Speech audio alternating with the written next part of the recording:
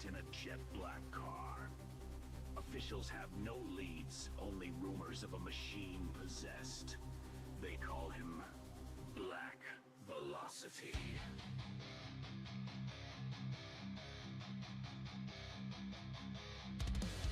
Hands clenched tight, veins surge with might.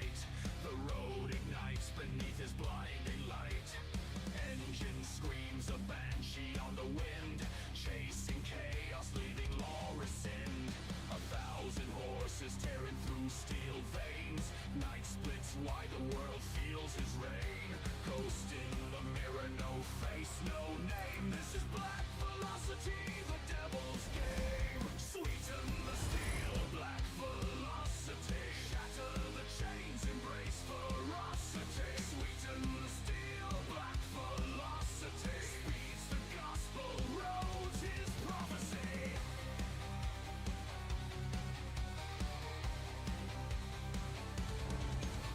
Authorities describe his movements as inhuman. No tire marks, no clear destination.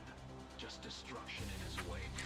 They warn, this is Good early morning. Good early morning indeed. And what's up, everybody? Yeah, I'm back on YouTube. Reason being is let's be completely honest, like only like 2 people watch on Twitch, whereas YouTube's already got like, you know, when people get a notification on YouTube, it's just like, you know, you'll get like 20 some people that comes here. And I want to have a conversation. And I'm going to use the YouTube platform because I'm not actually like scared or anything, because I'm gonna talk about things what like we normally do, and I don't care if someone gets offended. Someone gets offended. If they don't get offended, that's great. If we can be objective and we can listen and we can talk, that is amazing. So yeah, screw the idea of doing all that. I have considered doing multi-streaming, but the problem is that with the multi-streaming in general, I'm going to say that I've have issues where I think it's like it causes more lag than anything. It causes more problems. And how you doing, Viper OP? So I am probably thinking you guys are going to be pretty much curious about the topic. I think we'll wait out a little bit, but I want to talk about Convenes. I actually want to talk about him. And this stream, I might actually just go ahead and do and actually either make a video from this, or I might actually go ahead and leave this stream up depending on the situation.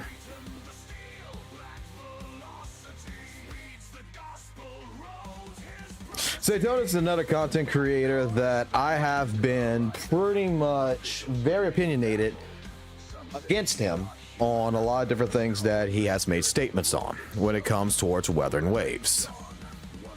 It is actually about the gacha cast. Yes, it is about the gacha cast. And while I think that maybe some of my points will still be relatively objective towards him, now that he has sat down and from the conversation he was having with Tectone and them, there's actually a couple things that he made statements about of how he does his content that now makes absolute sense to me. And pretty much has changed my perspective around Saint. I do still feel like there is some things that is still I don't like. Hold on. That is a red one. Sorry, that's my son. He's still awake and he's pretty much got an entire new Lego set, and he's showing me every single thing about the Lego set that he's building. So, you know, hey, I gotta be a father still. But prospectively,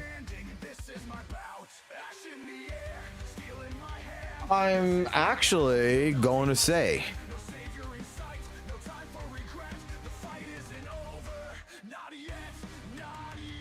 No, I'm not gonna listen to it on stream because I'm not sure.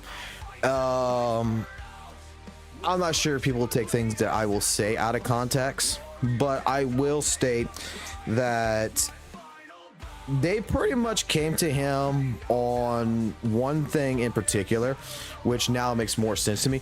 One of the biggest things that I did say, you know, about Witch Saint, that a lot of the videos, I feel like, you know, 10% of it, like, I agree with the points 90% of the time to like 80 to 90% of the time, but that other 10-20%, I always feel like it's a hit piece against Genshin. And maybe I'm actually wrong about that. Because now this may be, it depends on your perspective, on the way you think about things and the way you try to transcribe things, but the explanation that I heard, the explanation I actually heard, is absolutely the most logical answer I ever heard of.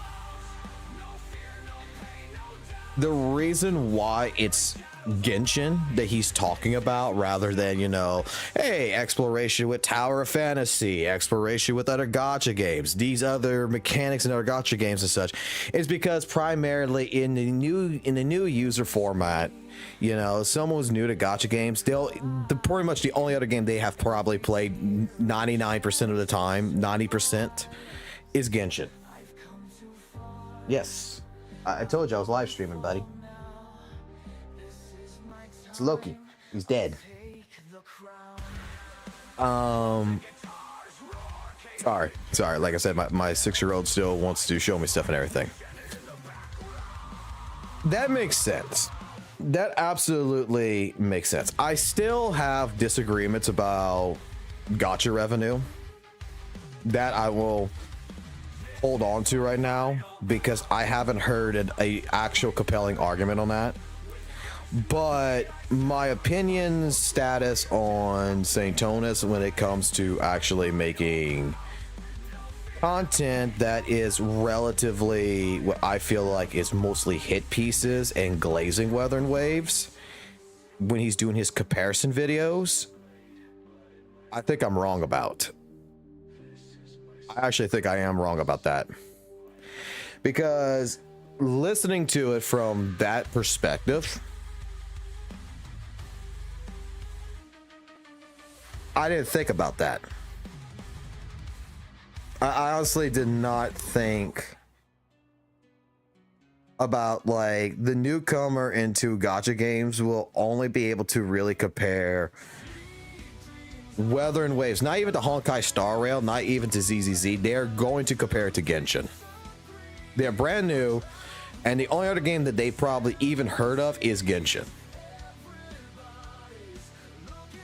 I would actually recommend listening to the Gacha Cast. Saintonis made several valid points that actually I didn't think of, that pretty much made me go like, okay, I don't think he's wrong. Actually, I don't think he's wrong.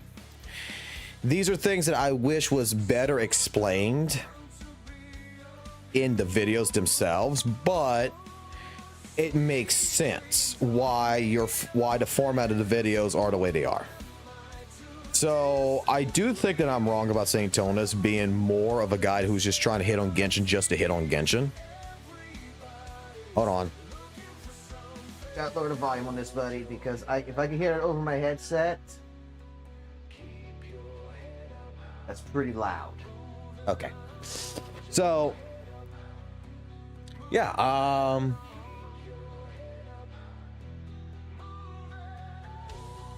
I still gonna hold on to, like I said, objectively speaking, I'm still gonna hold on to my personal take on gacha revenue, because gacha revenue to me is not a scam. I do believe that Numberlock, who was the person who was putting everything out, was more than transparent since at least February 2024, because you could see the history of every time he posted something since February 2024, which is well before Wuthering Waves release, that he did put a link to the AFQs, he did do a change log, he was trying to be transparent. I do probably agree that the gacha revenue subreddit may be more or less more aggressive than what it should be. And, you know, I think personally that that is the issue. What's up, Daniel? What's up, Versus? That is more of the scenario. Is I think that would be where I think the problem of the miscommunication is going to be, is that I don't think Saint Tonas was actually attacking gacha revenue per se. I think that he was attacking gacha, you know, gaming subreddit, and they're two different things. It's just that Numberlock comes in, posts a thing, puts the AFQ, and that's why I still hold on to the fact that I don't believe gacha revenue was ever a scam. And I think that legitimately what happened to Numberlock, from my understanding, and the reason why stuff's not being posted, is absolutely still quite horrible. And that should never happen to anybody. If you don't know what I'm saying, if you don't know what I'm talking about, I'll say it like this. There has been talks, and I don't have 100% confirmation on this, but I have mutual acquaintances who do. And I've seen screenshots and everything that the reason why right now gacha revenue is not being posted up, and the reason why Numberlock stopped, was because someone doxed him. Someone doxed him and threatened him and his family's lives. That they have his address, everything. Like, they have his personal information. So that's the reason why gacha revenue wasn't put in. Gacha, it wasn't that long. 2.0 leak hamper on Camellia revenue due to no. Camellia's revenue was already done before the leaks. Like, 2.0 leak didn't hamper that. Not at all. I'll disagree with that one.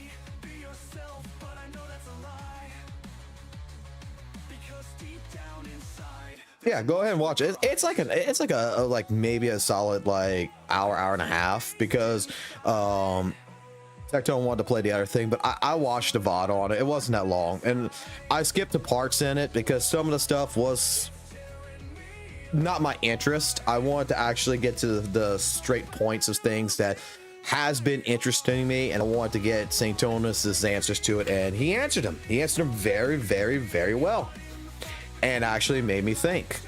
That's why I was debating about what I wanted to do live streaming wise, but it makes absolute perfect sense, and I think I'm wrong.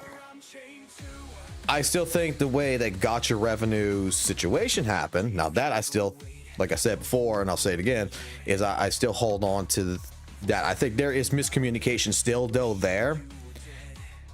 And I think the way how all that transpired is pretty crappy. Now, when it comes to the tier listing side, I'm gonna be honest here. With everything that's going on with the tier list crap right now, I'm gonna be honest. I don't think that the tier list is actually that bad on Perdwin, but I honestly think that, you know, if they actually all got down together, the founder and the people of Perdwin or whatever it's called for the tier listing and everything, with Saint Tonas and some of the other content creators in general, and basically if they all sat down together with Saint Tonas and just had a simple conversation with no insulting back and forth, I think that, you know what, everybody can get what they want out of that. I think that's a simple, hey, let's just sit down and let's talk and get it over and done with. The thing about tier list though is, I'm going to say it like this, okay? I'm going to be honest. My thought pattern, and this is well before gacha gaming. This is even in fighting games. Tier lists are complete other bullshit. Okay? Tier list is always going to be more or less based on a bias. And they don't take into account a lot of different things in general. Because I'm going to say it like this. The reason why tier list to me is completely other bullshit, okay, is you tell me in Guilty Gear, right, that Azakura is S tier, Soul Bad Guy is B tier. Okay, and these are the straight up fact sheet because of damage numbers, basically how easy combos are, blah blah blah, all this other stuff. I'm going to tell you like this: I don't like Asakura. I don't like him. I don't care if he's S tier or not. That don't matter to me. I like Soul Bad Guy. I play Soul Bad Guy. That's it. Soul Bad Guy is my S tier. To each player, I think that is a personal preference, and that's the reason why I've always been against tier lists. I even made that parody video, that satire video on this channel during 1.1 with tier listing, and the first thing I even stated is Chang Li's SS tier, everyone else is fucking A tier down. Don't care. I'm biased as hell because Chang Li is my favorite character. To me, tier list does not matter, because if you're having fun, especially in a single player game, I think tier list is more or less, I'll put it like this. I think tier list is more or less a good quick guide to determine, you know, what the community as a whole determines is good characters versus really bad characters, or, you know, the best of the worst. But otherwise, you should never take it to full fact, because I know some people who like playing low tier characters in fighting games, right? They like playing low tier characters because they're fun, and in their hands, they make that S tier character look like an S tier. I'm not sure if y'all ever watch, like, you know, evolution tournaments, you ever watch like fighting game tournaments or everything.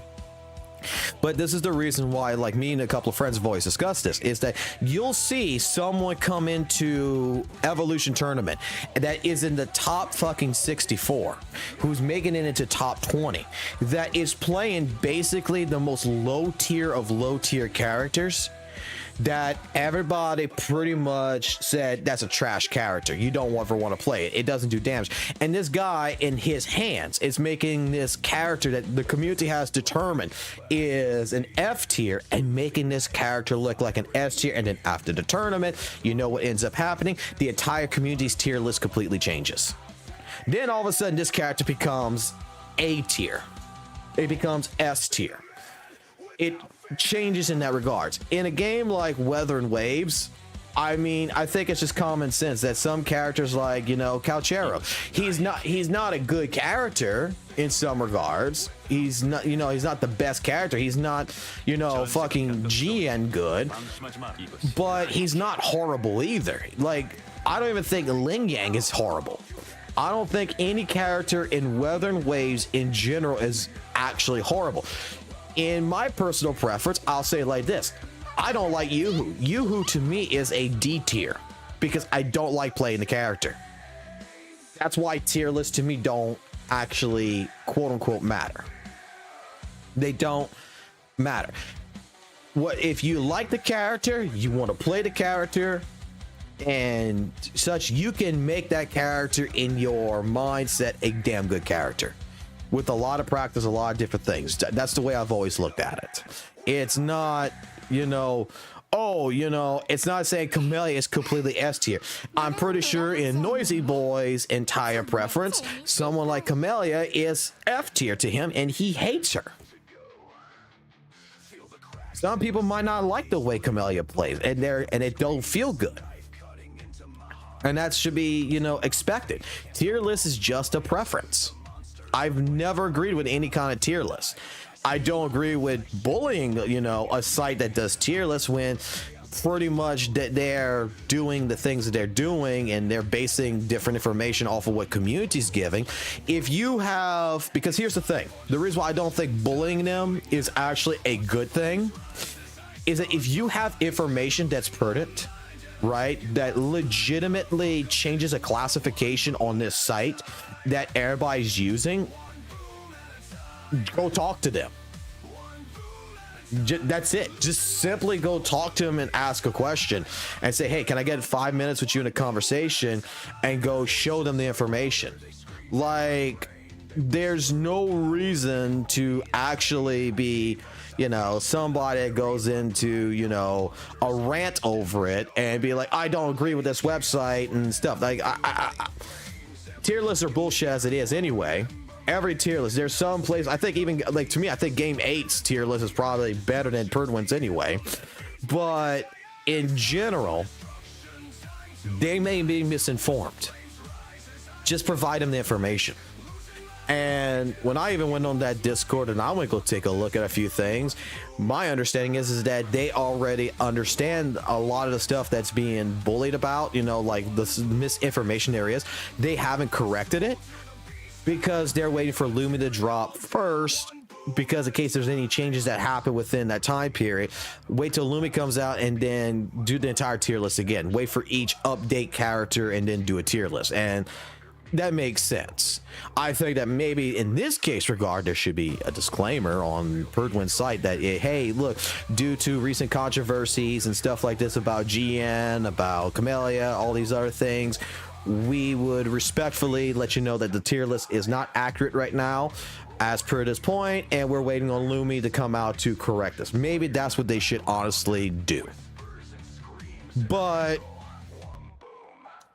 dude, do you really need higher crit rate for characters to be strong? Not really. No, not at all. But the thing is that Perdwin's calculations, while they're ass, okay, this is again where I think that a lot of the, I feel like a lot of the feedback and the reason why it's asked is because if you go take a look at the community, and from what I've seen, it's like the community that's there is determining this, and maybe they're misinformed. You know, maybe there's well, let's just be honest, there is some misinformation that's in there. However, I think this is more of a better opportunity to sit with them and have that conversation.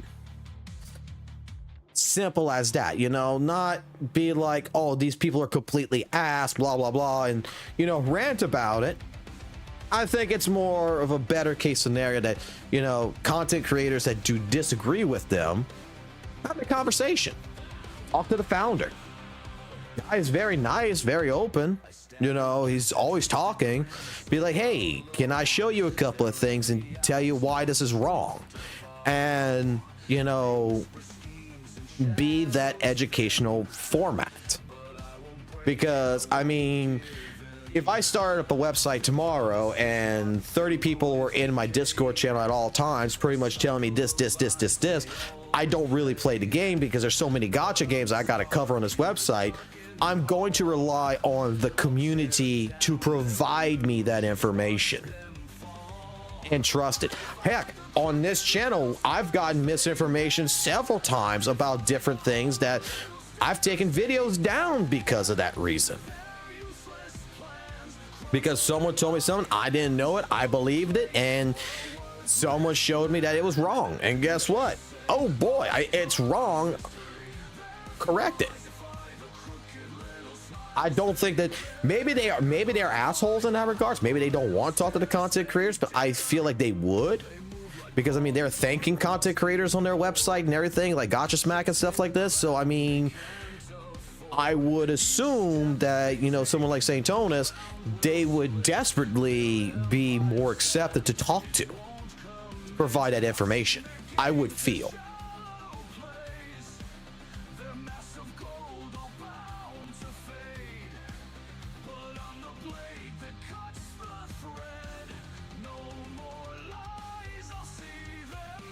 Like I said, I don't think that St. Tonus is 100% correct. I think there's still misinformation around, that he's not that he is, you know, basking in the sunlight in the sense and different things. But I think that my opinion about him has absolutely changed because of the gacha cast. Like, I do feel like there's an ego, not gonna lie, do feel like there's an ego, but I don't feel like that ego is legitimately, I'm gonna say it like this.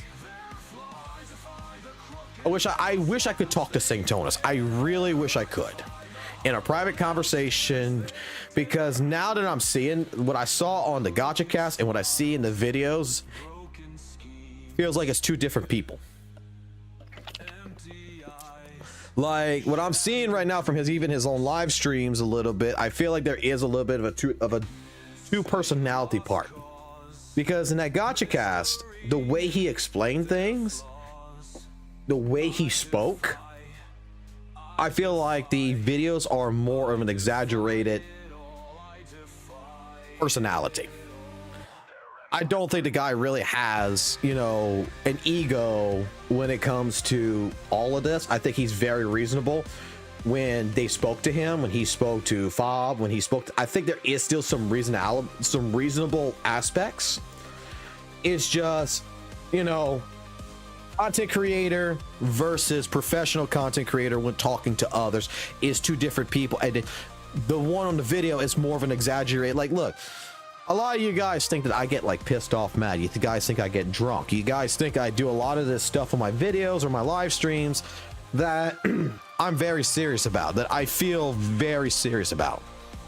I hate to spoil it for you. If you actually think 100% that with even my own videos or with my own content that I legitimately... Where are you going? Hold on. What? Going to mom? You going to bed? Okay. He's going to his mom. I don't know why. I think that what it is like Sanctonus pretty much got the hate for glazing Wuthering Waves and is owning it. And that's not a bad thing. Because like I said, I feel like after watching the gacha cast, I did see a different side of Sanctonus that you don't see. And when he was talking and he was expressing different opinions and everything, it's just like, this makes absolute sense.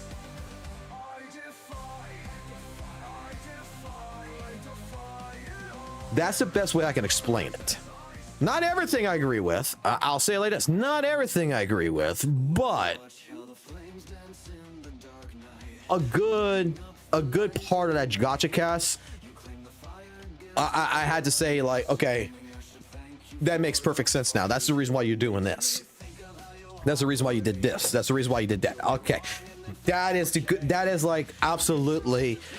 Whether it could have been a prepared statement, I don't know, but I mean, legitimate. If that's honestly what he feels and he thinks, I can't fault the guy.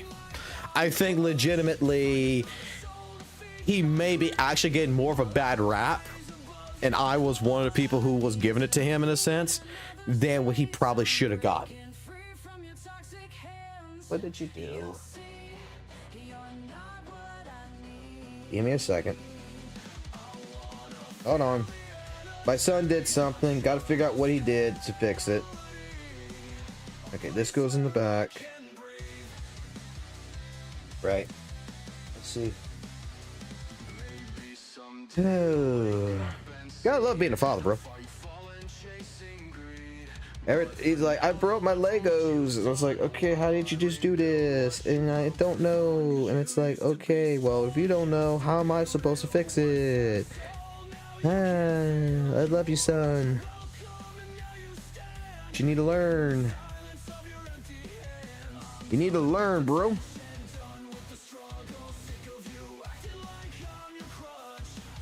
I feel like dad belongs there. Right? And how does this part connect then? how would this connect? I am so confused, Logan. How the heck you did this, bro? Hey, you can see it being connected this way, maybe. I'm sorry, guys. So I just try to fix this for my son real quick before we can talk. Okay, yeah, that's how it's done. Okay. There you go. All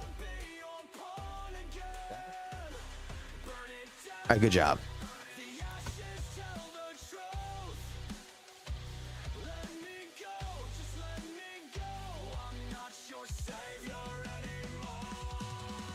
Let's see what the chat's saying real quick on this. Saying ain't crap. His tier list is kind of cringe. Like I said, that's a personal take. Because GN isn't number one. Well, I'm going to be honest. GN, I don't feel is number one.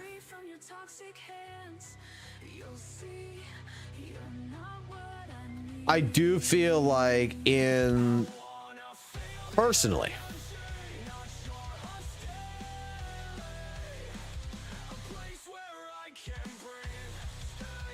let author be in his feelings.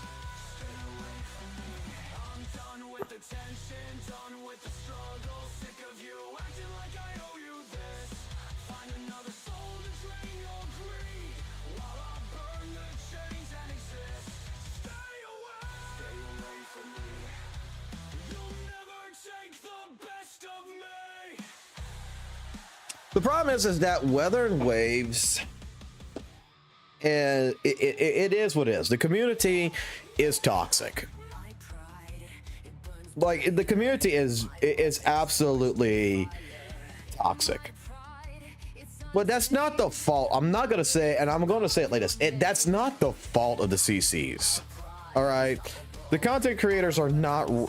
They are, in one hand, you can argue, in one hand, all CCs are to blame for the toxicity that's provided. You can even blame me with, like, probably some people in my own community that, you know, hey, there is toxicity even in my own community that I allow, you know, like Author, for example. You could consider him a toxic person if you want, because GN's not number one on a tier list, you know, in that regards, or whatever, because GN's not always on everybody's thought pattern.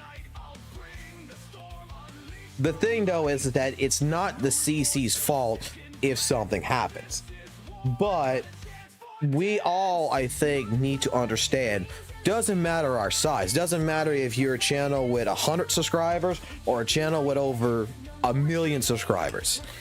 Your opinions, the way you portray yourself, the way you push things, does pretty much put an impression on people. And that is where, technically, you know, in one aspect, you could argue CCs are to blame for certain things. I'm not gonna lie. But they're not. Again, this is like the leaker shit with Kuro Games. I don't fully blame the leakers 100%. I also blame Kuro Games.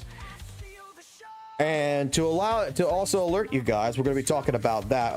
I should have put that also in the title of the fucking video. Fuck. I'm going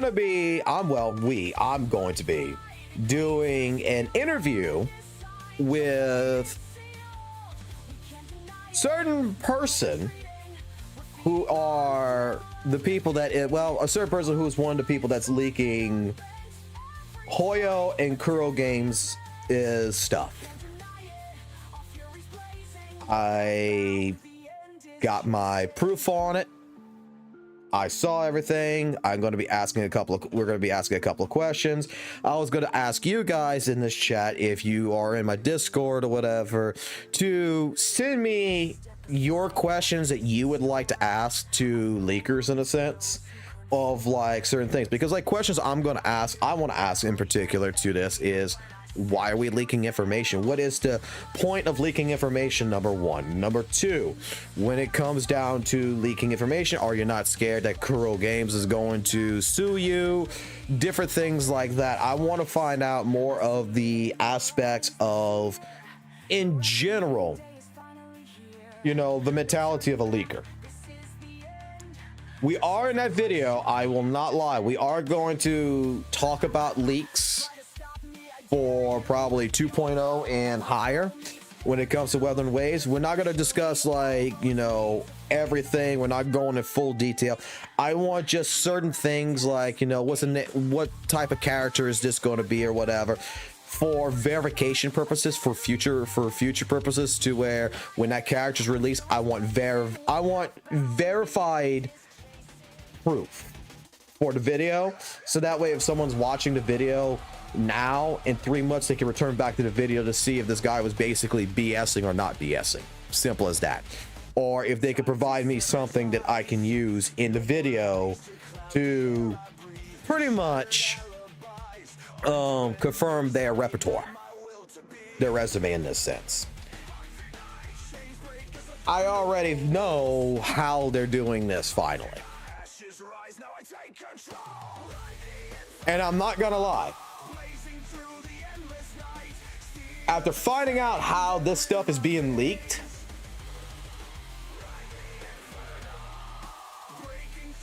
I'm not gonna lie, I didn't see that. I didn't see it happening.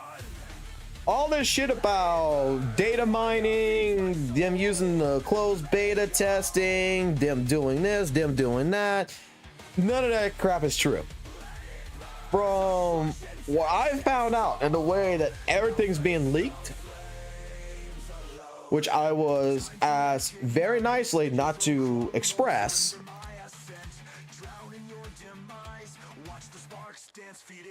makes absolutely perfect sense, and of why all these gacha games, and it now makes sense to even why AAA title stuff gets leaked. It makes perfect sense.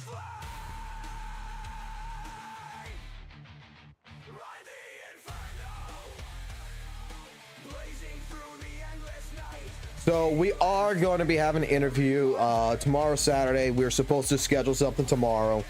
And if you guys have questions, whatever, you're in the Discord link, whatever, if it needs to be provided, let me know. But it should be in the description of the video, of all my videos and on this live stream. And if you have questions that you want asked to a leaker, I can't guarantee that it will be answered, but I will ask it.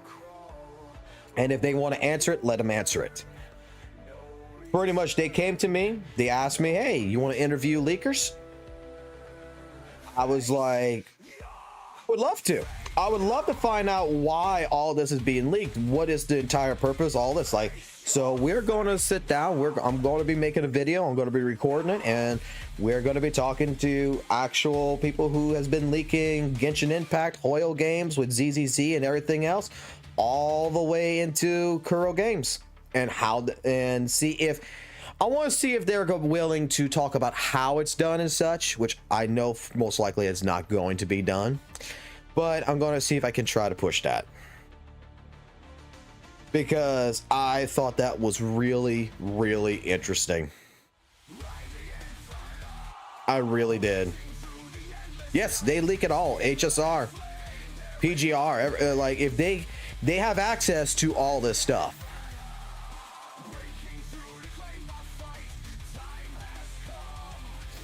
But because one of my biggest questions is, like, how the heck did y'all get these leaks of 2.0 before the closed beta was even done? Like, how the data mining and everything worked. And it's like, oh, you want to know how we did that? Like, you know, these guys, let me put it this way, from my understanding, I think we can go this far. I think I can go this far without spoiling the video too much. But they have pretty much Wuthering Waves roadmap all the way 3.0. And a little bit past that, from my understanding. Like, they know pretty much everything that is planned out to 3.0. And it's crazy.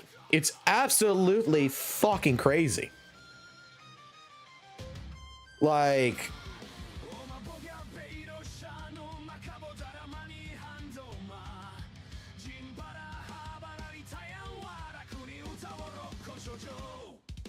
I have my own thoughts about leaks, but I want to do an interview with these leakers, like we're talking, And I just want to basically find out more about the psychology, I guess you want to say, of why they're doing this. Of, you know, do they have fears of it being sued? Like, what's the absolute gain from doing all of this? What is, because I mean, in my honest opinion, it's like, I understand, you know, leakers probably do it for fun purposes in their own mind, in their own way, but in general, in absolute general, like, what is the actual end game for leaking information? Like, what is the cost of what you expecting to get out of it, right? Because nobody does anything for free. Nobody.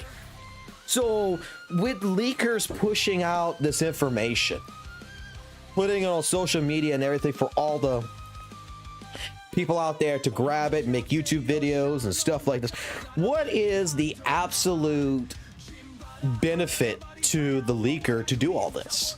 Like, I've never understood this, and that's what, like, one of the questions I really want to ask.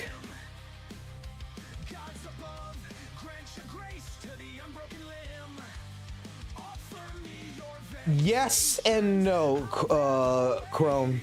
Yes and no.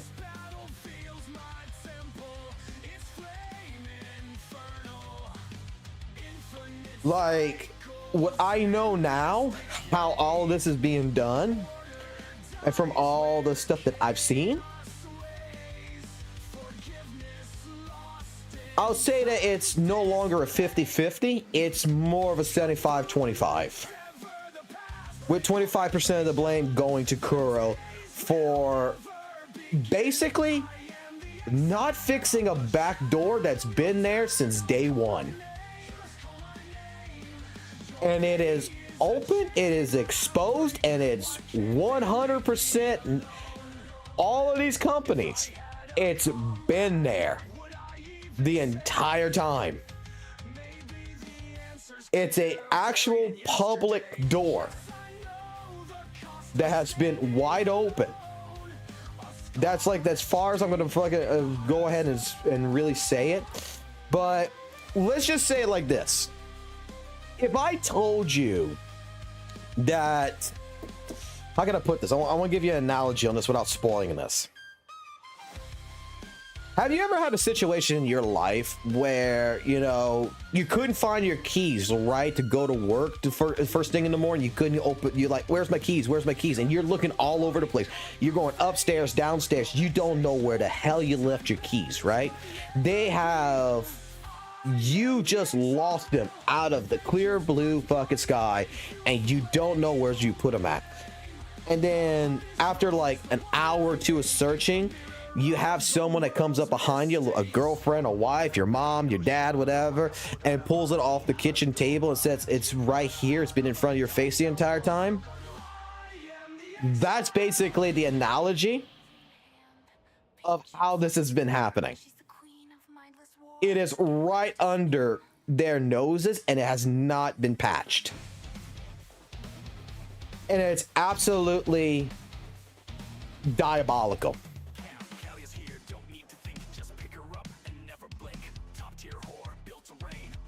It's absolutely diabolical.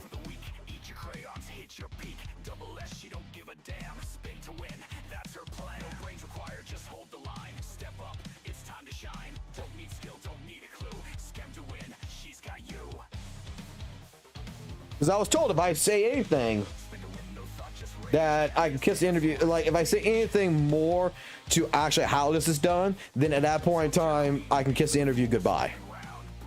But that's what's tomorrow. That's why I'm actually up right now. I'm waiting to see when that's going to happen, when we can schedule everything, sit down and talk about it. And basically, maybe they may give us some more stuff of why they do this. And that's why I said I want to talk about the psychology with the leaker mostly, because I don't understand why you do this stuff. I don't understand. Why would you, a person, right, go out of your way to leak information if there's nothing to gain from it? what recognition you're going to gain from? You're hidden. You're basically anonymous. You are on the dark web. So what is the goal? Is it just because you can do it? Is that the purpose? Is it because you hate Kuro, you hate Hoyo? Like, that's the questions I want to ask. Like, I want to find out, and that's what tomorrow, when this interview happens and everything, I'll record it, put it up, and let you guys know.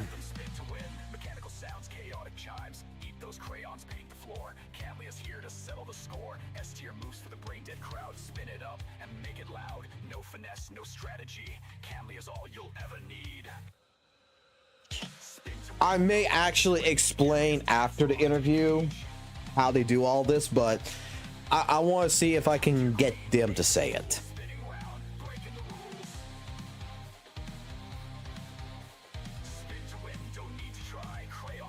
Maybe it is for clout, but like I said, I mean, a lot of things make sense. Like a lot of things that we were basically suspecting and we were questioning, you know, different things. After putting it all together and everything, it's like the St. Tonus situation. It's just like, you know, my mindset has changed about St. Tonus. My mindset with the leakers, while I don't condone it, I'm not gonna lie, I gotta be that person that's like, that's smart. That's actually smart. That's the way that I responded. Because again, it's not something you really think can happen. It is straight up it is straight up a direction that you don't think would happen.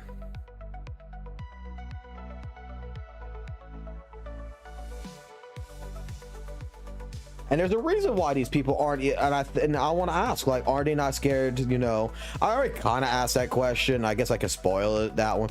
Like, are you worried about being sued or anything? And they're not. There's different reasons why they're not worried about it. And again, it makes more sense after talking to them originally and then scheduling and trying to schedule this interview for today. Like I have my Discord open right now and I'm waiting for a DM to happen. I mean, money is the root cause of all evil. Let's be completely honest. But I don't think these people make money in the long run. I think if it's me personally, I think it might be mostly for the rush, the thrill. You know what I'm saying? That's what I think it's mostly about. So if you guys, again, have any questions that you would like to ask a leaker and you want me to ask it, Discord link down below, join it, whatever. If you're already in it, go ahead, use any of the chats, don't care which one, ask your questions that you would like to ask a leaker. And when I sit down with them tomorrow and record the entire interview process and talk to them, I'll ask those questions and hopefully they'll answer it, or they'll say no answer, you know, because I'm going to be respectful enough to be even that person that's going to be like, if they don't want to answer a question, we're not going to push it. But I just want to see. No, they don't worry about none of that. Yes, this is going to be on YouTube.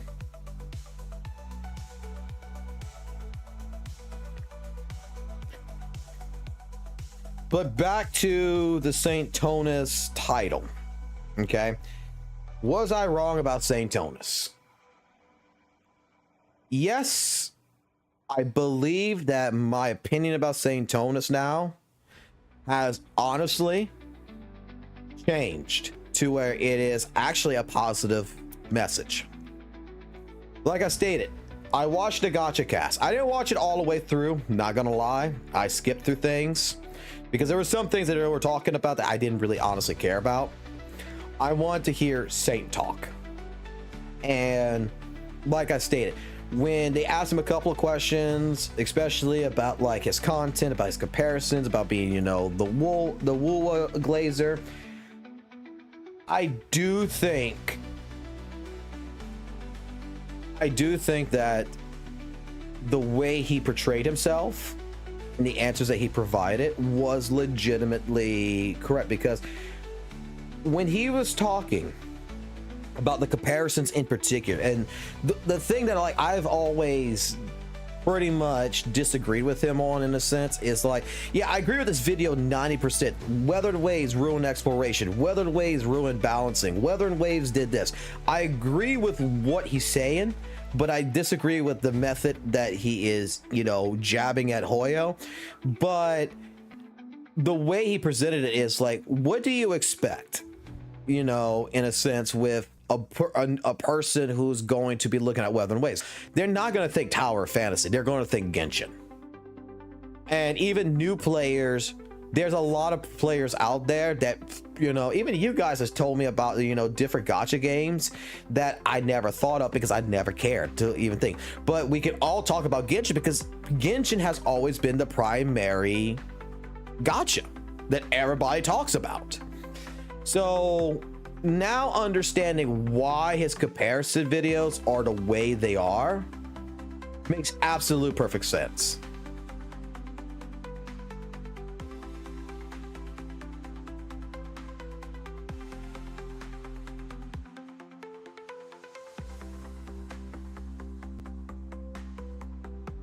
I plan to actually play Marvel Rivals too. I actually have it downloaded, installed, and everything. I was playing a couple of matches earlier today, and I was having a blast in it. Not gonna lie.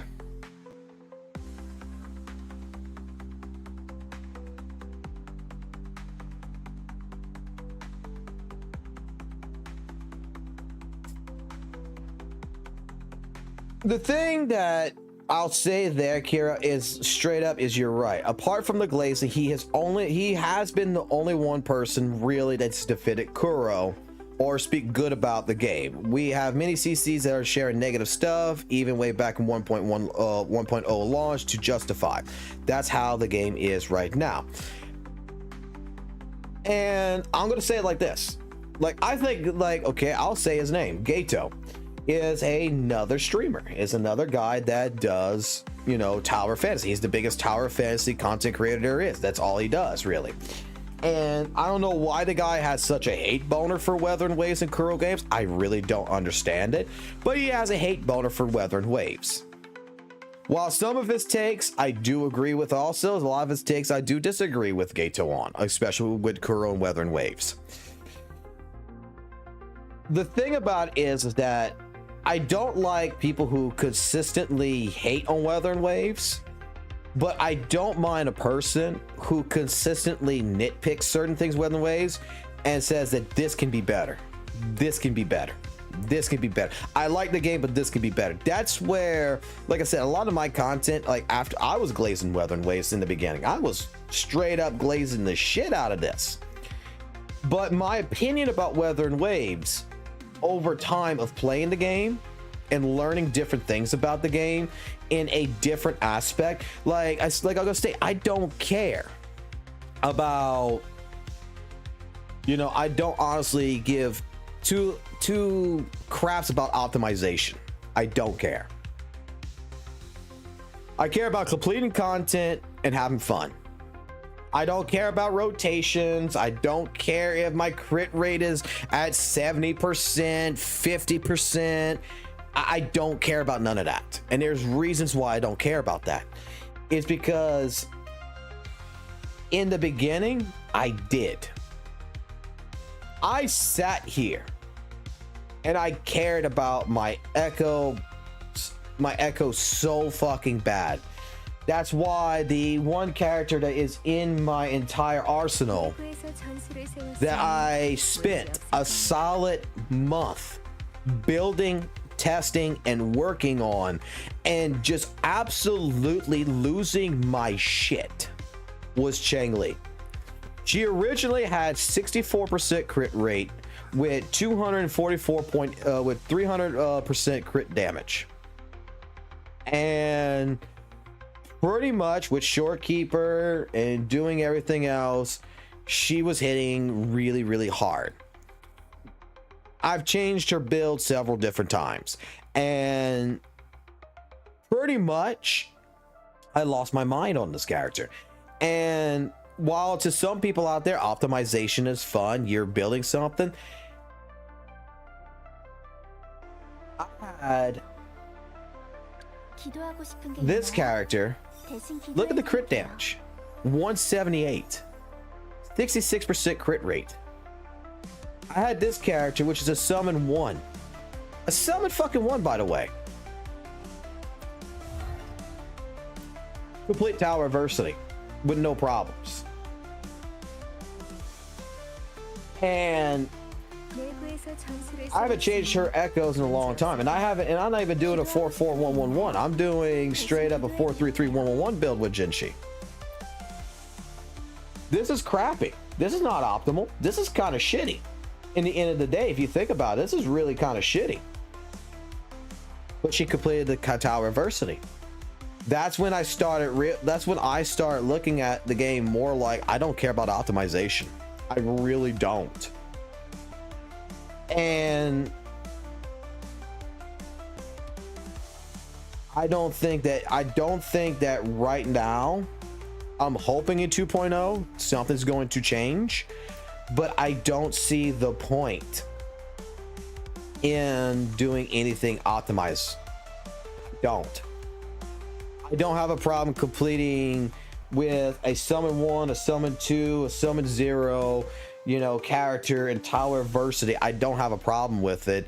I put on some echoes. I don't even care what echoes really they have. I just try to get some decent substats on it if possible. And walla bing, walla boom, I go straight into tower adversity. I get 3 medals. I complete it. The difference is that, you know, I may have like 20 seconds left on the clock before it hits 3 minutes. Or I may have with a summon 6 character, you know, a whopping minute before it goes to before it goes to 3 minutes. So where it's at 4 minutes left. In general, Wuthering Waves has not forced my hand to have to be optimal. And to me, that's a flaw. I understand the reason behind it, but if the end game right now, in all honesty, is grinding echoes and building your characters and optimizing them and building a fucking absolute powerhouse of a solid team, then I would feel that the end game content should justify that.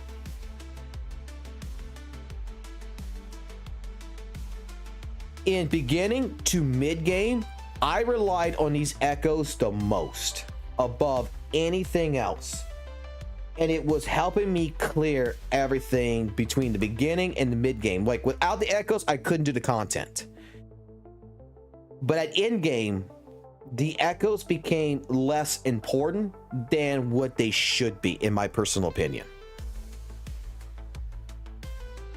It's like Kuro Games, you know, when you're building up, it's like as a child, you're growing up, Kuro Games is giving you the tools. Excuse me. It's giving you the tools to basically get through all this, and you're best to optimize and to build that knowledge and get through it. But once you get into adulthood, which is your level 80, level 90 characters, basically towards your end of your end game and you're maxed out, that entire scenario that we are talking about is absolutely no longer, in my personal opinion, really valid anymore. I've sat here, I've removed echoes, I've gone through different things, I have put on,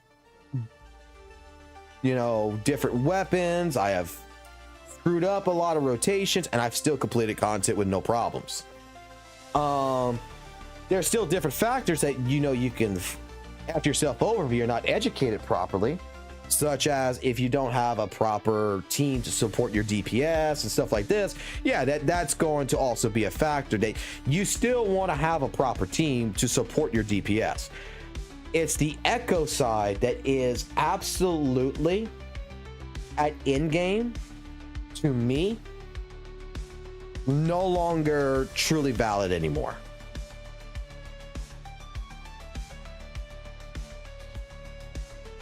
How you doing, V? Basically, V, what you're asking, what's happened? I watched the gacha cast. I watched the VOD on it, and I sat here for a good solid, I would say 45 minutes watching it and listening to Saint Onus. And I'm going to tell you, my opinion about Saint Onus has actually changed quite a bit. Versus his videos, versus his own live streams, but listening to him actually in a professional environment in that sense, and being the way he spoke and how, you know, how he looks at content, how he looks at different things, his reasoning for why he does certain things legitimately actually makes sense. And I looked at it to where when I listened to this, I was like, okay, the way you're putting it, it's like I've been telling the stream, it's like the biggest one that got to me is my biggest complaint with Saint Onus since I first saw his videos was always not about really the Wuthering Wave glazing, pretty much. It was more the fact that I did not like the fact that it felt like a hit piece always to Genshin. Like, I wanted him to compare Wuthering Waves more to other gachas, not just Genshin, right? When he explained the reason why he does this, I can't fault him. He's right. And what I mean by that is, whether it would be a new player, whether it be a general just, you know, gacha novice, the one game that everybody pretty much knows, and that you, even me as a person who never played gachas until this year, the one game that I know was a gacha since fucking day one was Genshin Impact. If you would make a video about Wuthering Waves versus Tower Fantasy for some or, you know, some other obscure, you know, gacha title, people might not get it, and that makes absolute sense. I still say that maybe it feels like it's a hit piece, but the way that he does it now makes absolute sense, the reason why he's doing the way he does.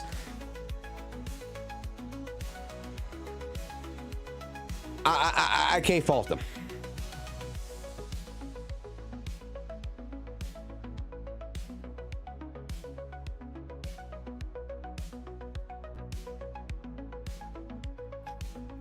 Zetos is literally Christ risen again.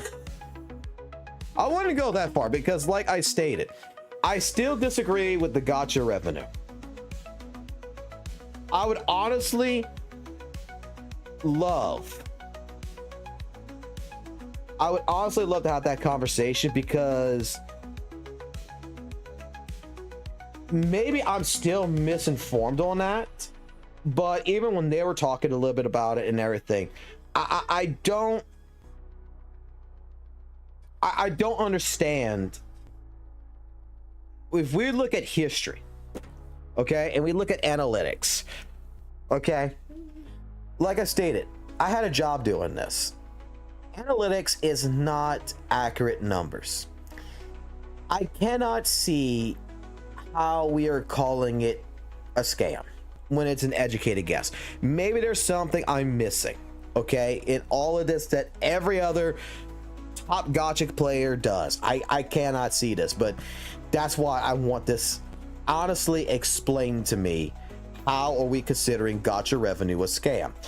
Because to me, gacha revenue was a site that was made by a man, was named Numberlock.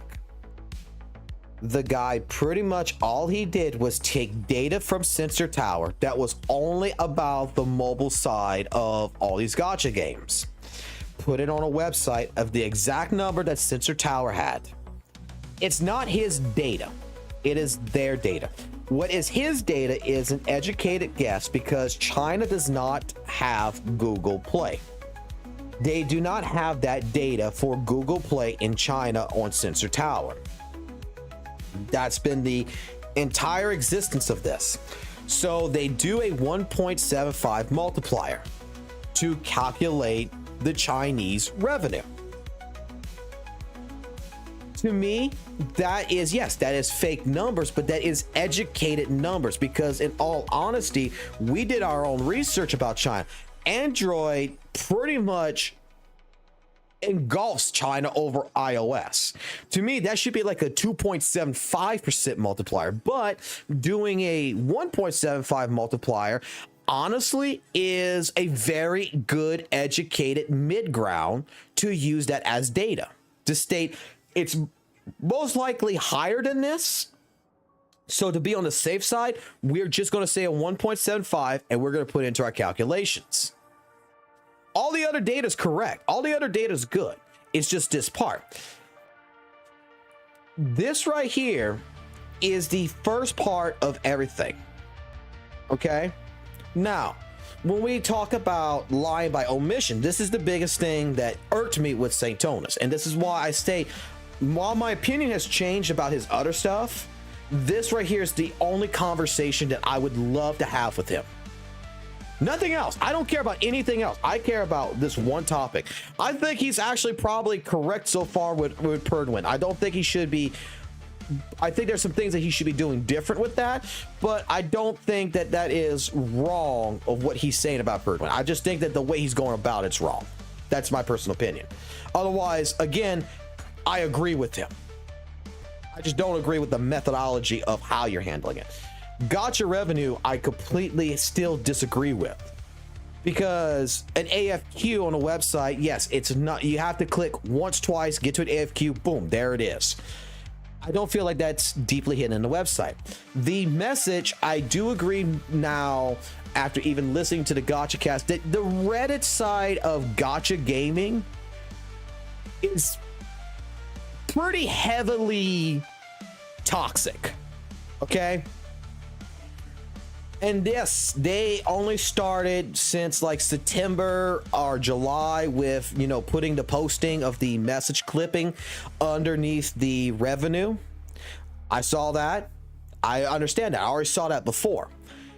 What I disagree with about the lying about omission part is Numberlock since February of 2024 has made a AFQ page on purpose because he was tired of answering these questions in gacha gaming. So he made it, and every time he posted it, they didn't sticky his message, but his message was there. The man himself with gacha revenue did post the transparency of all this with each posting. It's just that it got buried at the bottom with all the other comments. I don't think gacha revenue's owner is to blame at any particular point. That the guy was on the uppy up, you know, he was doing his thing and he was trying to, you know, not cause a war, but just provide the information and say, look, this is information, y'all do what y'all want to do with it. But for me, I'm using it as a trendsetter. If y'all want to use it that way, use it that way. If y'all want to use it for PvP, you'll use it for PvP. I don't care. That's the way I look at Numberlock. The only thing that I am a little concerned about is that with the platform and providing the message that was done in that regards, which is why I still disagree with gacha revenue. I don't blame St. Tonus 100% on this, but I do blame that there is a 10% part on his fault. There is a 10% fault on him. That your community, because you're putting out this message, is legitimately following you so hard that the reason why the guy stopped doing gacha revenue is he got doxxed. And he got death threats sent to him about all this. Like, that's why.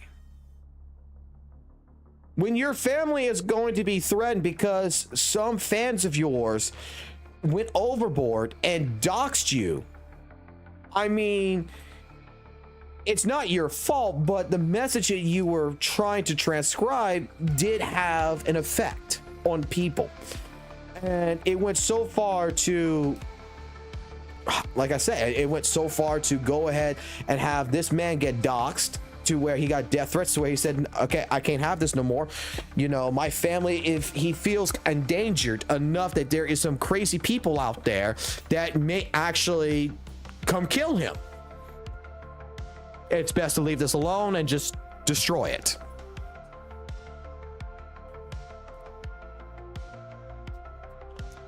It's not, I'm not saying it's his fans in a sense. I'm saying that there's people out there that follow him. It could have been a random person that watched the St. Tona's video that said, oh crap, this did not happen until that video. All this stuff did not open up a can of worms until that video. To me, the attack on gacha gaming on Reddit is justified.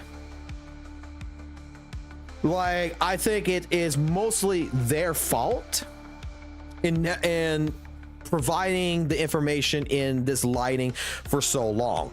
But Numberlock, since February 2024, has always put the transparency on this. Has always done this. And whether it's fans, whether it's not fans, because look, this also happened to V.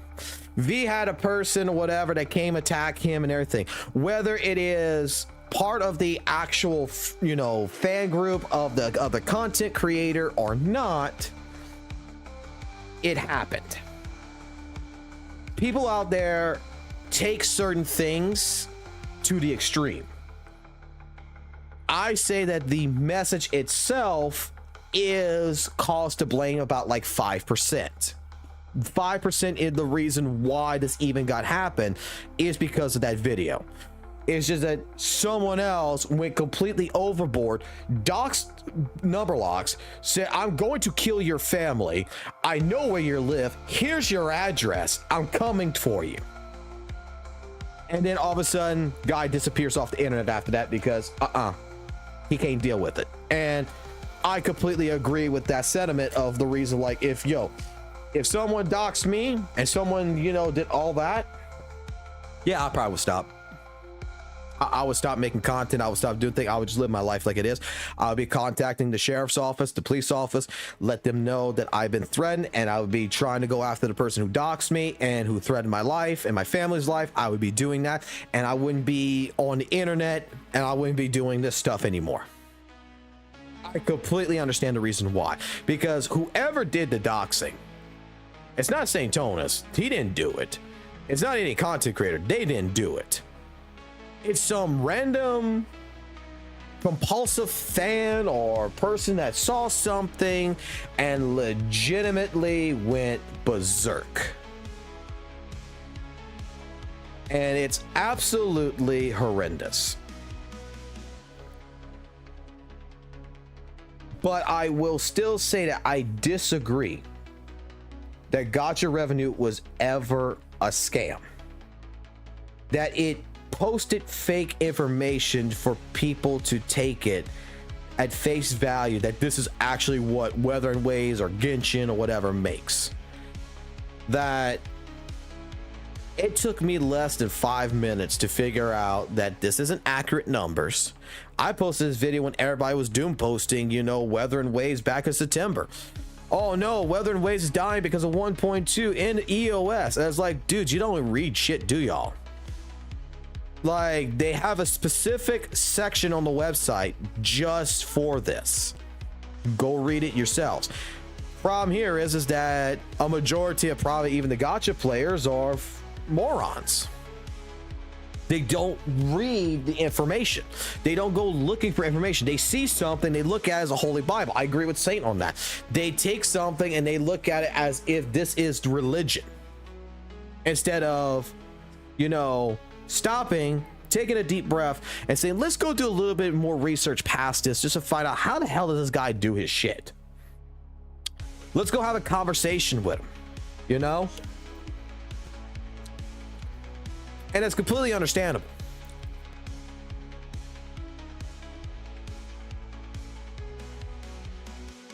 But everything else, after that Gacha Cast stream that they did, Santonis makes perfect sense.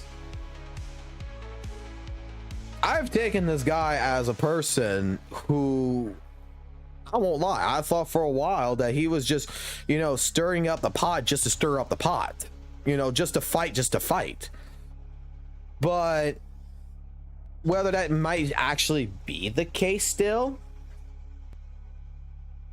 it makes sense of the reason why he does his comparison videos the way he does it. It makes sense the reason why he is doing the things he's doing in a lot of different ways, to which I have actually changed. My opinion has changed of Santonis. It really has.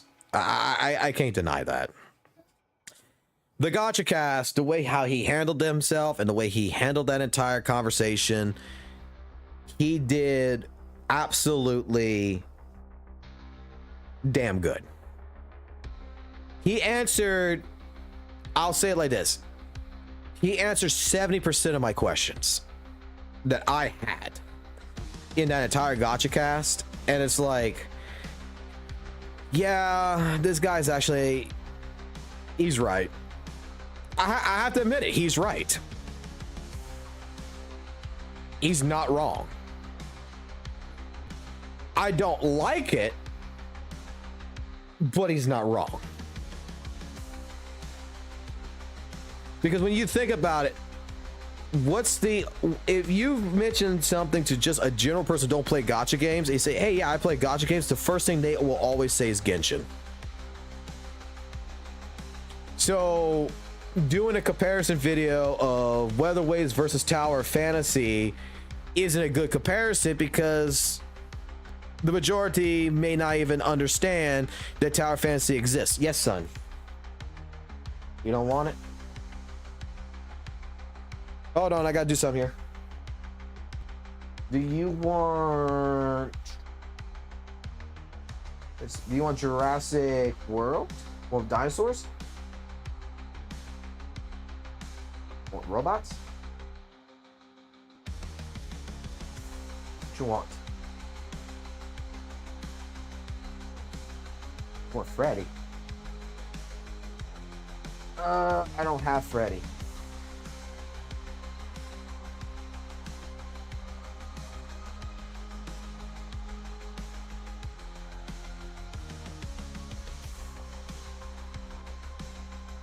Give me a sec. I don't know if I have it. Actually, I might actually have it. Hold on.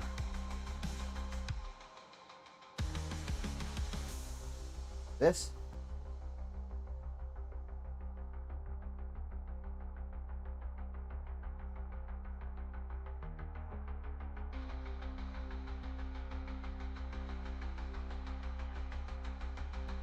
Hold on, give me a second. My son wants, I got my son set up with a tablet and everything. He wants another movie on, and he wants to watch Five Nights at Freddy, so I'm gonna let him watch Five Nights at Freddy real quick.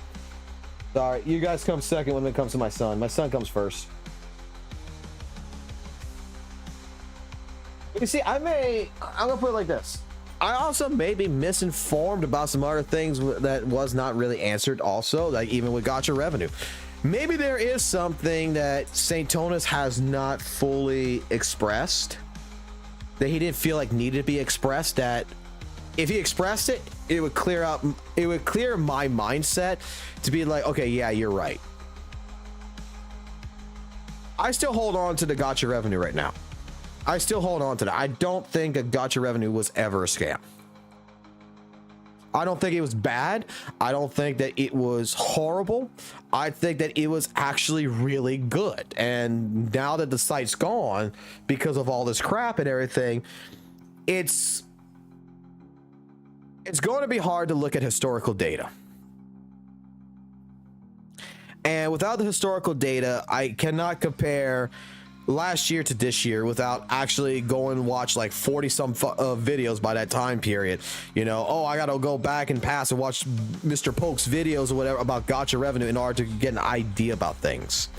So that is like the only thing. Like, otherwise than that, like my opinion has changed. I'm not gonna lie. I don't think St. Tonus is wrong. I thought he was wrong. I thought he was doing a lot of this stuff, you know, just because the dude, quote unquote, a lot of people would tell me, quote unquote, just hated Genshin just to hate Genshin. You know, he had a hate boner for Genshin, but, you know, I don't think that's the case anymore. I think he's legitimately was making a valid. I think his videos, while they're over exaggerated to a certain degree in the sense of like that Hoyle part, you know, and it feels like it's a hit piece, it makes sense of the reason why he's doing it now. So now my opinion is that those videos, while I still agree, you know, what they are in my personal mindset, I don't see them in a wrong light. I honestly wish that this gacha cast would have happened a lot sooner. Let me put it that way, because I think that this would have been asked a long time ago and the answer would have been there.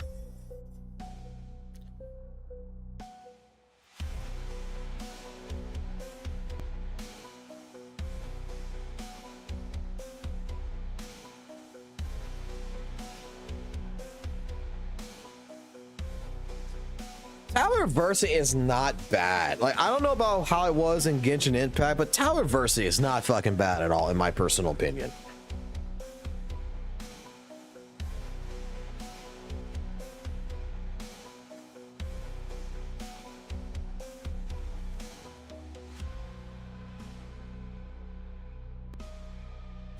Like, I think legitimately the only problem with the Tower of Adversity. Are you going 1 PP? All right.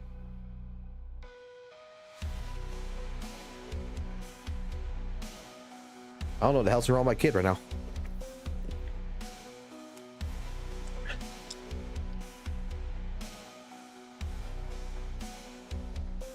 Not a Tower Adversity, Onyx.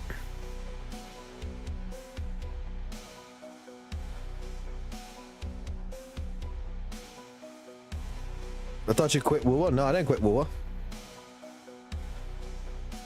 I still play WUWA every single day.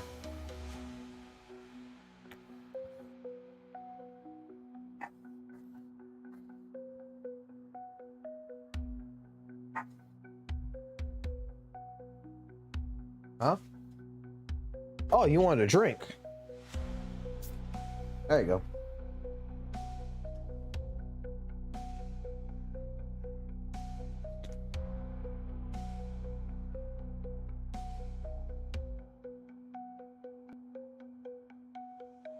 Shit, I think you're right, because this is the problem. This is the conversation I would like to have with anybody, okay? And I don't think I'm wrong. I don't think I'm wrong at all, because I play this game and people are using like the excuse like, oh, well, you're a whale, right? I hear this all the time. Well, you're a whale. The content's easy for you type deal. I'm going to say it like this, okay? Whether it's because I'm a whale or not a whale in the sense, you know, yes, I got 76 characters, okay? I got 76 characters. They do their job. But I also have had characters that are, you know, level 1, level 0s. I did Tower Adversity with a summon 0 rank 1 Camellia with no problems. I've done Tower Adversity with a rank 1 summon 1 Jinshi. I've done it with Yao, you know, because I never invested into the characters more than just getting 1 or 2 summons and saying that's it, I'm done. I don't care, right? The thing about it is that in the early game and into the mid game of Wuthering Waves, it was absolutely a challenge to do Tower Adversity. It was a struggle to get 26, 25, you know, stars or medals, whatever you call it. When I got to endgame, that sweatiness completely went away. That is the thing. That's why, like I said, like, optimization now does not exist in my personal opinion in this game. It does not need to exist. You want to be optimal in the beginning, you want to be optimal toward in the mid game, but when you get to late game, and by that time you get a character like Camellia, you get a character like Shorekeeper, you get a characters like Charlotta that's going to be coming out in 2.0, all these characters in general, because you're already at end game, the sweatiness is gone. And Kuro, in my personal opinion, has not developed even Tower of Adversity or the tactical hologram bosses in a way to force the player to have to optimize. When you got a level 90 character, you did all your pre-farming pretty much in 1.3. I mean 1.2. If for 1.3 for Camellia, you like what do you have with the event, right? We had so many shells, we had so many resources. I saved all that. Day one, I got Camellia, summon zeros, rank 1. I put her skill tree to the absolute above and beyond. I went 10, 10, 10, 10, 10, all the way down. Fully maxed out the tree. I threw on whatever 5 echoes I had of at the time of Havoc, which gave her a 30% crit rate with 180% crit damage. I went to Tower of Adversity. I completed it with decent echoes, with even fucking up my rotations and everything else.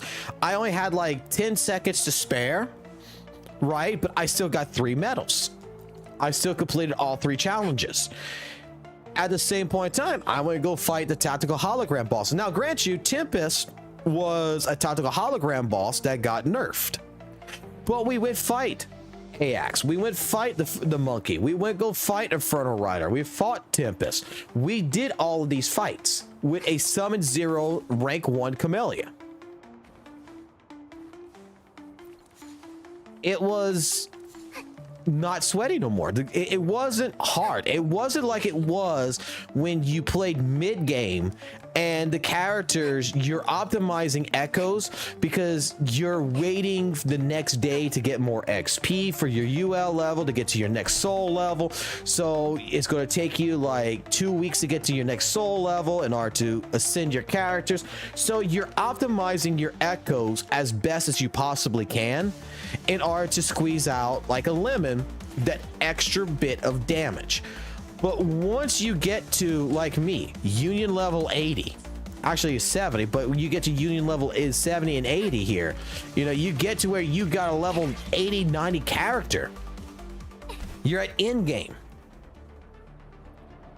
All the stuff that you have learned in Wuthering Waves, all the optimization and everything else, you could throw the echoes, in my personal opinion, out the door, and you don't have to worry about having a 70% crit rate. You don't have to worry about having over 200% crit damage in order to complete any of this content. It's still going to be, you know, pretty much decently challenging to a little bit of a degree. I will agree with that, because at that point in time, you pretty much want to make sure that you are doing your best to not fuck up. But if you make a fuck up, you're good, is what I'm saying. Like, you're allowed to make screw up. It's not like the game says, oh no, you make one screw up, you got to reset. No, it's not like it's a no hit, no damage run here. It's not like you can't get hit. You can get hit, you can swap out, you can swap back. You don't have to worry about rotations, you don't have to worry about this at that point, and you'll still complete the content. And then when you get, you know, the foundation down, you get your weapon, you get your team sorted out. You have like someone like Shorekeeper, Sandwall with, you know, Camellia. They do a better job over echoes. And then when you get to a part later on and you optimize those echoes like I did with Camellia a little bit better, you're just now got more damage under your belt, and now all of a sudden Tower Adversity, all it becomes more of is a damage check. Can your character do enough damage with proper rotation? Do you have a proper team that's actually supporting that DPS? Is the team itself working together in unison? Do you have the damage? That's it. It's not about optimization no more. It's about just, do I have damage? I'm pretty sure, I haven't tested it because, I mean, it's kind of stupid to test it, but I'm pretty sure if I just threw nothing but straight up attack echoes on, you know, on my Jinchi, for example, not even worry about crit rate, crit damage, just straight attack echoes, and she does enough attack, I'm pretty sure she still could complete the tower versity. I haven't gone that far to test it because resource management here is a bitch, but I mean, I don't think it's not plausible.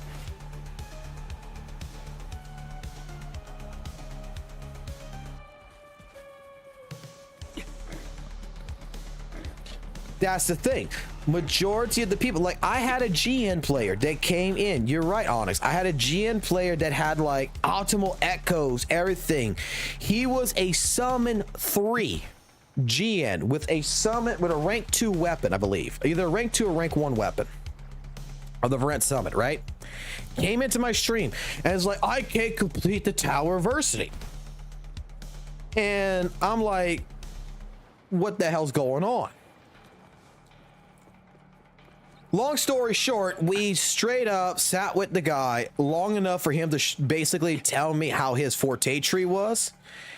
And the dude legitimately had good echoes, had his Varette Summit, everything was level 90, couldn't complete Tower Versity because what he was focusing on was normal attack and intro skill on the entire tree. He had all this built up. But this was at level 2, this was like level 1, and this was like level 4 or something. And I'm like, dude, put your stuff into Forte Circuit, put your stuff into Liberation, do your synchronization, get that going. After he did all that, he came back, he's like, oh man, I'm able to complete the tower of Versity now. And it's like, yeah. Because you didn't build the other things that mattered. 경계 태세를 높여라.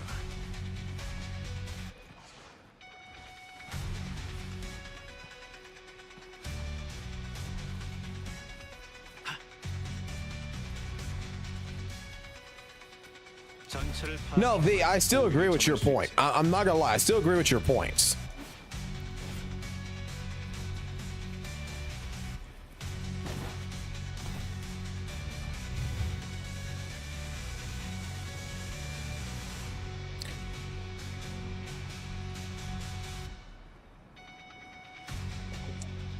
Like, legitimately, I do believe there is still weaponization and stuff, but I'm saying what my opinion about St. Tonus after watching the gacha cast today that he did today, he actually makes sense.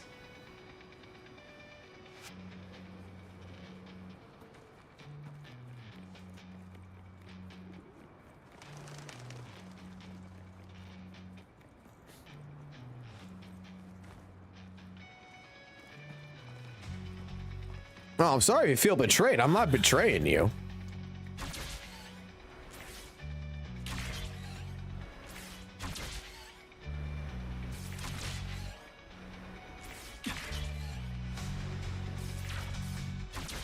Oh, come on, man.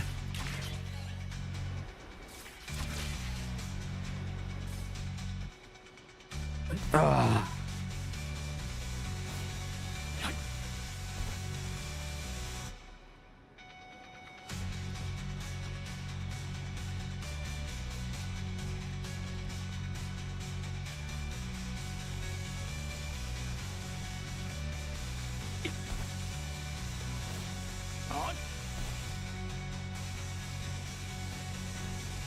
Look, I would suggest, sir, to watch the gacha cast, and I think you'll see what my point is with St. Tonus.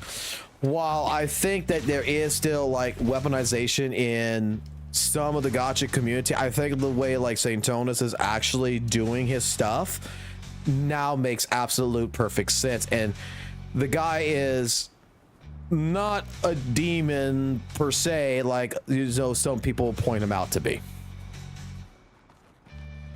That gacha cast, like I said, the gacha cast changed my entire opinion around it. I still disagree with some things, but like I said, I think that like later on, if he ever talks about it and he actually does like what he did with this gacha cast and talks more into it, maybe I could find out what I'm being misinformed on, if that's the case, or if I will still disagree with it. Like that's the reason why I said, like, if I could talk to him, it would be only about the gacha cast. That's it. The other part, now that he answered it, he answered like 70% of the things that I wanted answers on in that gacha cast, and it makes perfect sense to the reason why he does what he's doing. It's just gacha revenue, I still disagree with. I don't think it's a scam. I don't think it was bad at all. I think that, you know, I think maybe, in my personal opinion, I'm not sure if he would agree with this or not, but maybe he took it more to heart because of the Reddit. That Reddit community can be outstandingly very vocal, let me put it that way, of all the gacha players. So I think maybe the hate for gacha revenue, in my personal opinion, was more misguided because of the gacha, because of the r/gacha gaming. That's what I'm thinking right now, because it's like that's what I feel like they were talking a lot more about, and it's like the person who did it is not really, he was associated, but he wasn't associated. Like, he posted it there, but it's not like, you know, this guy was a diehard, you know, straight up, oh, I am gacha gaming Reddit. No, he's not gacha gaming Reddit. That's a whole separate group. This is a different person that is, you know, just using that platform to post information. And that's where I think maybe there's a misalignment.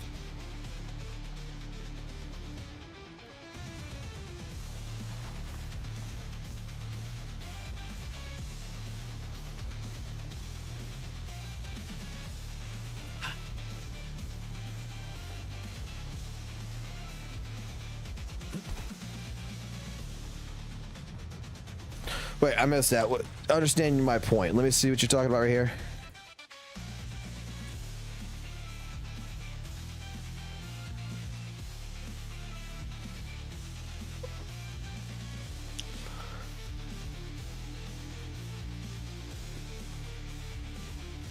When he says things like that, people will think that he's a shill. He's not a shill. I'm like, if Saint Tonus tomorrow said, you know, hey, look, I do believe that Genshin Impact's not a horrible game, but you know, it just you know, it's good, I still wouldn't think of him as a, like, the title of a Hoyle shill. Maybe the rest of the community would, and maybe that's what, you know, the problem comes in. But to me, Saint Tonus has always been Kuro Games' White Knight, and honestly, it's probably necessary to a certain degree. Like I said, originally my thought pattern of Saint Tonus was like, this guy just really hates Genshin, and he's using and I felt like he was using Wuthering Waves as a platform, not to actually care about Wuthering Waves, but to poke holes at Genshin. That's the way I looked at it. But like I said, after the gacha cast, no, I have to admit, I'm wrong. That's not the way he's approaching this. The reason why he's talking about Genshin so much in these videos is because the average person is only going to really recognize one gacha game, and that's Genshin. You tell them something like Tower of Fantasy, you tell them something of any of the other gachas that's out there, you know, that's been popular. Grand Blue Fantasy Fantasy or something. people are just going to look at you like what the hell is this? Why you're comparing this? Because the only experience they have in any which way, shape, form is Genshin.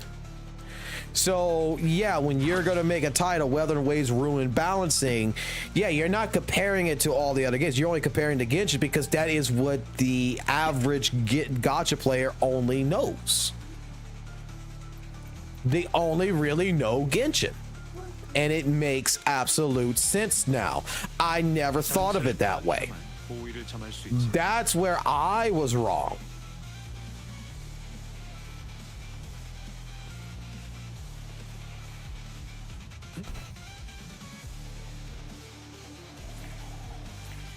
Like I said, I think I was wrong about St. Thomas.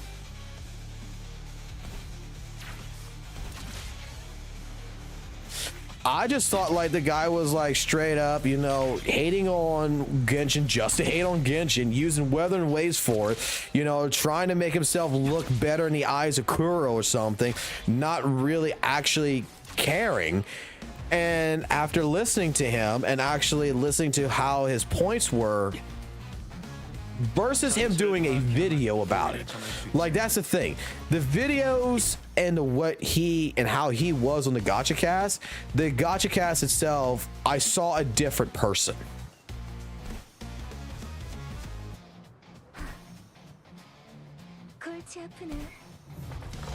I saw a different person. And I'm like,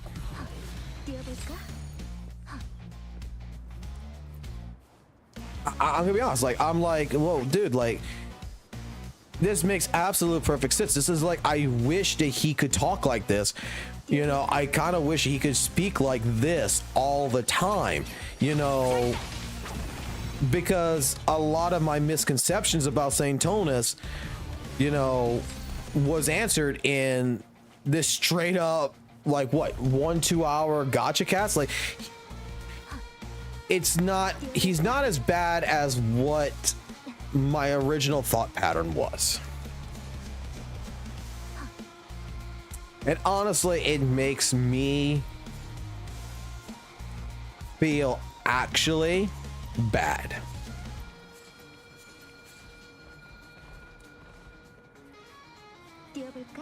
Like I already know a possibility of talking to St. Thomas is fucking ruined, but like if I actually did ever get a conversation with him, I would apologize directly and first and foremost, because my conception from listening to the videos and from what other people and everything, the conversations I've had, I really think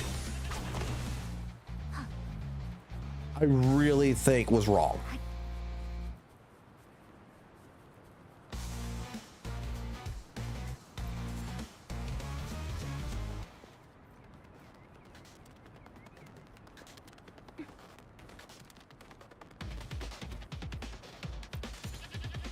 No, you can call me a St. Thomas lover all y'all want.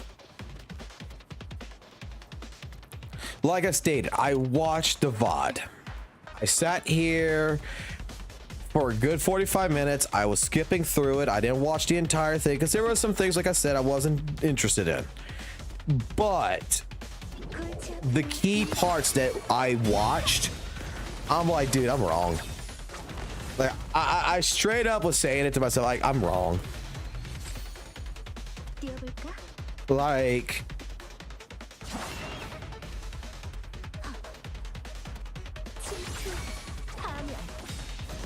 you know, I thought that he might not be a reasonable person, but I think that there might be a reason why he comes off unreasonable, is because I'll say it like this.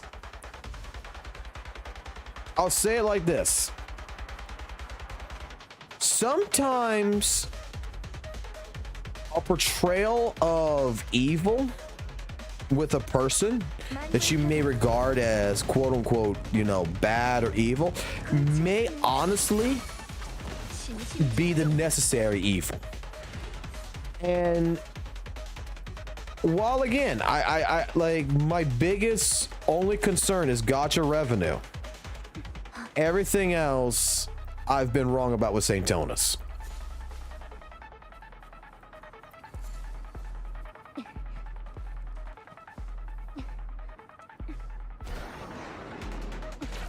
The gacha cast was really good.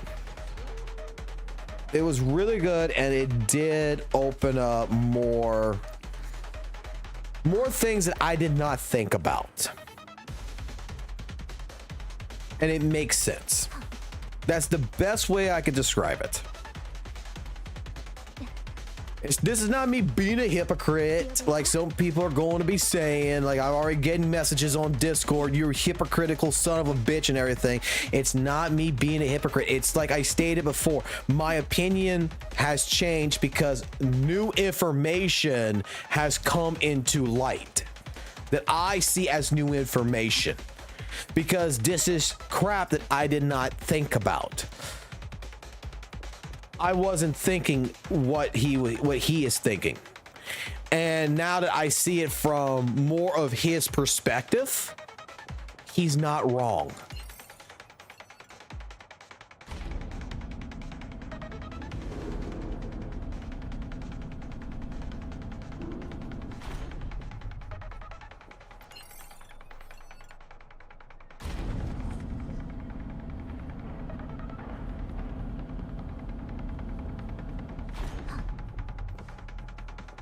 No, I'm getting some DMs right now on Discord that's calling me a hypocrite. How could, like, I'm not gonna mention your names, but I'll say it like this. One of them right now says, how could you hypocritical son of a bitch? And they're making some statements about Saint Tonus. That apparently they're unsubscribing from my channel. And I'm looking at it, I'm looking at my Discord just populating with it's like 10 messages right now going on with people that is like, they're not saying it in the chat, but they're saying it to me on Discord. That's why I'm like, okay, listen, I'm not being hypocritical. I'm just saying I've got a different perspective. And because I got a different perspective, I'm going to tell you, I don't think Saint Tonus is wrong. I still disagree about gacha revenue, but the things that we've been talking about Saint Tonus, I don't think we see. I'm trying to word my words carefully because, like I said, someone's gonna try to cook me on this and keep messaging me on this shit.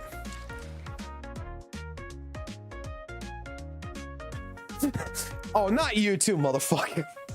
How could you, Fox? Is another message I just got.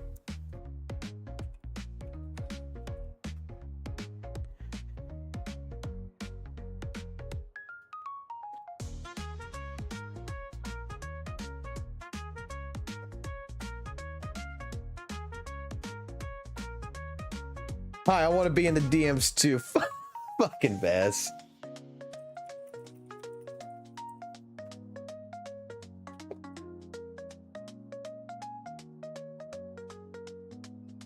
Let's see.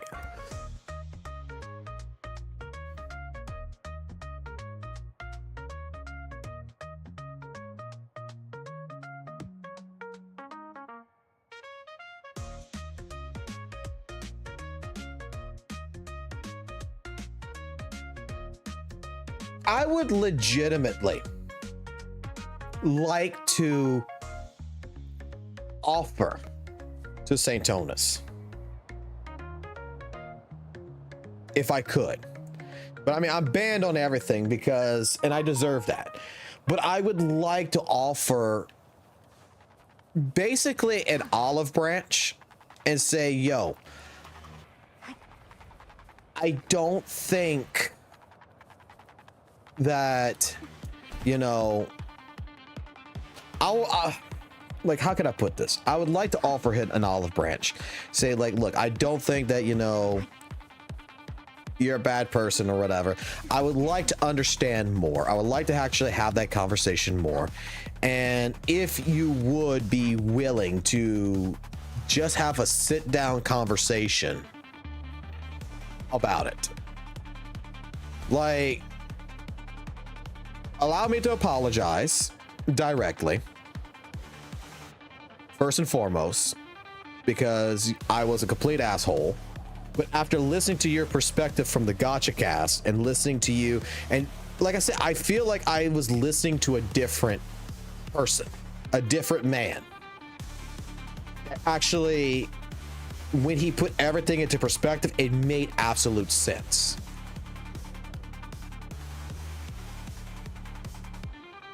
So I would like to, in some regard, you know, have the opportunity, if possible, to have a second chance to not really collaborate, but just to have a conversation and learn where my misinformation's at so I can be better. Right? Yes, son. What would you do?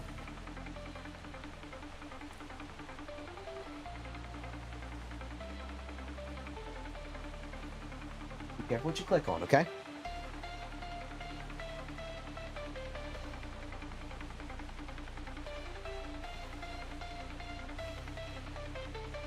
Bro is still on my ass? What do you mean? Wait, what am I missing in the chat?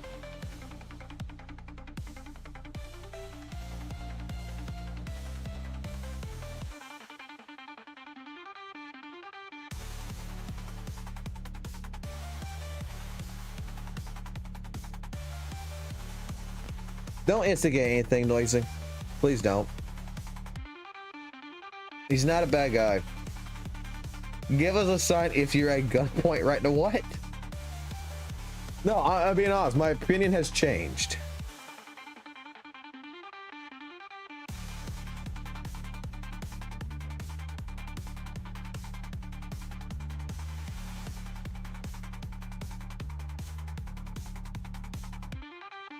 It's okay, like you're that busy. Let me finish my...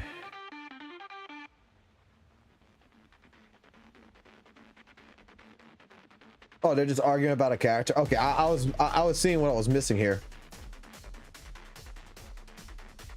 I don't think I deserve to be on the Gacha cast. I really don't. Because legitimately, I don't see myself as a knowledgeable source enough to be, you know, I can't talk about HSR. I can't talk about, you know, different things. Oh, reset happened. Sweet. We can go ahead and do reset here.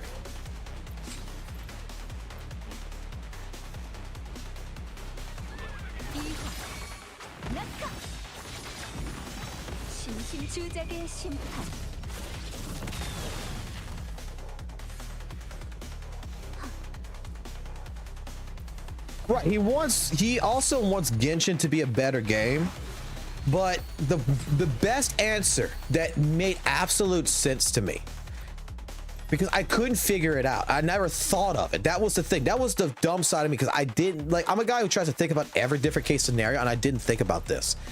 When he put into perspective that typically the main person, when you talk gacha, only talks Genshin Impact. This is what I took from it. Maybe I'm wrong. Maybe I'm still misinformed, but I don't think I am. The way I took what Saint said was the reason why I make these comparison videos like I do is because pretty much the people that play Wuthering Waves or were looking into Wuthering Waves, they don't know, they only recognize really Genshin Impact. That's really what it comes down to. They only recognize Genshin Impact, and straight up, if that, he's not wrong. And I didn't think of that way. Like, how can you know, we're talking about tower fantasy. Pretty much you're going to only hit a small percentage of people that knows about tower fantasy, that knows about all these other gacha games and everything, whereas the mass majority, even I, before gacha gaming, because I had friends that played it, I knew what Genshin Impact was day one, because it was a gacha game. It's a Chinese game that's for gambling. It steals your money. I knew that. There's games out there that you can classify as gacha games that people don't recognize is gacha games, and to make a comparison video about, you know, Wuthering Waves versus Tower of Fantasy is not really going to be an impactful video, as Wuthering Waves is, you know, versus Genshin Impact. And I never thought of it that way, because the way I always took the titles of his videos is like, well, if you're going to compare it to all gachas, why you're only comparing it to Genshin? Now, oh, that makes sense now. You know, that it makes sense now. So that's my dumbass. I accept that. That is my complete other dumbass. Because I did not wait. It was 5 materials thing. Use one supply, not food. One supply. I'm stupid. There we go. Just want to get the dailies out the way. Cool. Like I said, he's not wrong. And I was being a dumbass. Won't lie about it, because I didn't think about it. That's why I said if I could actually talk to him in a sense, I'd apologize.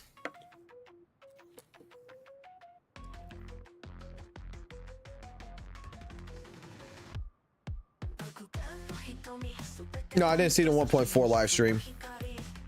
I'm not gonna lie, I really like, I was liking ZZZ, don't get me wrong, and I got bored with ZZZ really fast. I'm sorry to the people out there who like ZZZ. It's great. I think it's a cool game, don't get me wrong, I think it's a cool game, but it's not for me. I got bored with it fast. I've tried. At least give me that credit that I did at least try it. But I got bored with it really fast. Like, to me, Wuthering Waves provides me the combat that I actually do like, versus, you know, sitting there looking for red, yellow, red, yellow. Like that song, black and purple, black and purple. Like, this is like, I'm looking for a red light, I'm looking for a white light, parry, dodge. That's really what it comes down to in my thought pattern. And I'm not gonna lie, the battle system in it is not anything that really makes me feel like I'm truly engaging. It's just, I'm looking for color.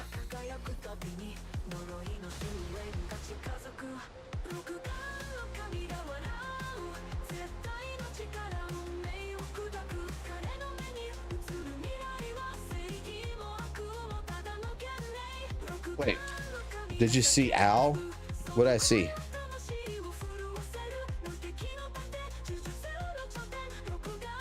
Yeah, it is true that Wuthering Waves won Mobile Game of the Year.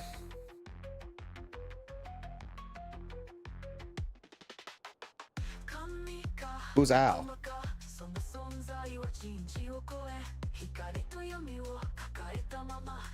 AI? What?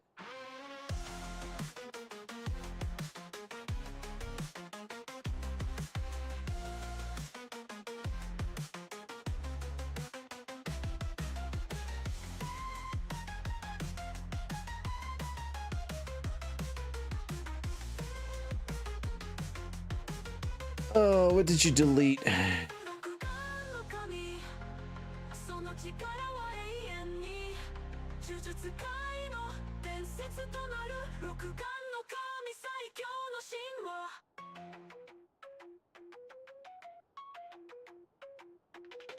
Okay, I don't think, like, you know,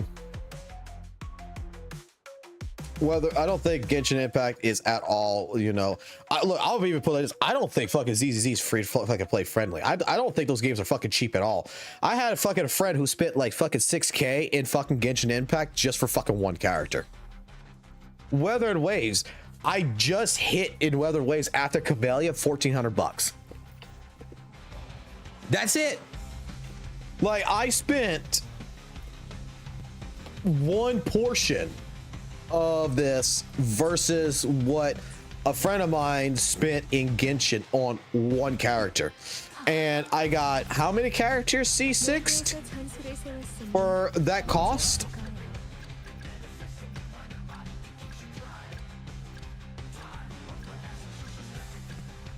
Like, quite a bit of characters. So I'm gonna say like this: I do think Kuro Games legitimately is like the cheapest gacha to actually get into.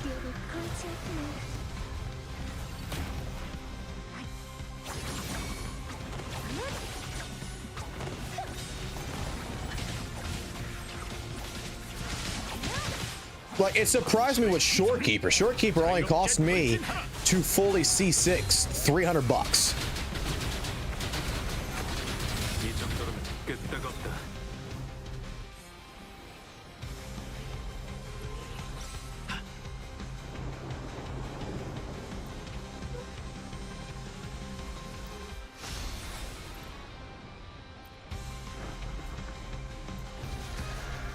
I would like to know what was said because I completely missed it.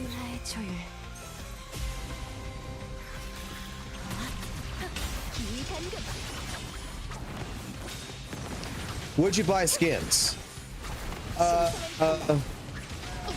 No. Unless otherwise I really like the skin and I really like the character, I don't see a purpose of like collecting skins. I really don't. It depends on the cost. It depends on the monetization factor of what it would cost for the skins. I have a rough rumor that's been told to me that it's going to be $50 for a skin. I don't want to believe that is true. I really don't. I hope it's not true. That skins are going to cost like $50. Like the first skin, which I guess is Jinshi or whatever, that's going to come out is going to be on a discount from my understanding. But all future skins will be like $50 USD. And if that's the case, like, to me, that's kind of sad. And I don't like that. That's me personally.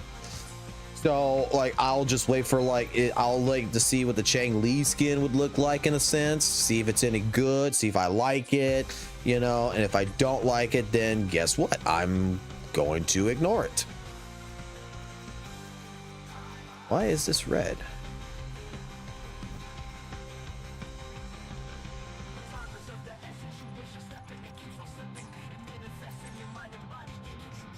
That's going to annoy the shit out of me with that red dot. Like, why is it red?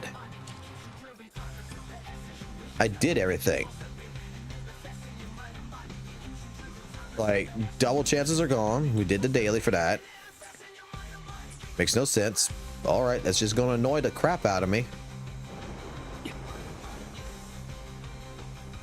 Is it FU Kuraba for quitting ZZZ? I'm dead.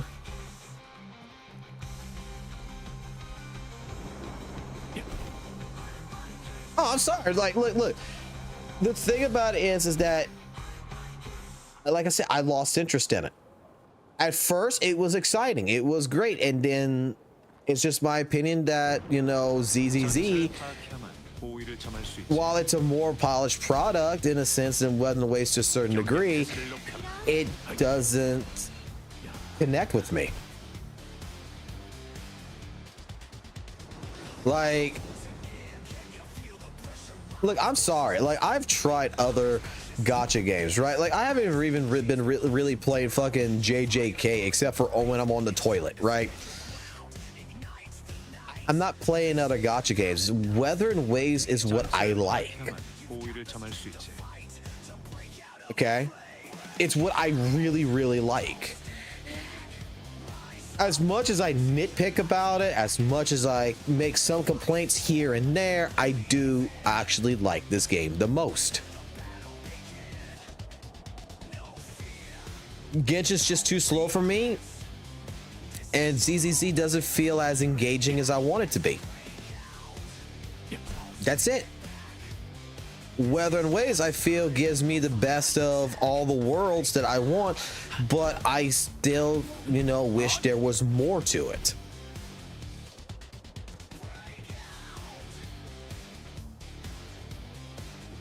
I wouldn't count NTE. I know they talked about it, but I wouldn't count NTE out just yet. Because it was the first closed beta. And to be expected, I'm sure that they're taking the feedback from that and they're going to fix it. Let's put it this way. NTE I do believe that there's a lot of problems. I saw some stuff about it I didn't like either, but I think that if the company really, you know, cares about their player base and their fan base, that's things that's going to be objectively worked on and fixed and looked at in regards.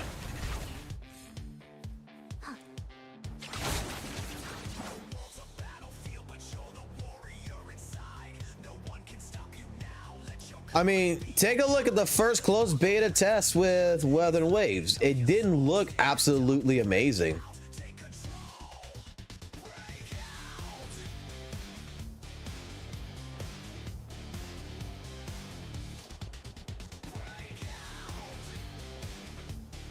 I don't know still about Genshin. I mean, you got 7 free reunions. What about it? You didn't lose 50-50, you're just really lucky.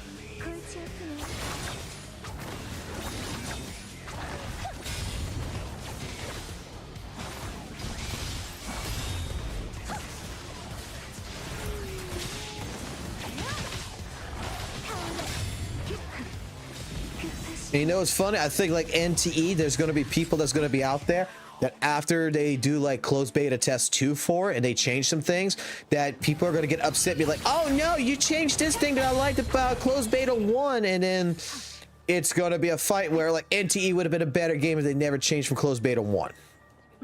You're going to have those people. I mean, like I can't say that, like I can say that from what I've seen with closed beta 1 of Wuthering Waves. There's some things in there I really did like, and I want to see come back in Wuthering Waves.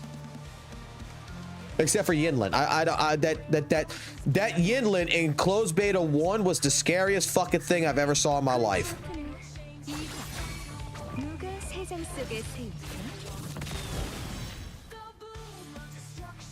That was the scariest thing I've ever saw in my life, was Yinlin. I am not gonna lie. That Yinlin and what we got as the final product was 100 times better.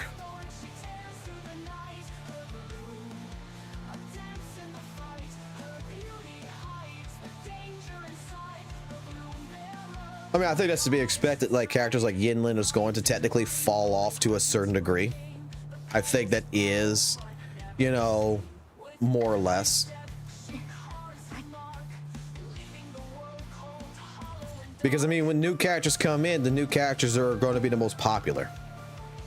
No, not her weapon. Her weapon, from everything that I've seen, her weapon is actually the best goddamn weapon you can get for a rectifier.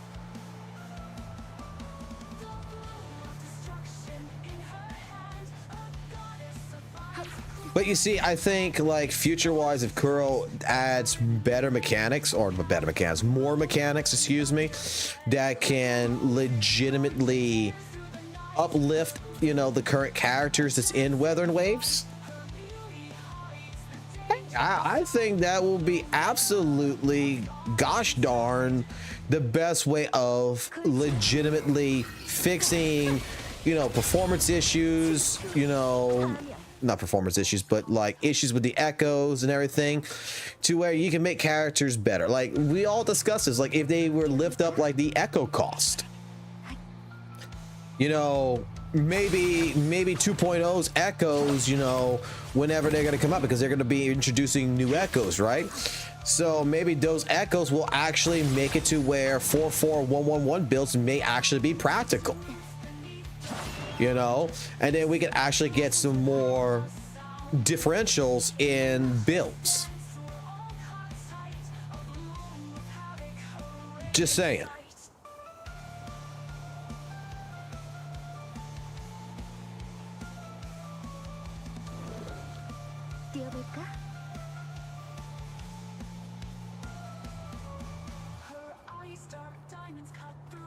Do you have a problem with a particular argument, such as judging Nadala based on what people thinks?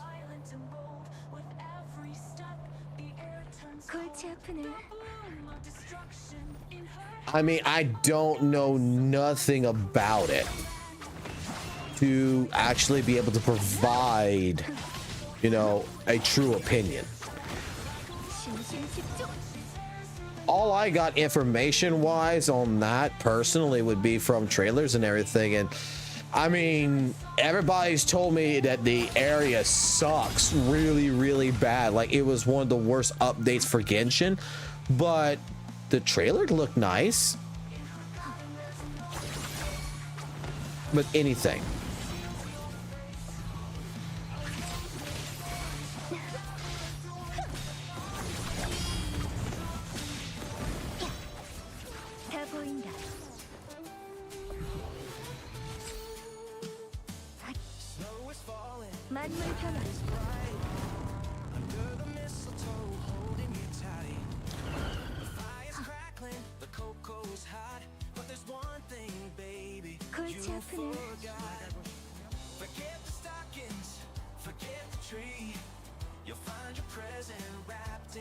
Like, I'm not sure what we're getting at here. Let me stop playing and let me read the chat. And you explain to me more about the situation, because I'm not gonna lie, I'm a little confused by that statement.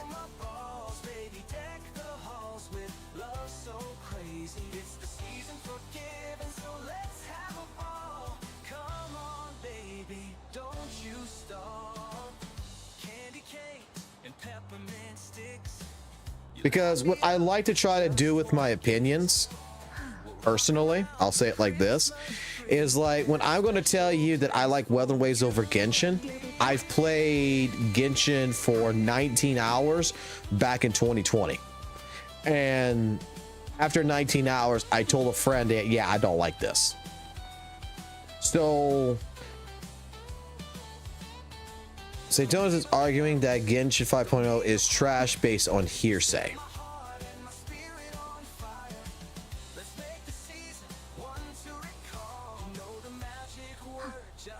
I can't agree with that.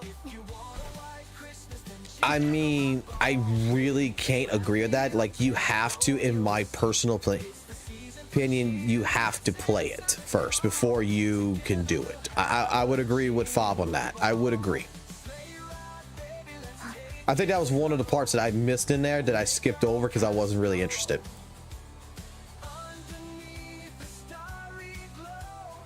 It's just like I was stating, I think, earlier, because, you know, when it comes to tier list, right? In my personal opinion, with characters and tier list and shit, tier list, all tier list, to me, is trash.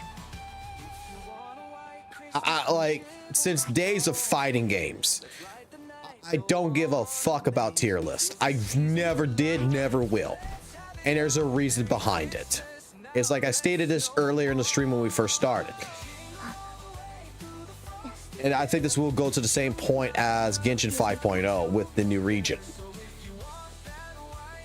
People will say, oh, this character is a D tier character. This character on paper, blah, blah, blah, all this. You hear this shit in the FGC community all the time. That fucking Soul Bad Guy is B tier, whereas, you know, Happy Chaos is S tier. And that is what the entire community is clicking with, right? But you got this one person that you watch all the time on Twitch, one of these competitive players that plays Soul Bad Guy, and basically takes that Soul Bad Guy and makes the fucking character look like an S tier. Like, he's not losing fights. He is legitimately making it into the top 10, top 20 of tournaments. He is making a low tier character look really, really good. Okay, and everybody has classified, you know, the pretty much the sharp people out there, the form warriors have determined that Soul Bad Guy is a B tier. But, you know, Raiden, him, a guy who plays Soul Bad Guy, motherfuckers make a Soul Bad Guy in XR look like it's a goddamn S rank. Like, he's doing all this damage that is absolutely amazing.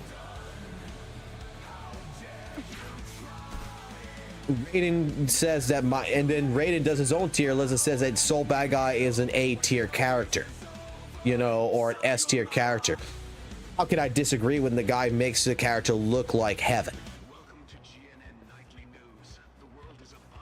unless otherwise you play. I think there's misconceptions. I think that it's different perspectives. If you play something like Genshin 5.0, yes, I think that that's the only way you can actually have that opinion. Like, if you didn't play it, then you can't really say it's bad or not. Like, I can't tell you if Genshin 5.0 is any good. I really can't. I don't play Genshin. What I can tell you is that my experience in Genshin was with 1.0. And all of my information of why I like Wuthering Waves over Genshin is based on the idea that I gave Genshin back in 2020 19 hours and I quit the game. These are the reasons why. And I start Wuthering Waves, and the reason why I like Wuthering Waves is because compared to what I remember experiencing in Genshin 1.0 and what I experienced in Wuthering Waves 1.0 was a night and day transition, and Wuthering Waves felt better.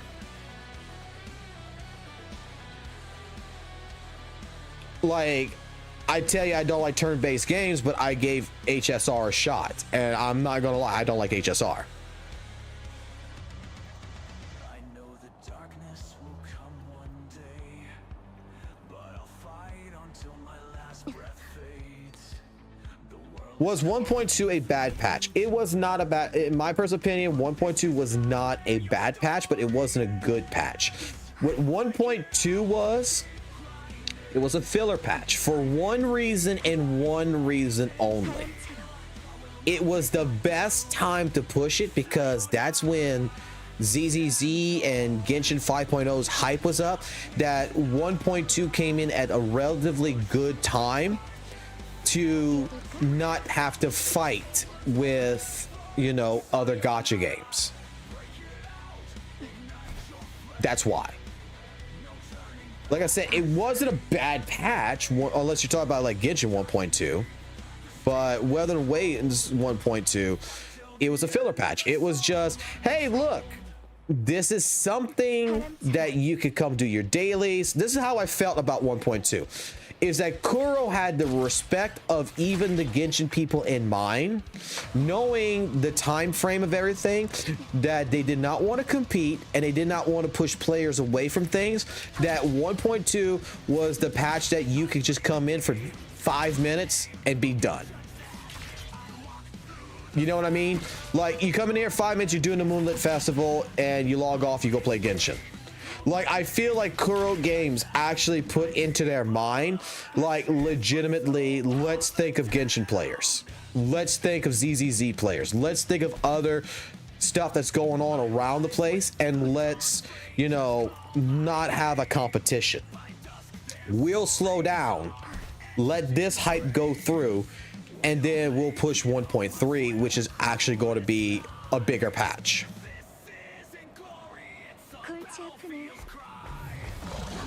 Like,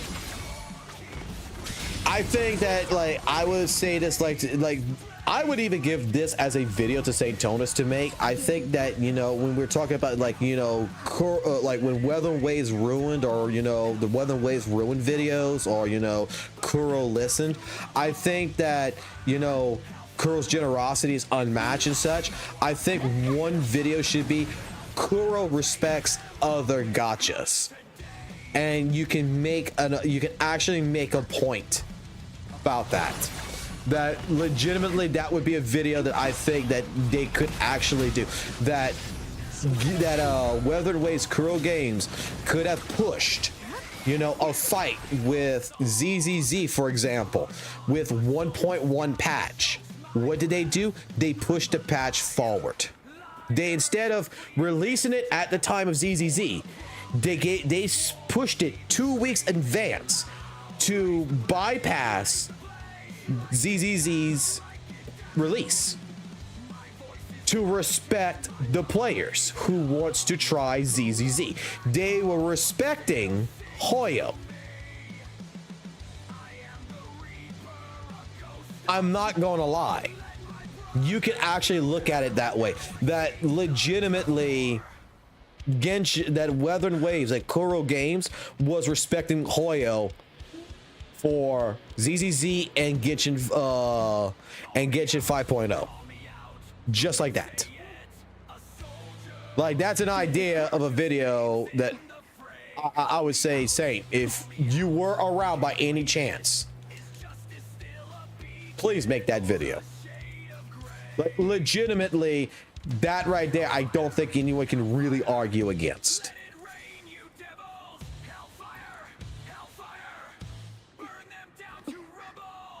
Because if you think about it, Kuro has yet to do anything in the sense of competition with Genshin, ZZZ, in terms like, hey, we got Camellia, you know, at a time. Like, they didn't push Jinshi against, you know, like Jane Doe. They didn't push Shorekeeper against Jane Doe, you know. They respect not only the players, but they're respecting Hoyo's release schedule as much as their own. So they're finding their own little route. You're wrong, because Wuthering Waves 2.0 is disrespecting Hoyo. How so?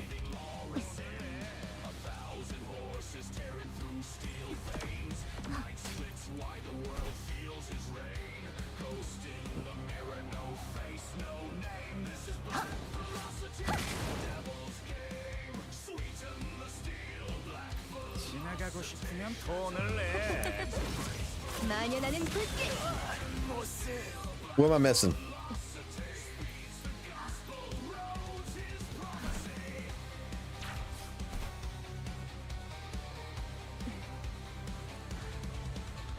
Authorities describe his movements as inhuman, no tire marks, no clear destination, just destruction in his wake.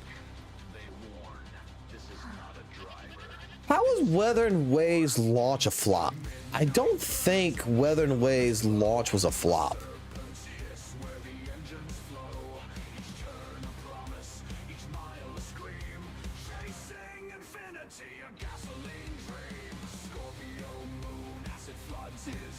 Is that when she's gonna release? I thought I heard that she was gonna release later, after like the initial 2.0.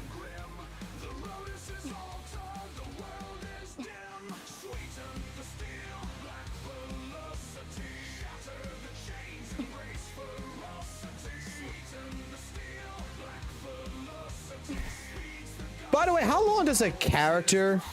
No, January 1st. Okay, well, maybe they are disrespecting at that point. I don't know. But let me ask a question here. How long does a character last banner-wise on Genshin? I need to ask this question real quick. Is it about the same as Wuthering Waves 20 days?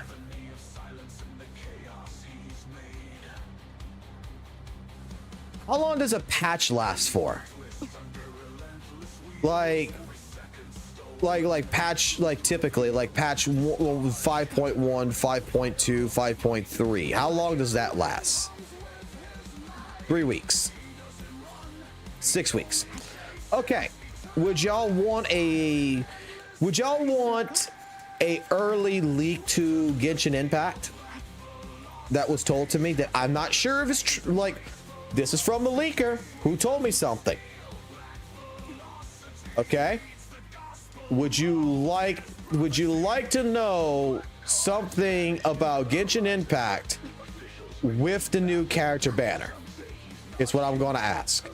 If I get a bunch of yeses, I will go ahead and I will tell you what the leaker told me.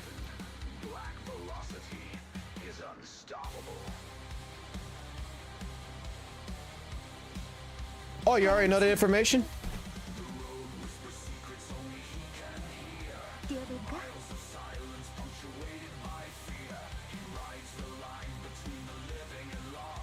Okay, never mind then. All right, if y'all already know the information, maybe I didn't know this, but the new banners are going to start lasting for the entire patch.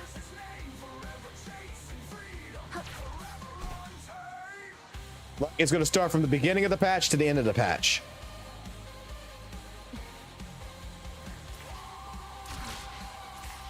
So your Archon, you have the entire patch to get it.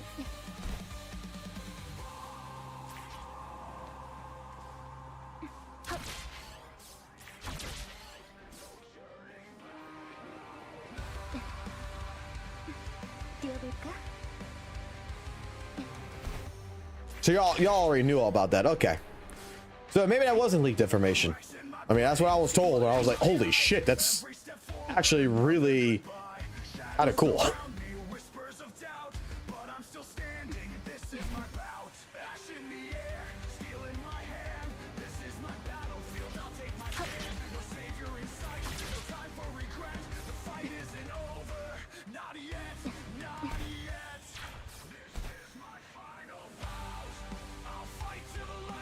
I mean, I think that's actually a pretty cool idea, to be honest. Like, you know, if you don't have time right now to get a character, you because you're saving up your ass strikes in the sense of whatever, if you know the character plus the reruns and everything stays for the entire patch, like, you know, reruns will come into the second phase, but the first phase into second phase, always the end of patch of a character like Camellia would stay all of December.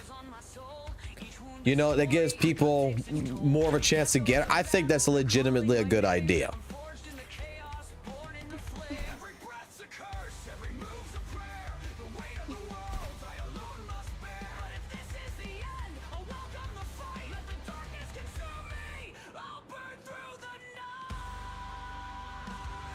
I haven't got a 5-star or anything.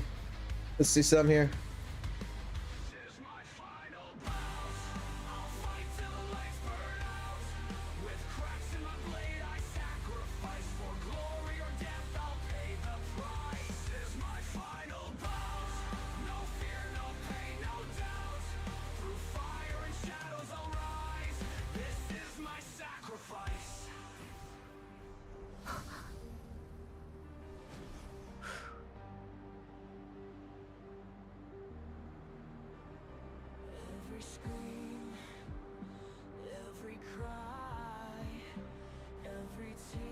Hold on, I gotta see something real quick.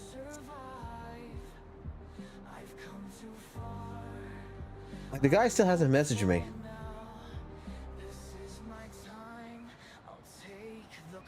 Like, I'm waiting for this message from this leaker to start doing this interview.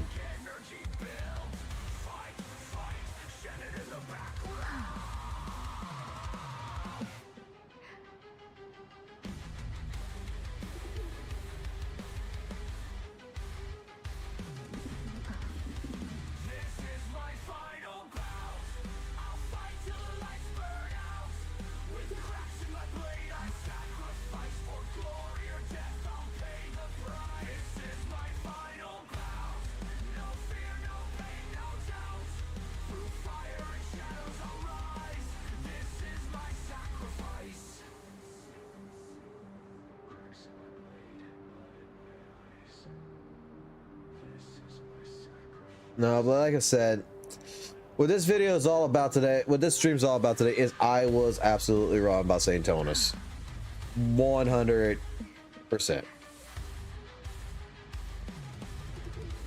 I'm not afraid to admit it. After watching that entire gacha cast and listening to the guy, like I said, I feel like in a lot of ways,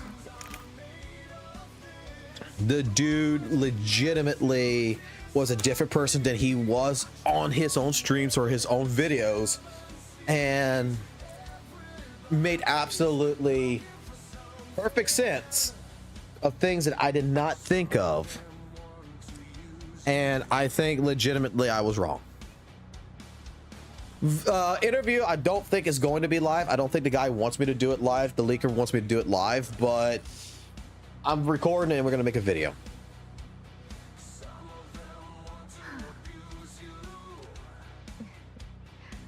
Like, I'm gonna put it like this. I really think that the more I put it together with Saint, is my first impressions of him was just absolutely wrong.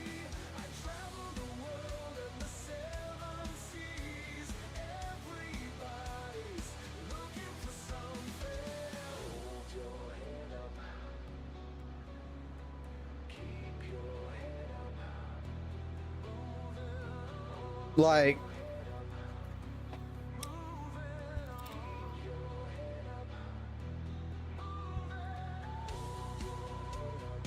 I would hope in some way, shape, form to try. I'm not everybody. It's a blue wall. Like to me, equality is here. Now, try to keep. Now, if you're gonna do something stupid like use slurs or something, we remove that crap real fast. So don't abuse it. I'll say it like that. Just don't abuse it. I need to open something up because I need to check something too here. On the background.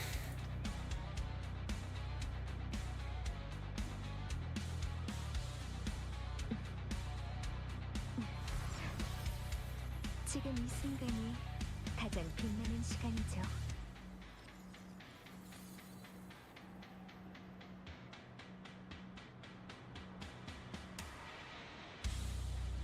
Some of them want to use you. Some of them want to. Like I said, I think that if I'm not sure what I can do to get a second chance. I really don't know what I can do. But if I could get one conversation with him,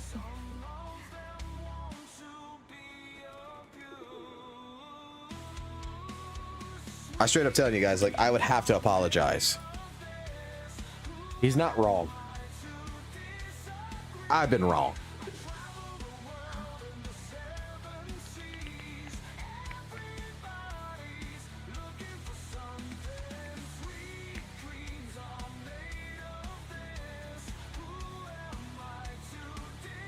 If you don't mind, give me a few seconds here. I'm going to go, well, actually a few seconds. Give me a minute or two here. I'm going to use the restroom.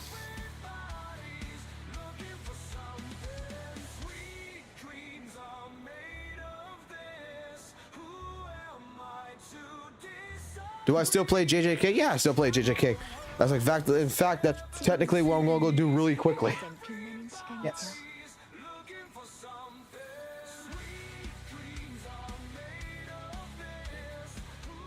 Okay.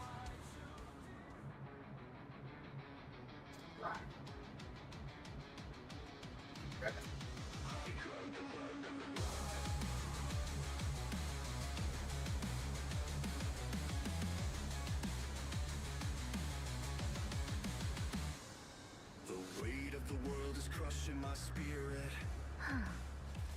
All I want is to live without fear in it. Supposed to be calm, but I'm losing my fire. A mask on my face hides the beast and its ire. Every step I take feels heavier now. Trying to climb, but I'm chained to the ground. They say, be yourself, but I know that's a lie. Because deep down inside, there's a monster that cries.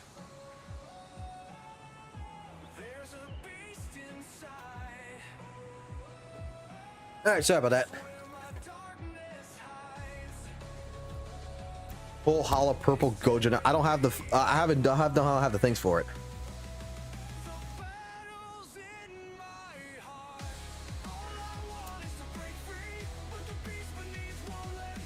Arthur, I'm just gonna ask, bro. I gotta ask. What it? Did Kuro or something hurt you? Like, did some CC or something hurt you?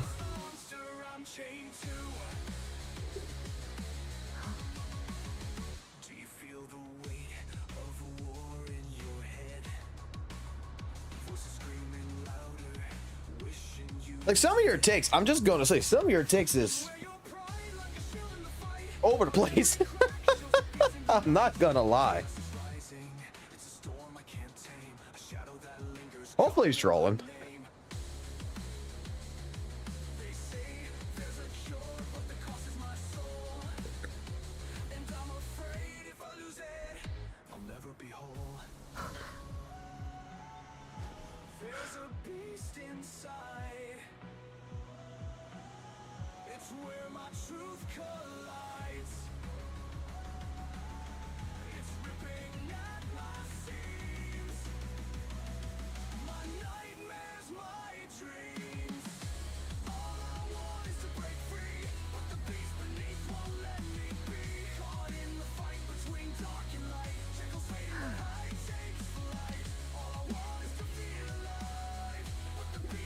I'm gonna try to talk to V later. I'm gonna try to talk to V later about the everything with Saint Tonus, because welcome back, Evac, because like he's upset about the entire Saint Tonus thing. So I'm gonna try to talk to him, see when he's got a cooler head to try to reason with him.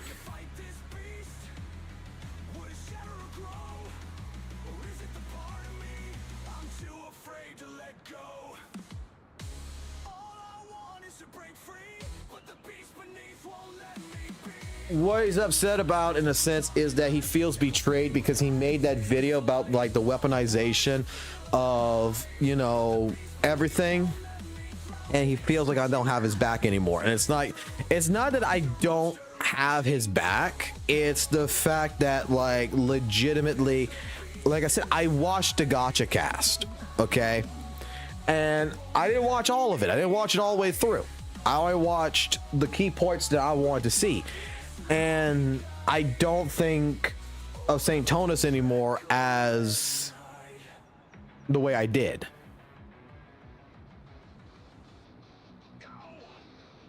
Like, it's not me being a hypocrite. It's me honestly now understanding and coming into basically newer information that I did not resonate with the content on, but actually listening to it in the gacha cast, the way he presented things changed my opinion.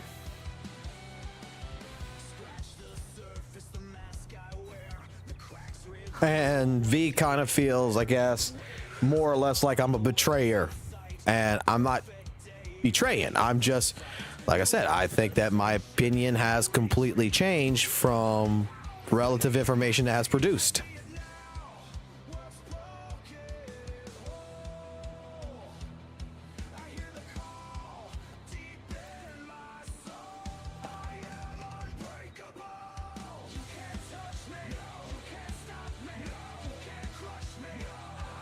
What do you think of what I think about Saint Tonus before?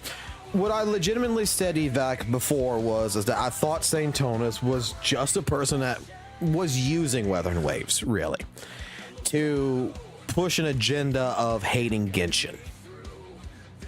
That's really what it came down to. Is that I feel like, you know, at first that's all he was using it for, and then with the other things like Prodwin and gacha revenue, it's like you're just, you know, the Genshin stuff is kind of getting old, so let's go after this, and we're just using a platform to, you know, we're using a game to attack something else, okay? And like I said, after listening to his explanations about all this kind of stuff, no, I gotta admit, 100% I'm wrong. The man legitimately, in my personal opinion,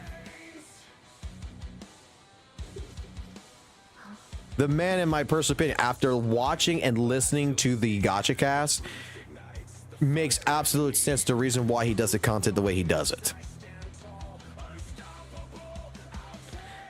I still feel like the gacha revenue one is still wrong, but I think that the reason, I think the miscommunication there is that I think it's more of the fact that it's the gacha space on Reddit, not the gacha revenue. And I feel like, you know, in a sense, Numberlock was an innocent party that got tied up into all this, and that gacha revenue is still not a scam in my eyes. It really isn't. But that's like the only conversation that I don't think has been properly discussed, because unless I'm misinformed, and again, I'll put it like this, the way I look at it from after watching gacha cast, I've been misinformed by my own chat. I've been misinformed by my own brain for thinking the way I thought of, and yeah, I'm wrong about a lot of this. But I don't. But the gacha revenue is the only thing that irks me. Like,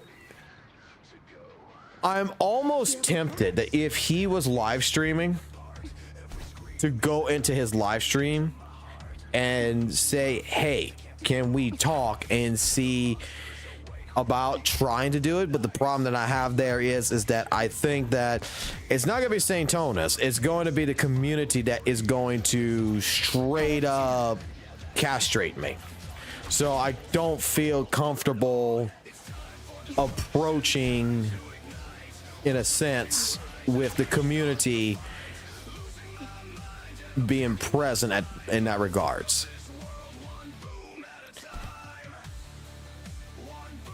That's the only real issue. Otherwise, I'll put it like this: the man honestly won a subscription for me on Twitch. Like, no joke. I will go ahead right now. If you don't believe me, I will go right now. I will just go spend $4.99 a month, and I will, or whatever the tier list he's got is. I think it's $4.99, right? I'll go buy a sub for his channel. Like, after the gacha cast, like I said, it changed my personal opinion 100%.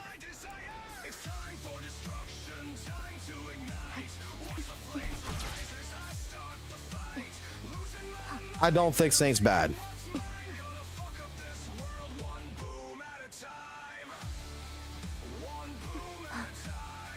I believe I was, you know, some people will say I'm not humble enough, but I do believe I was wrong.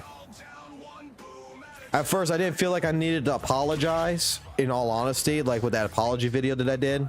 I didn't feel like I needed to really apologize, but like I said, after watching that gacha cast, man, like legitimately, I feel like, yeah, I feel like a dumb shit. I really do.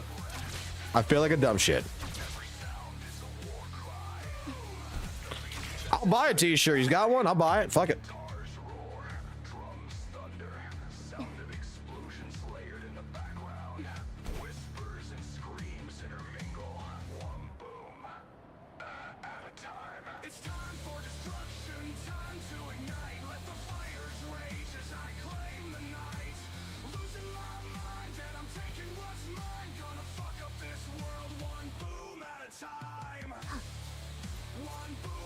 Oh God, no Saint Tono's X fucking no. We ain't going that direction.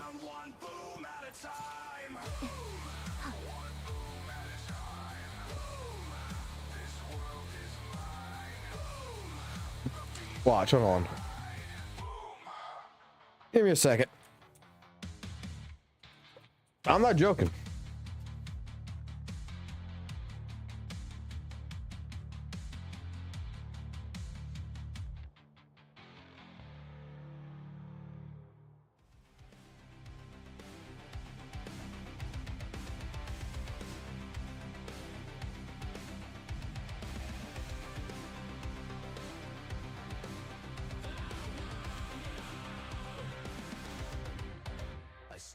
Against their twisted grin so hollow, their empty eyes, no truth to follow. I'm not joking.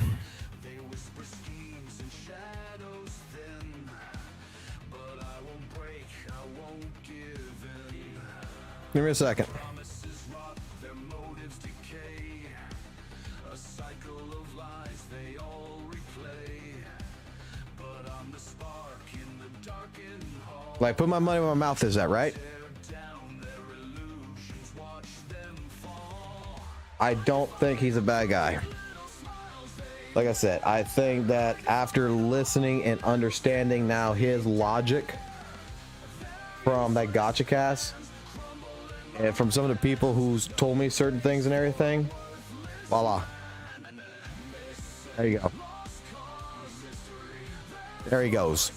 He's got a sub.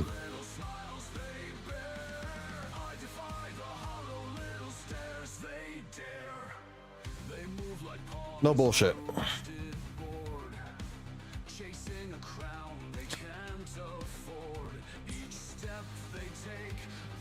That's what, like I said, Malga, that's what I was saying, is that from the gacha cast, it's like I saw a different Saint.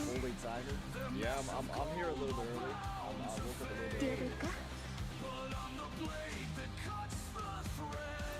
There might be a couple of delays. Like, Some people are like trying to figure out like sponsors that's the way I'm gonna put it. I saw a completely different person.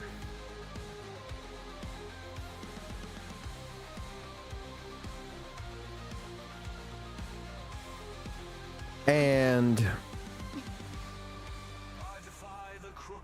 like I said, I'm gonna put it like, I think that legitimately, yeah, I accidentally paused it because I just bought the Twitch thing on him.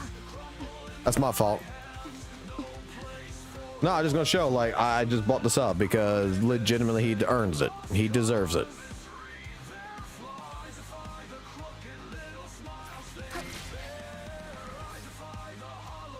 The way he comes out in his videos, and I think the way he comes out in some of the streams that I've seen, yeah, I didn't like it. But that gacha cast showed me a different side of him that I'm not sure about you, Evac, but myself personally, like, it showed me a person that, you know, he's being hard, right, on his content and everything, but it's actually is for a good purpose. It's actually not, like I said, it's not like half the people like Gato and everything basically showed me in a sense. It's legitimately a man that legitimately is trying to do better in the space. Well, not do better, but like make the space better.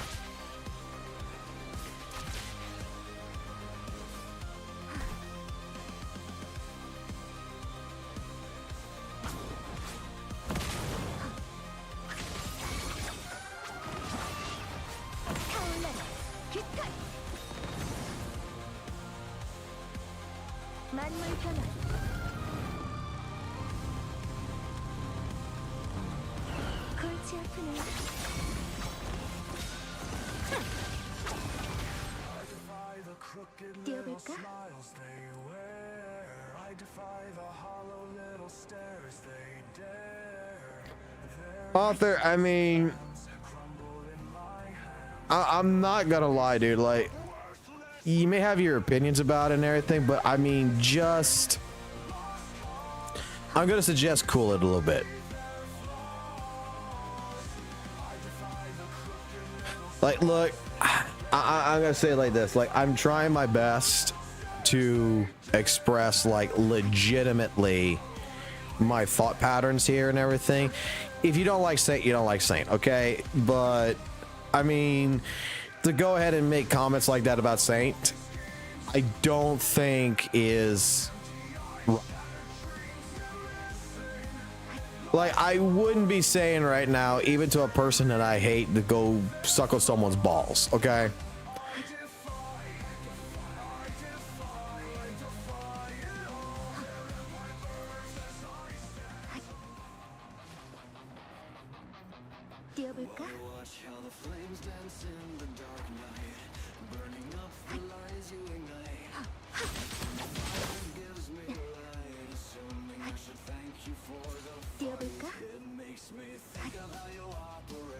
Well, like I said, Pixel, I mean, I know V's a little upset with me on this, I'm not gonna lie, but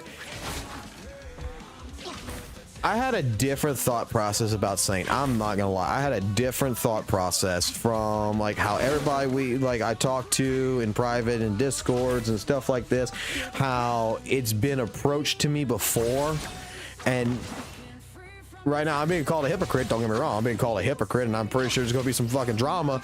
Oh, Fox Soul, you know, now is a Saint fan, and it's like, the thing is that, like I said, I saw a different side, and whether, like I said, I'll put it this way: while I still don't agree about the gacha revenue side of things, I get the rest. I get the rest, and those things tell me that I'm misinformed. Tells me I listen to a lot of people that maybe, in all honesty, I shouldn't have listened to.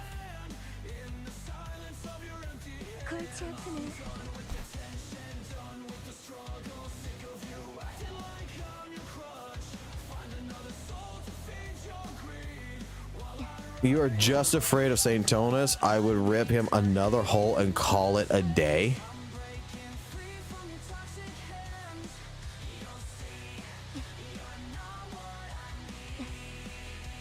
Wow. That's what you really think? You think I'm scared?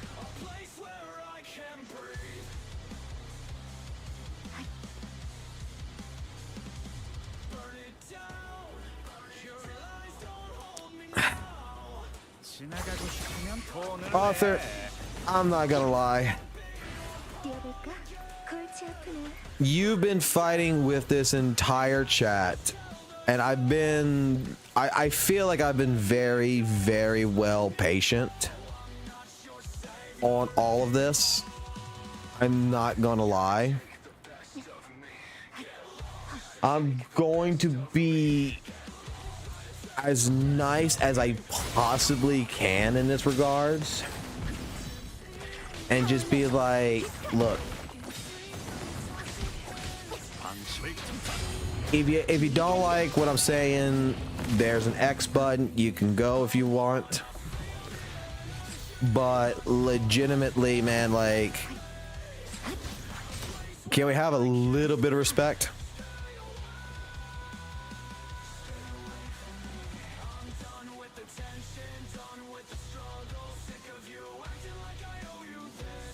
뛰어볼까?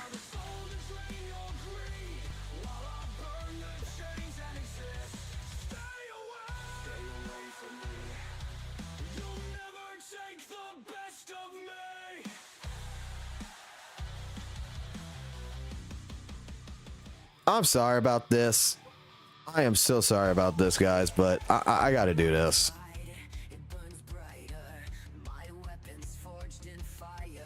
I don't like, you know, removing people. I really don't. But a lot of you guys, we're sitting here, we're trying to have a conversation, and it just feels like we're having a person that just wants to start a fight. And I can't do that. I'm sorry. This is where I think maybe I will be called another hypocrite in a sense. Happy birthday.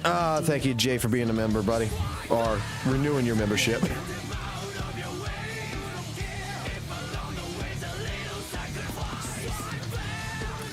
Well, I was glad to see that you're still alive. Yeah, he's an instigator. I mean, I was trying, man. Like, I was trying because, like I stated, I don't care if there's haters. I don't care if there's people who, you know, what you are, that it is an open platform from everybody. But, you know, I'm just seeing author pushing and pushing and pushing and pushing.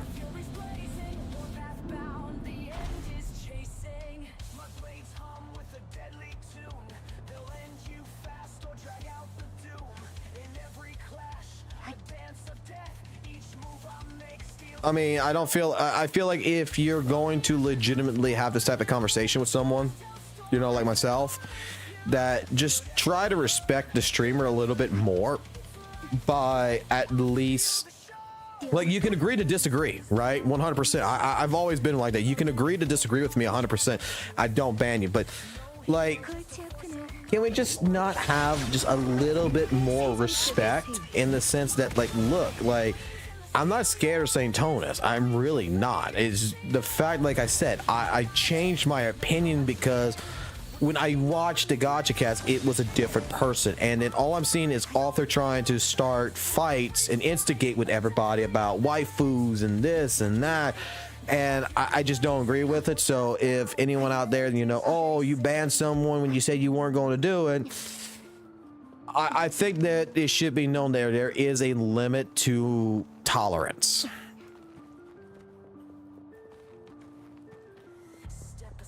Well, the thing is, Onyx, is that I tried to give people more of a chance. Like, to me, let me put it like this. I've had people with Genshin Impact come in here before and tell me Wuthering Waves is shit, right? I let them vent. I let them vent it off, you know, and try to see if we can have that conversation afterwards.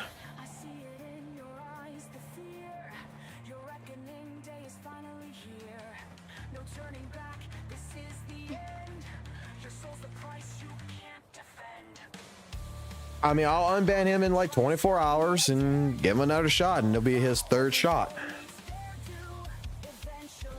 And if he doesn't, like I said, if you don't like what I'm saying, and you're a person who's against St. Tonus or whatever, like, look, you don't have to watch the stream.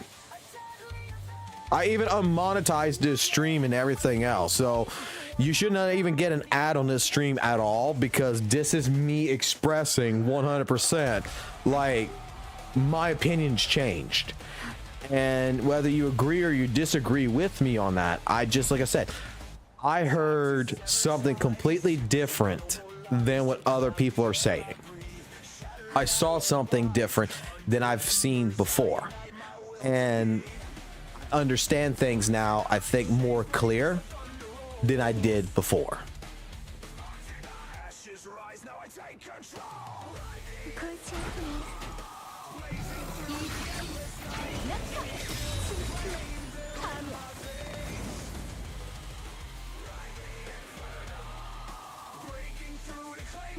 Well, Jay, you haven't been around long enough, and take a look at everybody's names. Everybody's a mod.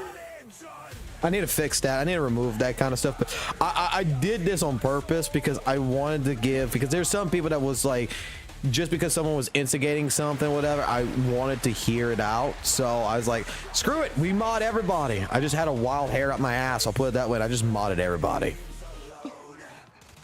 No, Strax, I'm gonna pull you down as a mod. First one.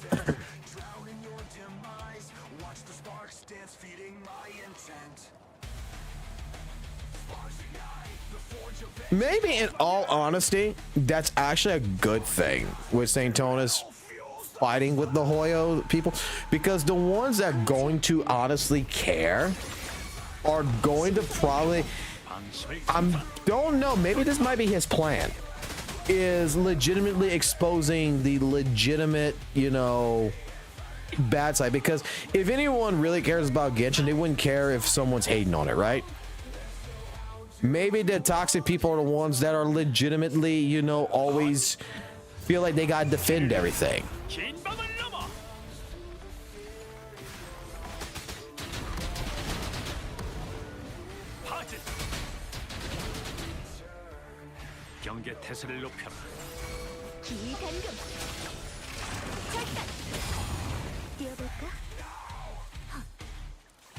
What the hell's wrong with you, boy? You run around like a raging rabbit. What's going on?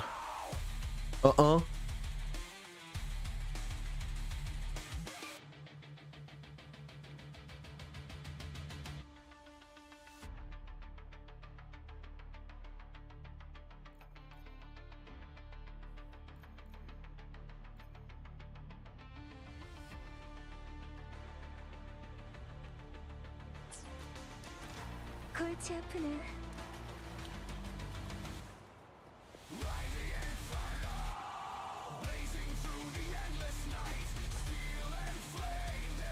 I have no idea what's going on in the POC chat.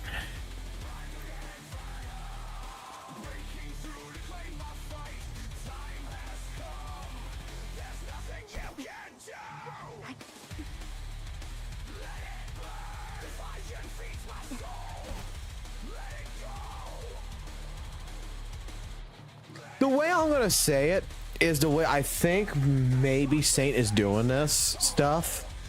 Like I said, my perspective has changed about Saint completely, but the more I'm thinking about it, this is gonna sound dumb, right? What I'm about to say, I know that what I'm about to say is gonna come out my mouth, and some people are gonna be like, "That is the dumbest thing you said yet." But I'm wondering if it's not exactly true. Maybe like how you were pointing out, St. Tonus is toxic, right? I don't think he's toxic, but I think that he is presenting, you know, more of, look, if Hoyo's going to be toxic, I'm going to be toxic. So how do you fight toxic? If we can't be nice and chillax on things, maybe the only way you can fight toxicity is to also be toxic.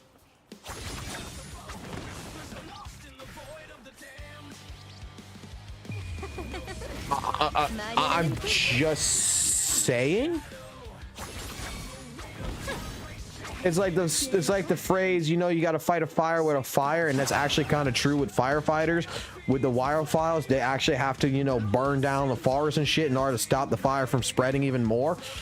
Maybe in the sense that is also what, because like I said, my opinion has changed because what I heard today felt like a completely different man, who generally, I believe, is trying to make a difference.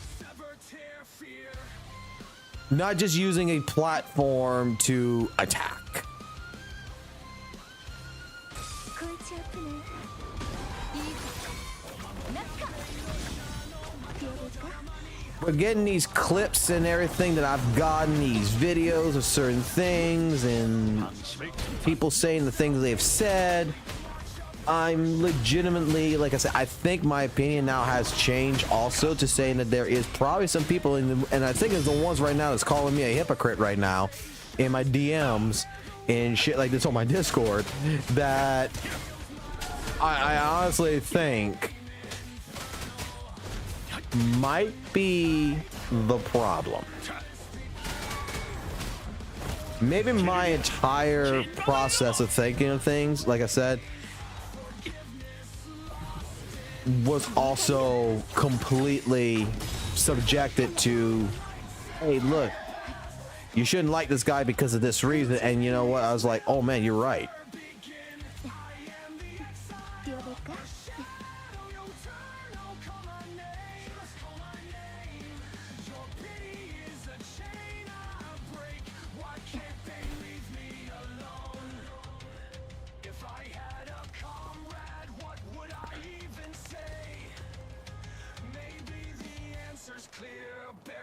The best way to deal with toxicity is to hose it with proof. Control burn argument? No idea.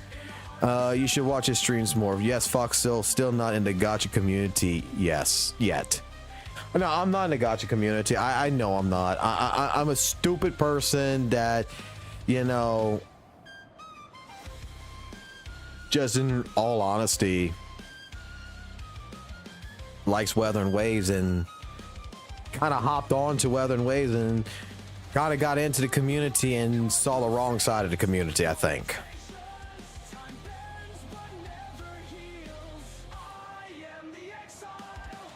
Damn, bro, you're bullied hard.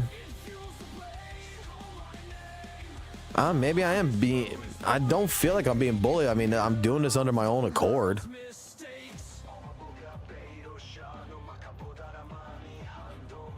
I need to go back to playing Marvel Rivals. It's actually fun as shit. I downloaded it. I played it yesterday. It was fun. Like, legitimately, I hate Overwatch, but Marvel Rivals was actually fun.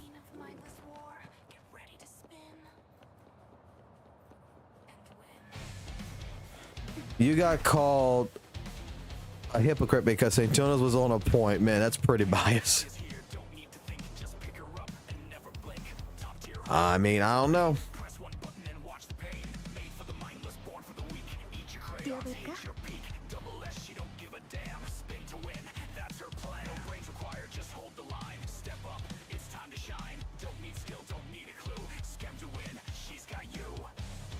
I mean, yeah, like even my videos are sometimes baits. I'm not gonna lie.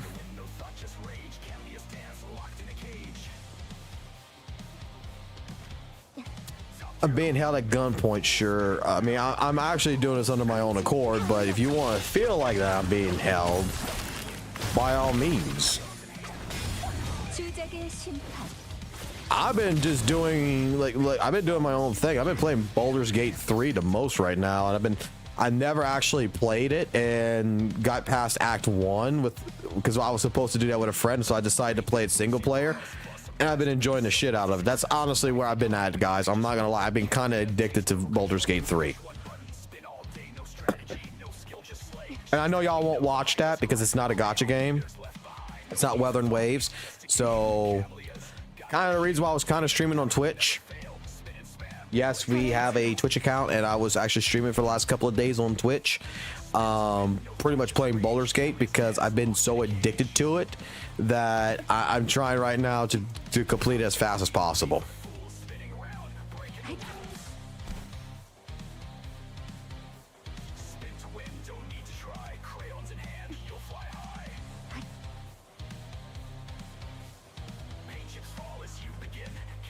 I installed a few mods in Baldur's Gate, and I've been having nothing but fun in that. Actually, no. I'm currently working on romance with Shadowheart right now, and I'm not gonna lie, bitch is crazy, but I could fix crazy. Do you like a fighting game? Let's see. Let's see what you got here. Copy a link. Let's see what you got here. Fighting game. Fighting game. Fighting game. You interest me. What's this? What exactly is this? The Hidden Ones.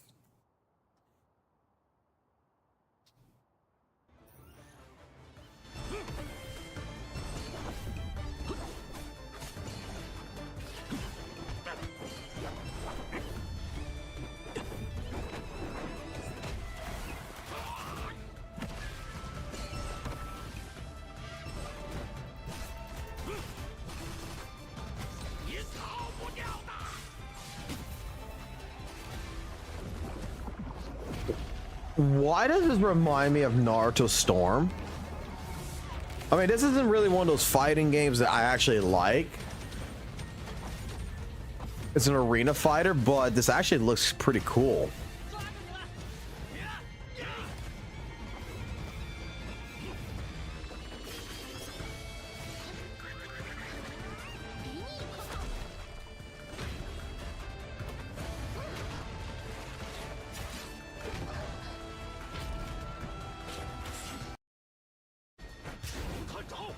Max is out. Oh god, YouTube does not like being maxed out. Okay.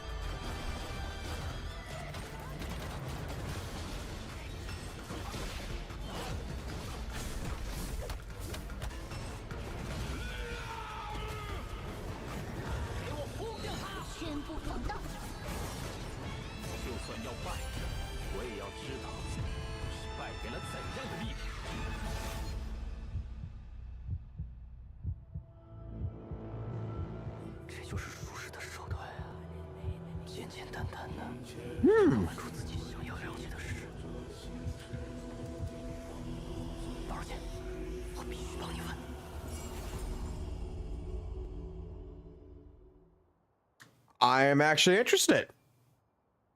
That actually looks fun as shit.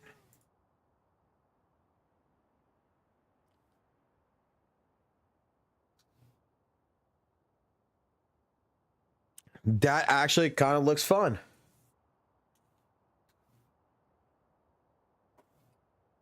I mean, if it's a gacha or not a gacha, I don't care. I like games. Like, let me put it this way. Wuthering Waves, yes, it's a gacha game, right? But since day one of my experience with it, I don't feel it's a gacha game. I feel like it's just another console game. You know what I'm saying? Like, I still feel like it's a console game.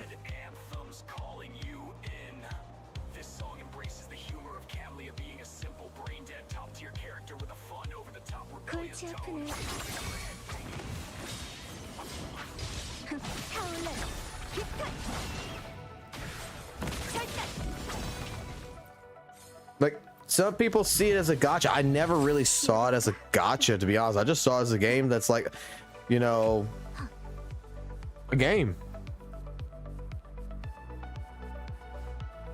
Oh, hell yeah. Fucking goddamn fucking Unending Dawn. I'm moving on to that when the time comes. I'm moving on to fucking Unending Dawn. I don't care. Unending Dawn is legitimately the game that I'm waiting for. Like, I'm about to share an account and everything with a friend and everything on that to be like, yo, I'll buy the characters this month, you buy the characters next month. We're gonna have our free-to-play accounts that we're gonna have, but we're gonna have our main account that we're gonna summon everything on that account, summon all the fucking shit on it. That way it's cheaper on the both of us. Like, we were talking about that, and I think that's the best way of going.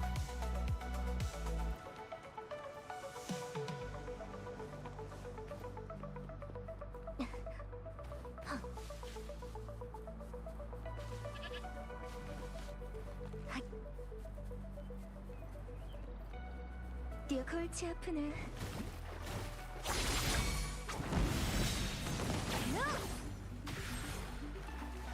Final Fantasy 15, isn't that with Noctis? I love that game. 16 is the one with Clive, right? I'm gonna be honest with you, I don't really follow Final Fantasy that much, but I think it was 15 with Noctis that I actually ended up really liking. 뛰어볼까?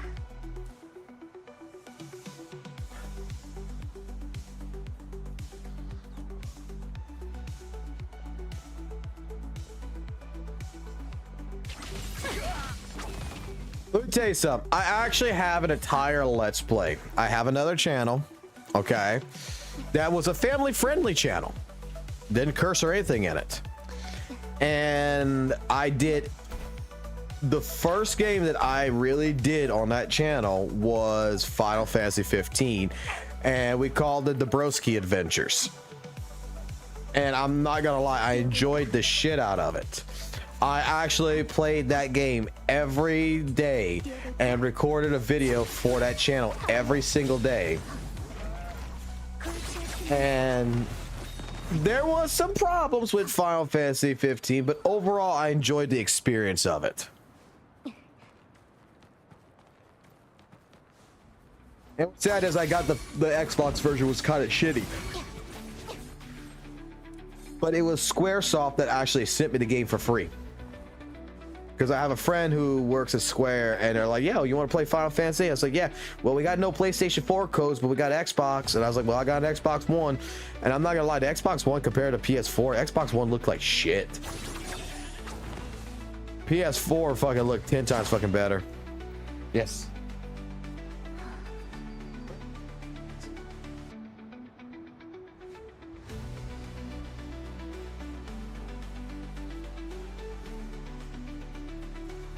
I don't like Final Fantasy in terms of Final Fantasy X, the turn-based ones. I liked Final Fantasy when it became more, like I said before, like action-orientated, where I can actually control the character in combat. I like action RPGs the most. Kind of like why I like Wuthering Waves.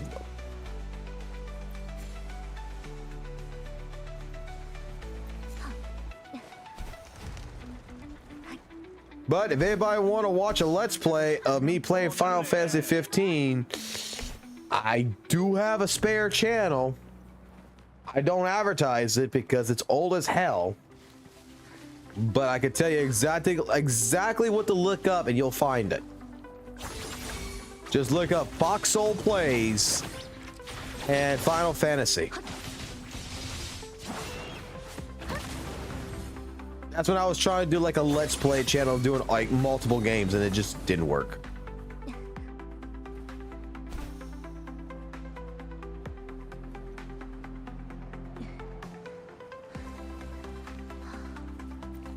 I'm time to get her to call. Yeah, I can get time to call for anything. Even.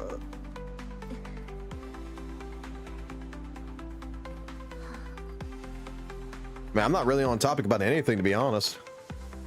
God, tired, and I do. Also, we have I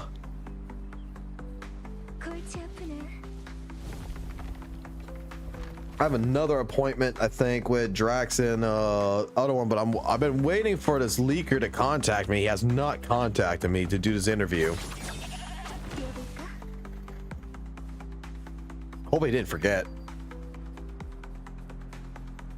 I never played 12. Final Fantasy X kind of like scarred me. I'm not gonna lie. Final Fantasy X kind of scarred me, per se, because Final Fantasy X legitimate.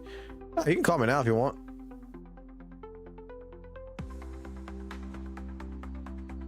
Open my Discord, that's it. I'll let you get ready first and then you can just hit the call button because I'm already in.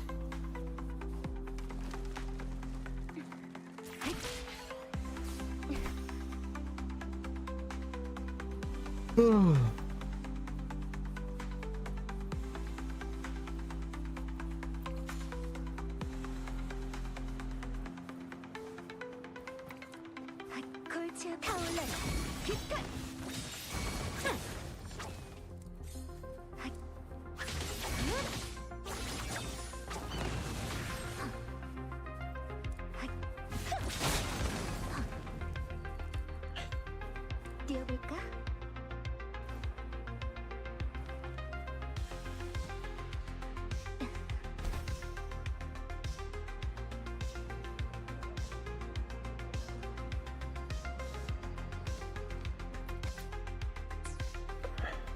Oh, Evac's calling, another person who I believe does YouTube and streaming, so let's talk. Hello, sir. Hello, hello. Can you hear me? I can hear you perfectly fine. All right. So from the gist of the gacha cast, what I got is, I guess the way that Saint Tonus like present his video is because he wants to prop up WUWA because it gets constantly shit on. Are we on the same page with that? Yes. Okay, so that I understand, but what's the, I guess, what's the reason why he has to like kind of constantly take jab on Hoyoverse in his videos? I don't think he means to actually take a jab too much on Hoyoverse, but there's two things about it. The first reason why he does like videos like, you know, Genshin Impact comparison videos and uses only Genshin is because the way I took it in the gacha cast is pretty much when you're talking and someone brand new is going to watch a video of yours and you're talking about gacha games and everything, the first thing they're going to relate to, with especially in that case when you hear the word gacha, is Genshin Impact. So that is primarily the reason why, like, you know, he talks about Genshin the most. His main reason and focus for pretty much going after Hoyo on a lot of things is for the fact that it's to take a jab at them to make them better, to do a better job. Because Wuthering Waves has done a lot of things right where Hoyo, a lot of people will say Hoyo hasn't. Yeah, I can agree with that. But I feel like, I guess the improvements for Hoyoverse, right? All the improvements, it should be told by kind of like their own player base. Because we can agree that Saint Totas is, you know, not a Hoyo player. 'Cause he used to play, he played Genshin and HSR before, but he quit them both. I think like he said like he quit HSR at Firefly update like 2.3 and Genshin at like I don't remember when, but we could, I think it's more impactful probably if they hear it from their own player base. Instead, like what I get is like, oh, WUWA is so great and Genshin is dog shit because they haven't done this yet. I guess it's like, maybe it's like the presentation is what gets me. Right, and that's where like I'm thinking like the presentation wise, I could see that, like that's what got to me. I guess you want to say a lot of times with me with Saint Tonus is like the entire presentation. At first I'm looking at it from the perspective of, I'll say it like this. Originally my thought pattern behind him is like, oh, I didn't feel like he was a Wuthering Waves player, right? Like he didn't really honestly care about Wuthering Waves. That it was more of a person that was using Wuthering Waves to bash on Genshin. Like, you got a 90% good point, but 10% of this just feels like you're really, really mad at Genshin. And that's how I always took the videos in the beginning. That's how, like, when the streams in the beginning talking about Saint Tonus is always came off with the chat and everything. It's just like, this guy just really hates Genshin. But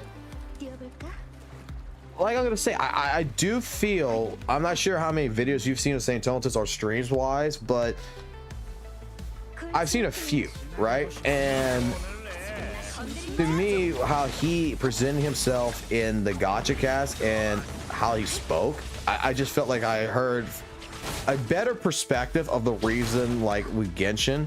And I agree with your point, like, you know, a Genshin player should be doing that, but I also feel like at the same point in time with the Genshin players, they have done that and it's still falling on deaf ears. Okay, so it's fallen to deaf ears. So what makes it like different if Saint Totas does it, or if Saint does it, right? It's still gonna fall into deaf ears. Yeah, but I think that it's more to which this is where I can only assume this. Well, I can't actually talk to the guy to find out if this is like more of the game plan style thing. But like I just said a little while ago, is I also think that maybe he's fighting, you know, because Genshin does have a toxic player base, right? And I'm also kind of seeing maybe he's fighting the toxic player base by also, you know, fight toxicity with toxicity. I'm just saying. I'm just saying that that's what I'm also kind of getting from it, but I don't think. I don't know. I don't think he's a bad person. I don't think he's a bad person. No. I also like I also thought differently from your initial part of like I guess your how you see Saint like, you know, using Wuthering Waves as an agenda to, you know, hit on Genshin. I never saw him that way. I see him like how I see you. You both are really passionate about Wuthering Waves. There's no doubt about that. But he's just, I don't know, he just likes to take his jab at Genshin whenever he can. And Yeah. I don't know. Well, the thing is that, like, the way I saw, like I was saying, is the way I saw him is that this is a person that, you know, personally, I didn't really see like real gameplay or anything. I'm seeing like an opinionated video, and I'm seeing him more like, you know, he's attacking Genshin. This is me back a couple of months ago after the first couple of videos with like Noisy. And then I'm reading these titles like Wuthering Waves ruined exploration and gacha gaming. Wuthering Waves ruined this. Wuthering Waves ruined how gacha gaming is. And it's like, well, you're only comparing it to Genshin. You only hate Genshin. But then, like, when he made the point that pretty much the only game that everybody's going to recognize is Genshin. So that's really the only reason why he compares it to Genshin. That makes sense to me now. Yeah, I mean, the only open world like gacha game that's out there is really Genshin, if you don't count Tower of Fantasy. And I agree that WUWA's exploration is like miles ahead of Genshin. Exactly, because then at that point in time, I think it's more like with us getting a little bit more, you know, annoyed in the past by the title. Like you're saying that Wuthering Waves beats all gacha games with exploration, but Tower of Fantasy exists. But the way like he points it out in a sense with his comparison videos is the fact that like, hey, you know, in all honesty, the only true competitor is Genshin. I mean, going ahead and saying, hey, Wuthering Waves, you know, has better exploration than Honkai Star Rail. Someone's going to come at him on, you know, well, they're two different games. You know, they're not the same type of game. They're not the same in any sort. And there's even people out there like myself that, you know, as like I stated this earlier, is I never knew about Wuthering Waves when it first came out until a friend told me about it. I didn't know anything about Honkai Star Rail, really. I didn't know anything about Tower of Fantasy until this chat showed it to me and everything. But in all honesty, I always knew about Genshin Impact since day one. Like, Genshin Impact has been the most impressionable gacha game that I tried sticking away from because I only thought of it as a Breath of the Wild clone. That was it. And that's what made it like really, I guess, really popular, right? Because Breath of the Wild has such a positive like reception. And I was one of those people who hated Breath of the Wild. Oh.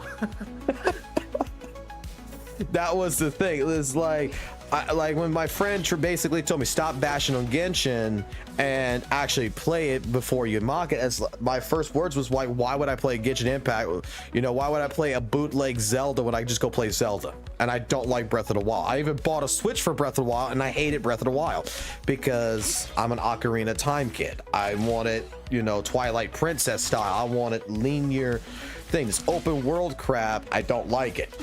And I gave Genshin, you know, back then a shot. I thought that it was a decent game, but it wasn't for me. But I never adopted into any other gacha game. So in terms of like how St. Tonis puts it as is like, oh, the reason why your videos in the past, your comparisons has always been towards Genshin is also for the fact that it's going to be the most recognizable name, because even if someone who watches your video who doesn't play gacha games, they may not know about Tower Fantasy, they may not know about quote unquote Honkai Star Rail, JJK's gacha game or anything, but if they hear the words Genshin Impact, pretty much even the non-gacha players are going to know what that is. So then your point, that's where I think he's right about 100%.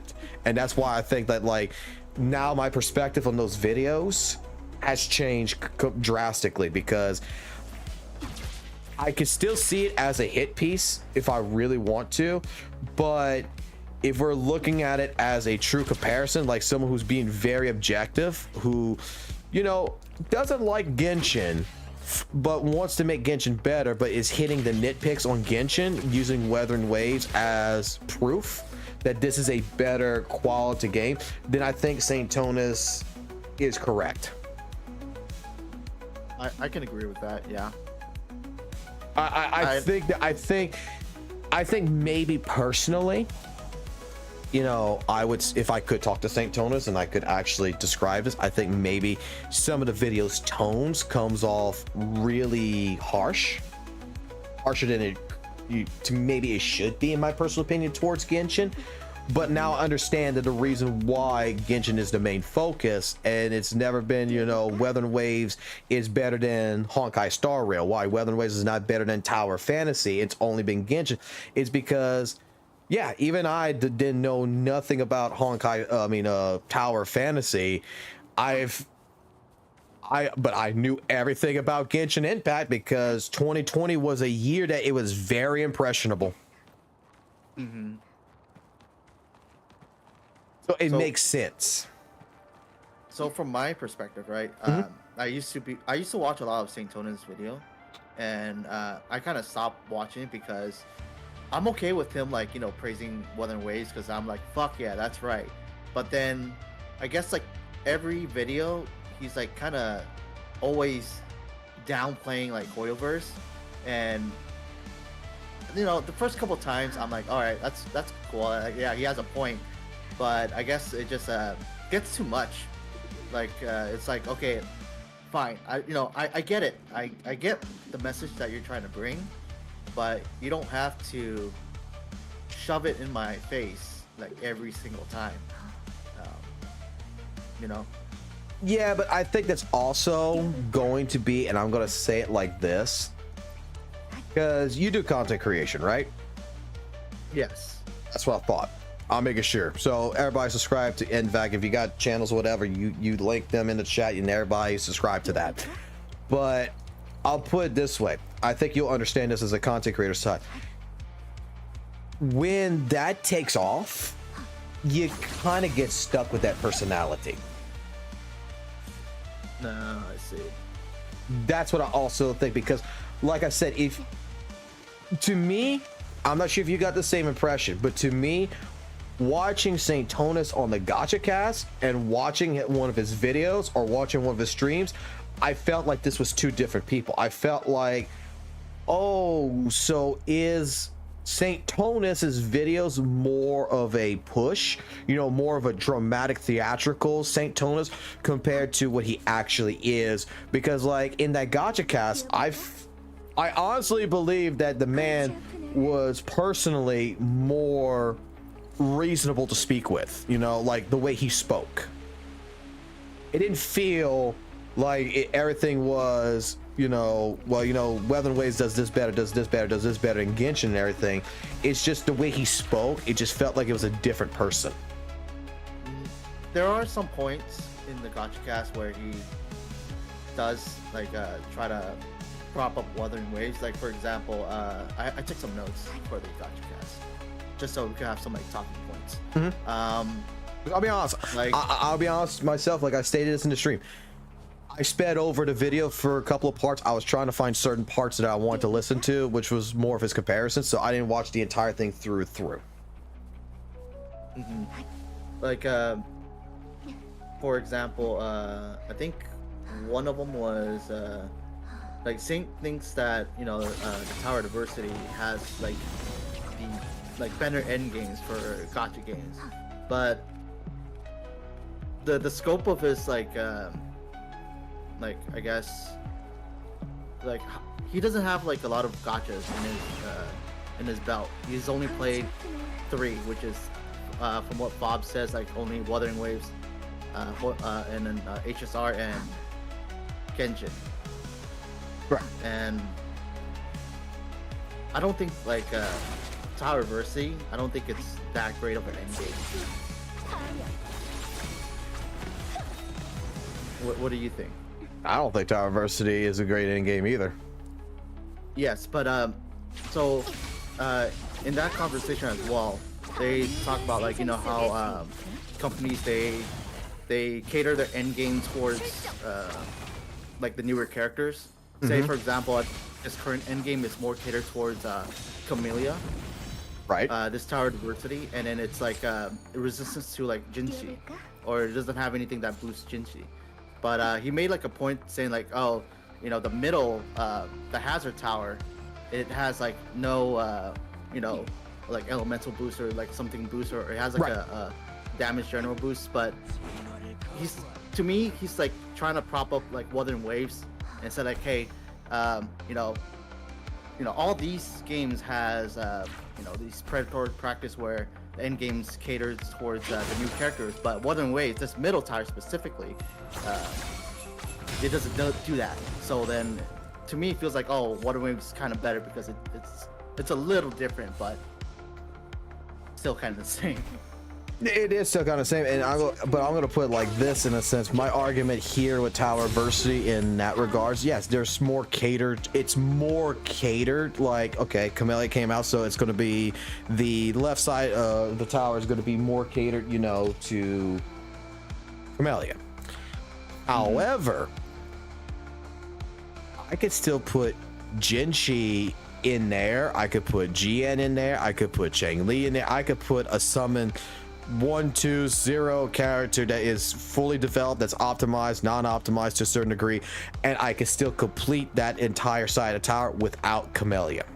I have done this myself, you know, on purpose. Like, to me, I will say that's not really quite an argument. I mean, I think that, you know, the one thing that makes Tower Diversity, I haven't done the version in Genshin, but from my understanding, correct me if I'm wrong, but from my understanding in Genshin, it is more elemental focused. Yet you have to have certain people to actually be able to complete it, because otherwise completely, you know, you're immune.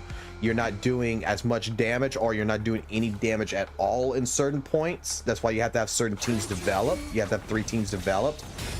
But in Wuthering Waves, I don't feel like, you know, elements or anything like that matter. So like, you don't have to have Camellia to do the tower. Like, it's not really catered at all to any of the characters. I'd like to say those rock says differently. So, you know, those rock that immunes certain elements. Yeah, those feels bad. I think there's one on the overdrive on the echoing tower. There's like immunity rocks, and man, I fucking hate those. No, I know it's the rocks. I understand about the rocks, but like, I have never seen a like you know, if I know what enemies are coming up, because you get a list of the enemies. Typically, you know, I'm gonna have one character of each element anyway. like GN, Changli, Shorekeeper, you know, Aerial, Fusion, Spectro, in a sense like that. Like the only one that I could say that beats out, and this is one thing I'll give GN 100% because I have yet to see it. Maybe Future will still add another rock that will do this, but there is no aerial rock that's immune. So in that case scenario, if I see, you know, the rocks are going to be fire, the rocks are going to be spectral, the rocks are going to be havoc. I don't even think there's an electric one. I think it's electric and aerial. That's the only two that does not have a rock that's immune to them. I could throw GN in that tower. I could throw Yao in that tower and complete it. Yeah, I don't have GN or Yao. Actually, so for me, how I play WUWA is it's a waifu based game. So if you have a dick, I'm not gonna build you. That's how I play Wuthering Waves, and I play Wuthering Waves like all my 5-stars are like S0, so I don't need to spend money on it. Right. That's how I enjoy the game. But actually, a really good topic that I want to talk about is what makes a good end game, because in the GotchaCast they talk about the end game, and they say that Wuthering Waves, Genshin, and HSR, right, their end game is kind of shit. I think it was Genozad that says that, because how they create the end game is they make like a what is it called? They kind of artificially make it more difficult, and that got me thinking, like, what's a good end game then for gacha? Legitimately, I've had this conversation with multiple people, but I think the one conversation I had this with is Valk, who brought up the best point I think ever. What an end game should be, in my personal opinion, Elusive Death Realms is not end game, right? None of this is end game. No, like everybody is trying to tell me, oh, well, Elusive Death Realms is going to be the new end game. The reward factor of Elusive Death Realms, if it's reset, the rewards are poopy. The rewards suck. 3 echo chests and materials, you know, farming materials that I can just go into overworld and go just collect any which way, shape, form anyway. It kind of sucks. An end game should be something like Elusive Death Realms could be the end game, but what should be the structure for it is to collect something that you're actually grinding for, that is a unique item to the end game. The thing about it is that this is where my argument and my discussion was with Devil May Cry Pika Combat. It's a crappy game in a lot of different ways, and it's the company that runs it is completely trash. It's worse than Hoyo because they're full monetization in that regards. You have to pay to win in a lot of, and if you really want to, you really technically have to pay to win in that game. But their end game was a boss raid that you can complete just like Elusive Death Realms, and you can do it throughout the entire week, throughout the entire patch. You have 12 times in a week to collect your rewards. Their rewards was, in a sense, and for free-to-play players, this was actually kind of nice. For whales, not so much. You got exchange tokens, which the whales is what they really wanted out of it, so that way they can go buy what they want out of the store. They can collect on that and they can get what they want. But for a lot of other players that were mid-tier and stuff like this, the rewards could be a 5-star standardized weapon that you have a chance, like a 0.1% chance to get this. That's completely random.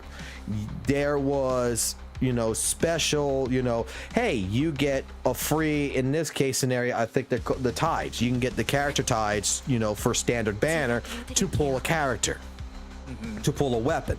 You know, something to where it's not guaranteed you're going to get it, but it made it to where players were excited to keep coming in. And then the network aspect of the game, because it forced co-op, in all honesty, it forced players to play with one another.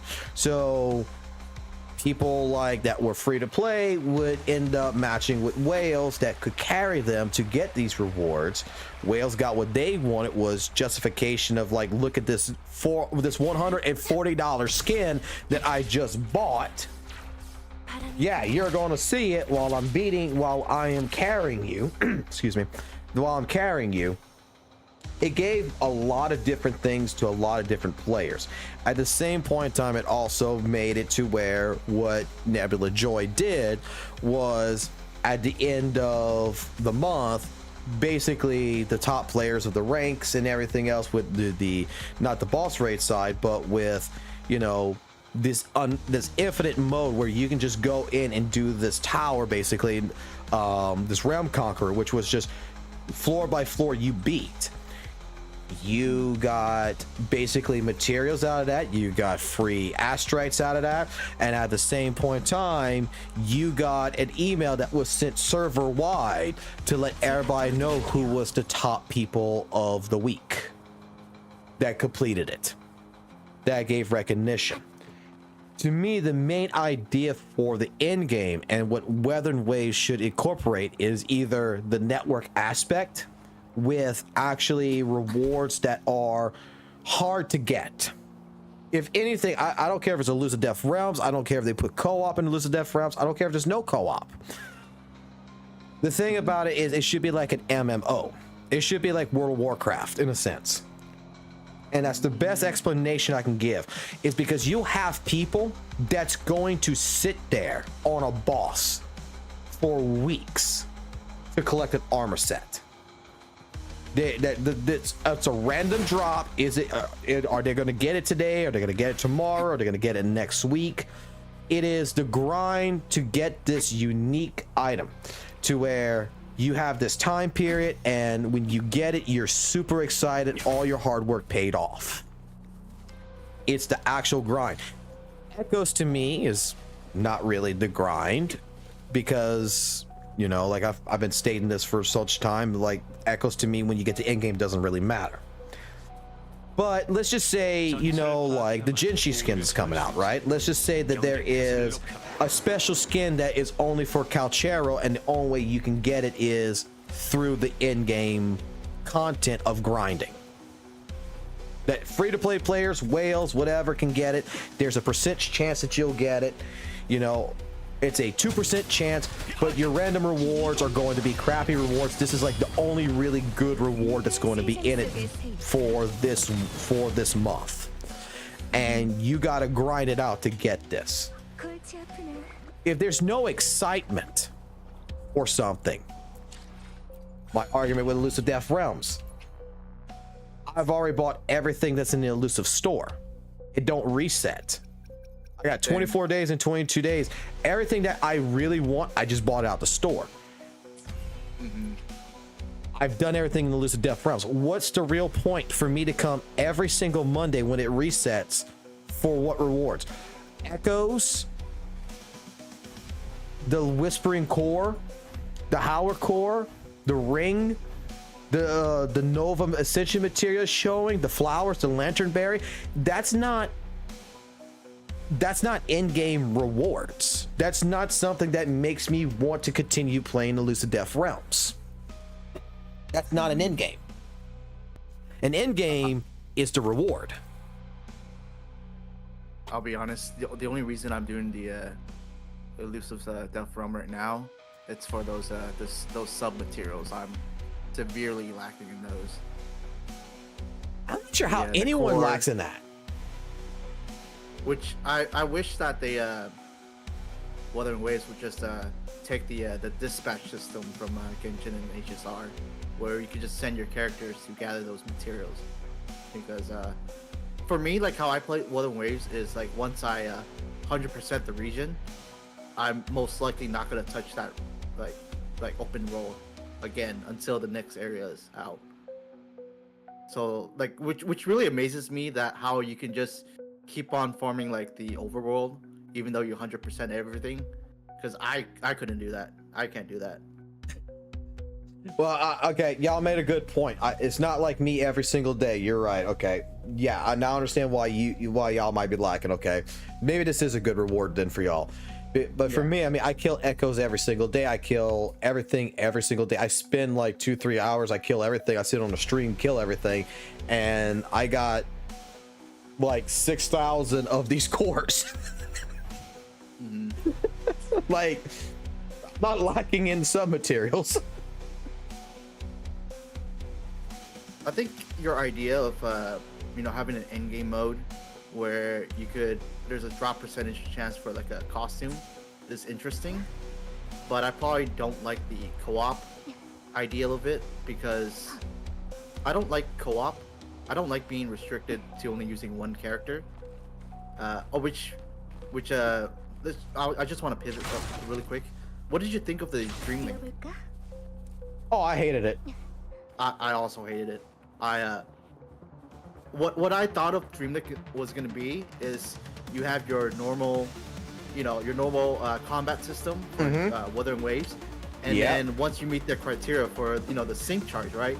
You could do that fucking team combo, and then there are two inactive characters who would fucking jump in and help you combo the same thing. But when I saw Dreamlink, where you're only restricted to use one character and you have two AIs, it felt like I was just doing like multiplayer with just two AIs. I'm like, man, what a disappointment. When I first saw it, the first thing that came to my mind was, oh my gosh, this is going to be, Marvel vs. Capcom. This is going to be Grand Blue Fantasy Relink versus Relink over there, to where it's a team attack. Like, it's an alts are charged. We're going in, and for like 10 seconds, everybody's going to be dealing damage, or it's going to be like a team alt base, and then you're going to do extensive damage.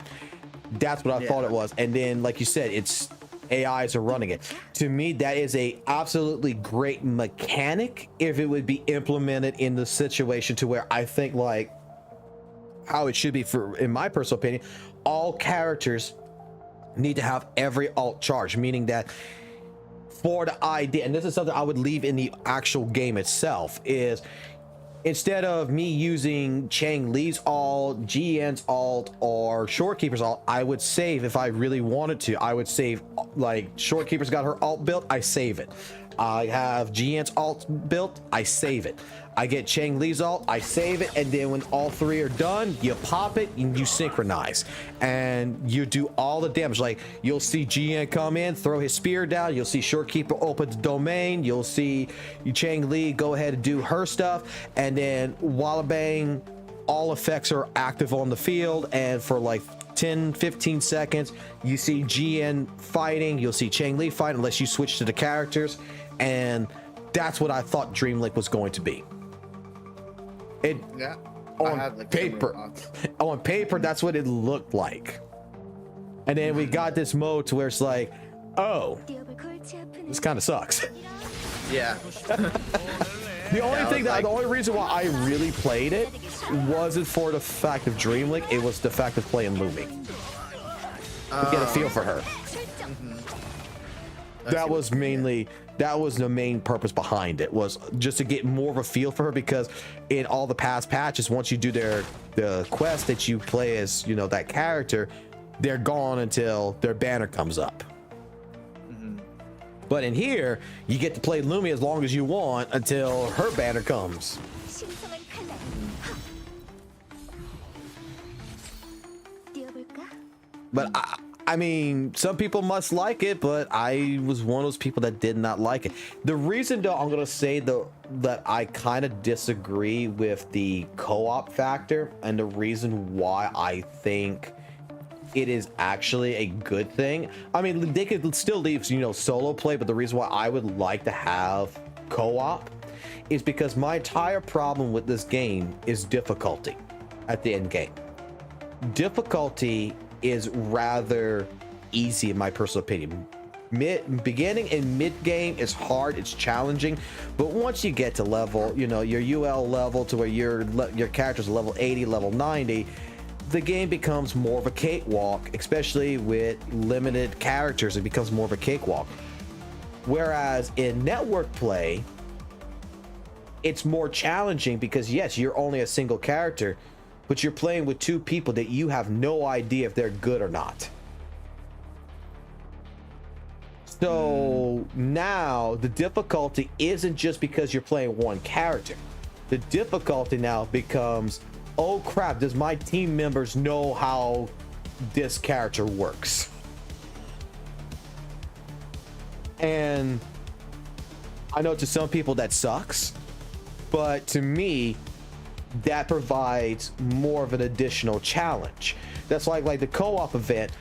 You could do it, you know, co-op wise, or you could do it solo wise. The co-op wise was more difficult in my personal opinion because I'm being matched up with level 40 players that is trying to attempt to fight at level 90 boss, and I'm the one that's got to carry it.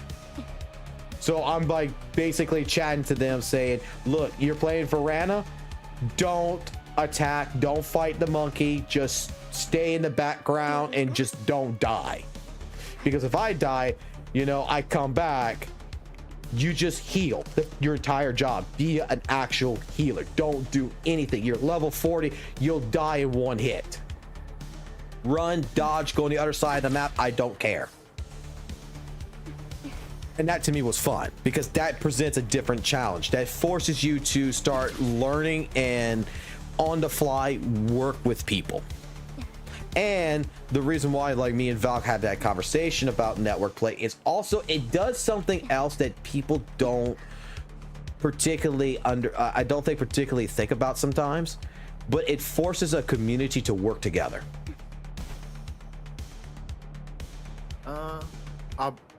I'm not really a fan of co-op because it's a variable that I can't control. Yes. Especially when playing with like random people. Like I'm okay. Like I think that one event when you could co-op and fight like those bosses, that event was good for when I played with friends. But when I played with randoms, it was pretty frustrating because they didn't know what to do. They just kept on dying, and it's like I don't know. Yeah, It's and just, that wasn't enjoyable for me. to some people that won't be enjoyable. I completely agree. That's why, like, you know, co-op event wise, you can have it to where you like it, you know, where you pick your own characters, you go in, you can still do the same thing, and I think that should be always a staple.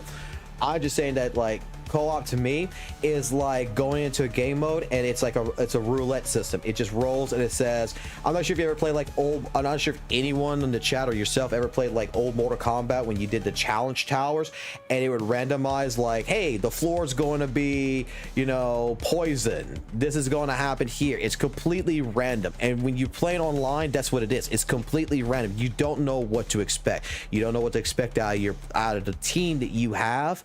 Maybe you have a team that's really, really good, that's going to coordinate, that's going to be, or maybe you're going to have that one or person, maybe two people, that's going to shove their thumb up their nose and just sit there and be like, so how do I grapple? Yeah, and I feel like once enough players like experience that, they're not gonna want to play co-op. They'll probably like go on a Discord and create their own like group, right? And then this will lead to like probably gatekeeping. Oh yeah.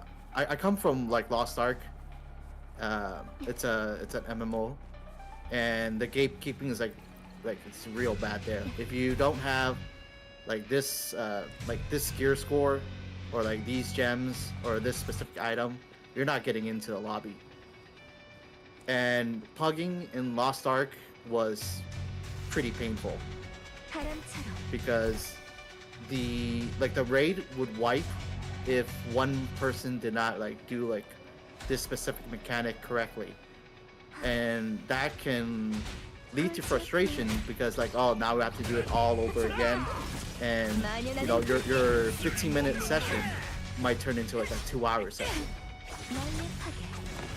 No, I got it. I completely get that. And you see, that's where like it does do that. It does open gatekeeping, and that's where like there is people that I do believe that, especially with content creators, I think that this would be like one of the best things ever though, It's because in Devil May Cry, I got all my rewards, you know, in 2 or 3 days, and legitimately I played the rest of the week still carrying other people, just sitting there and be like, okay, you need to do the boss raid today.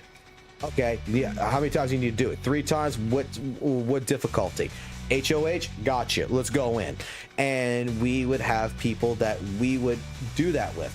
Because what ended up happening is, like, with the co-op event, like, I came in on the last day because a lot of people. Here comes the thing, and this is the reason why, like, co-op, like with DMC was actually really good, but with Wuthering Waves, the co-op was kind of sucky. Is once you collected all the rewards in the co-op event here, there was no point in doing it anymore. So the people, like, you know, like, let's say Demon, who comes into chat once in a while, he was level 40 character trying to fight a level 90 boss to, you know, get the event over and done with, so that way he can get the rewards, the actual reward. Couldn't get it. Well, you jump into, that's what the whales come in to, which to me they should get, you know, a reward for carrying more people. That's what Devil May Cry did with the exchange tokens, is that even though I completed, you know, all my, you know, weekly rewards, I still got what's called assisting rewards, which was just data, basically the idea of, like, in the store here with the point shop, where you get these tokens, which we call, you know, the hazard record and the data set, these tokens, to which I could come into this shop pretty much after I collect so many, and I can buy whatever the heck I want out of it.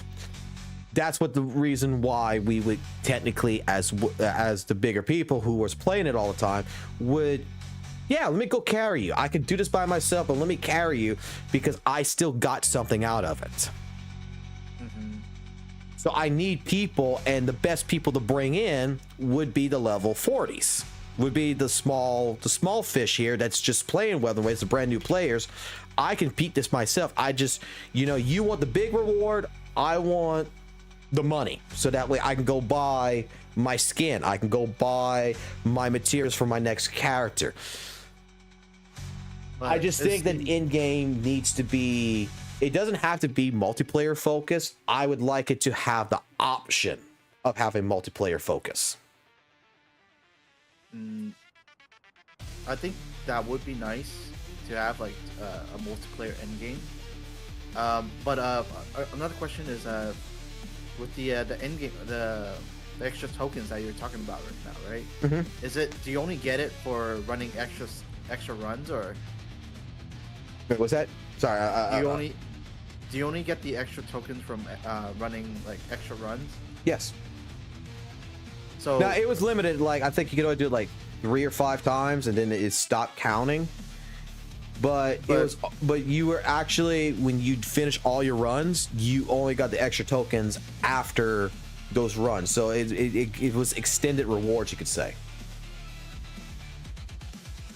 But then I guess you say, like, you could help you know under level people, but I think, like, how I see it, if I want to do the extra runs, I would want to run it with people that are has the same, like, level as me, just to, like, I guess, get it done as soon as possible. And there's people who do that like that. Yeah, 100%. It was just fun for us. Like, as a content creator, it was like legitimately we were able to extend, I think, in honesty, the life of Devil May Cry Peak of Combat, because they never added any more story to it. They never added any more content really to it, except for these rerun events of where you have to spend money in art to get skins and such, in any which way, shape, form. So it extended the life for us to do more things in terms for content creation. But like I said, in terms of, like, normal players, I would open up the in-game option to be both network as well as solo play, just like what they did the co-op event. Just make it to where 1 or 2 of the rewards is something that, yeah, you have 12 times to collect it in, like Elusive Death Realms. You have 12 chances to collect it. You may get it, you may not get it. Next week when it resets on Monday, you got another 12 chances. And the thing about it is that it may take you 36 tries, but on the 36th try, you get, I don't know, a free wayplate for a 4-star character. A free, 5-star standard weapon that is completely random. A chest that is going to be completely random with the loot inside. You get something that you grind so long that the reward itself is worth the trip. Because otherwise, Elusive Death Realms, I mean, I'm not getting nothing out of it once I did all 6 tiers, once I bought the entire shop. Like for you, yeah, you're doing it for the rewards to get the sub materials. I understand that, because y'all not like me that goes around and goes kill echoes or anything. But to me, I just go spend an hour, I go kill all the echoes, I go kill all the things every single day. I'm collecting it anyway. I play it like a console game. I understand it's a gacha. Don't get me wrong, I understand it's a gacha. But it's not unique enough to make me want to sit here and bitch and be like, I gotta do this. And I'm praying that within my 12 times here that I'm going to get something good. Mm-hmm. Pretty much you're putting a gacha in the gacha, but the gacha is free. The gacha game that you're putting in your gacha game is completely free. It's a completely random, what are you going to get? Are you going to get something crappy? Are you going to get something mid? Are you going to get something that is go tier that you've been dying to get?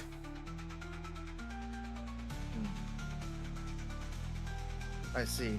Do you know anything about PGR endgame? Because I see like Charlie saying that you're basically describing I have PGR no endgame. idea about PGR. I tried PGR one time in my life and I did not like it.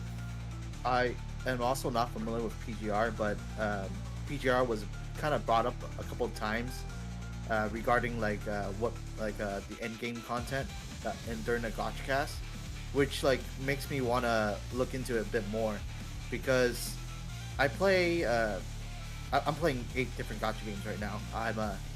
I'm really heavily into Gotcha. I'm deep in, and a lot of the end game for all the Gotcha games I play, they do like artificially make it harder. And then in that definition, like I think it was Genocid's definition, it's a shitty, I guess shitty end game. And you see, there's another thing about endgame too that I forgot to add that we also talked about, that you just reminded me about this in a sense. Mm-hmm. One thing about an endgame that I think should also be attached, and Wuthering Waves should attach this, because even DMC did this with its boss rate, is that there should be in this endgame, whether it's how many bosses you want to make it, 2, 3, 1, I don't care, 5. These bosses should be completely unique only to the end game. That legitimately has actual mechanics. And what I mean by that is, like in Devil May Cry, you had to fight pretty much the first character, I forgot what his name was, but basically I called it Angel Head. You had to fight that thing and had a lot of life bar, but it was pretty much a bullet sponge. The second boss though had two phases. First phase, you fought it basically on the ground. Second phase, you had to fight it in the air. And only one character could really do it in the air. Every other character pretty much could only stay on the ground. The third boss that you fought, you had to break shields in order to do damage. So shields would spawn on the other side of the map. You go two people would go to the left, 2 people go to the right. They would break the 2 spears and force the laser beam to shoot at the boss, knocking the boss down, and then wail onto the boss. Because otherwise, if you try to wail on the boss while it has the shields there, you're not doing no damage. Things that would make it feel unique and otherwise completely different than the rest of the game. I think the issue with that is the casual player base is not gonna like it, because then they're gonna have to learn, Oh no, they're gonna hate it. They're gonna hate it because this was in the closed beta 1 of Wuthering Waves, and they took it out because of the feedback. Yeah, because casual players, they just want to kind of see big numbers and feel good. And this is also like with issue with Lost Ark as well. They have a lot of mechanics in their raids, and it leads to like burnout, and it forces the player base to have to like look at like these study guides online from the Korean players, and looking at study guides it's not fun, and then you have to like memorize these like patterns and shit, and all these mechanics, and I feel like that's not, accessibility wise, it's bad for the casual players, because they don't want to play a game and then have to spend like 10 or 20 minutes looking at a video on how to bypass or beat this mechanic and then go to the next phase and then have to look at that too. So like your supposedly like 10-minute session just turned into like an hour, and that's like you kind of feel the burnout for that. And then every time like a new boss comes out, you have to do that, and it burns people out until they do it enough time where they could just do it like homework. Yeah, like homework grade. But that, I agree. Like the casual player will not like that, and I hate to say it, but this is also again a issue in gaming in general, to where, in my personal opinion, games are becoming way too casualized.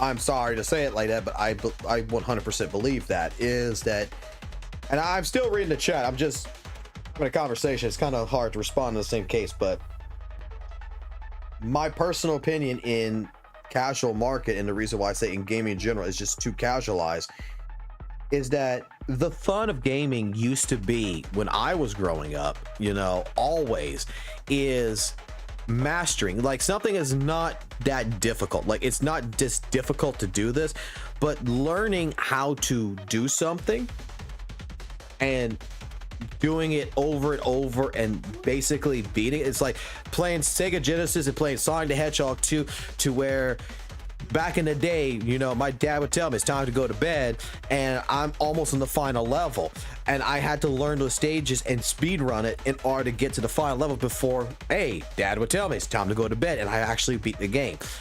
It's that progression, it's that learning, it's that pride that you get for actually accomplishing this that I feel is missing. Even in Wuthering Waves, I feel like I had that in the beginning, I had that in the middle.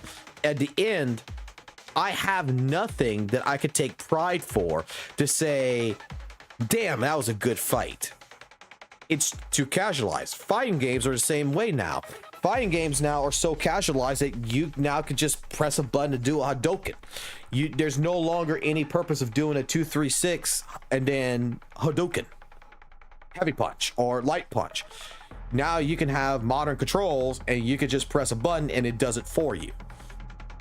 And what's the fun of that? In, like, I understand the accessibility, argument, but still, what's the fun of basically having something just thrown at you and be like, hey, it's accessible. Guess what?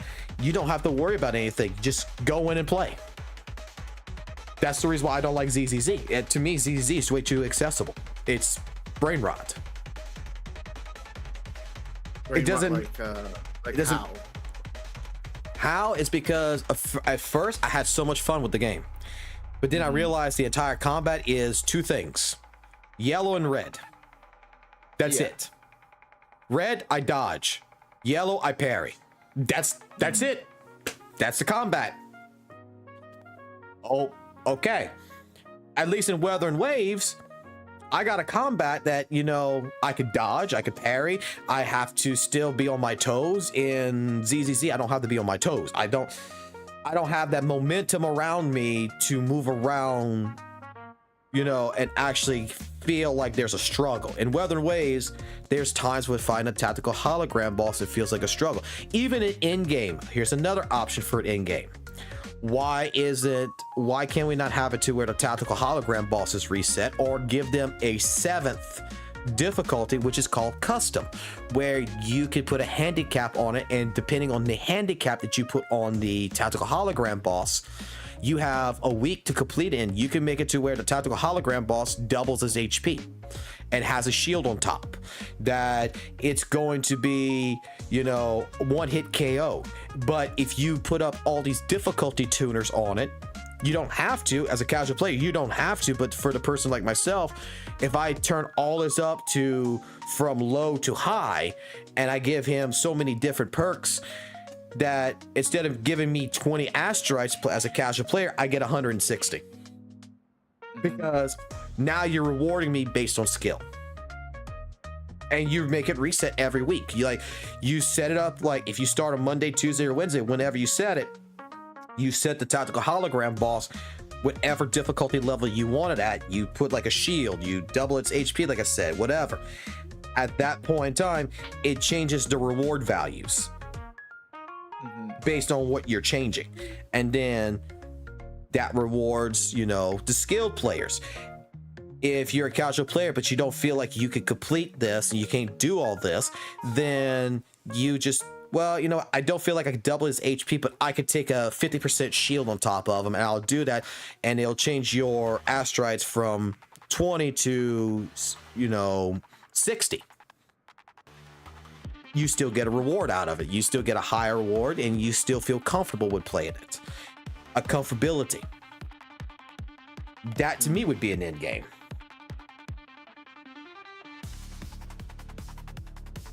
Yeah, I think that's interesting. You just, because a lot of people, I think that like myself, I've played this game to the far extent that I am basically burnt out on it. I really feel like I'm burnt out on it. But at the same point in time, I don't have the game forcing my hand. The only thing that forced my hand that I actually enjoyed in this, but there was no reward for it, and I wish there would have been a reward for it, was, and I think you're the one that showed it to me, was the 1 HP challenge in Elusive Death Realms. You got 100 HP. You're going to die in one hit, whether you like it or not, if you don't basically do this perfectly. Yeah, that was fun. That was fun. That was a skill. That was legitimately the game saying, oh, you want a challenge? Here it is. Come get me. And that was fun. As a casual player who might not be comfortable with doing that, you don't have to do it. But there should have been, in my personal opinion, since that was an option, a special reward, whether it have been asteroids, whatever, for completing it. There was nothing. That would be an in-game scenario, is make it, you know, more content like that. Make the content itself more challenging, because here's the thing, I want to play the game longer. Elusive Death Realms took me several different tries doing that in 2 days to complete it, because I tried it with Camellia so many times. I was like, Camelia's not going to work for this. I'm going to have to go back to Chang Li. Chang Li is the character that I know the most in this game in order to do it. So it's a mode that legitimately forced my hand to actually, holy shit, dodging now matters. Yeah. Counterattack actually matters now. Yeah. I can't fuck this up.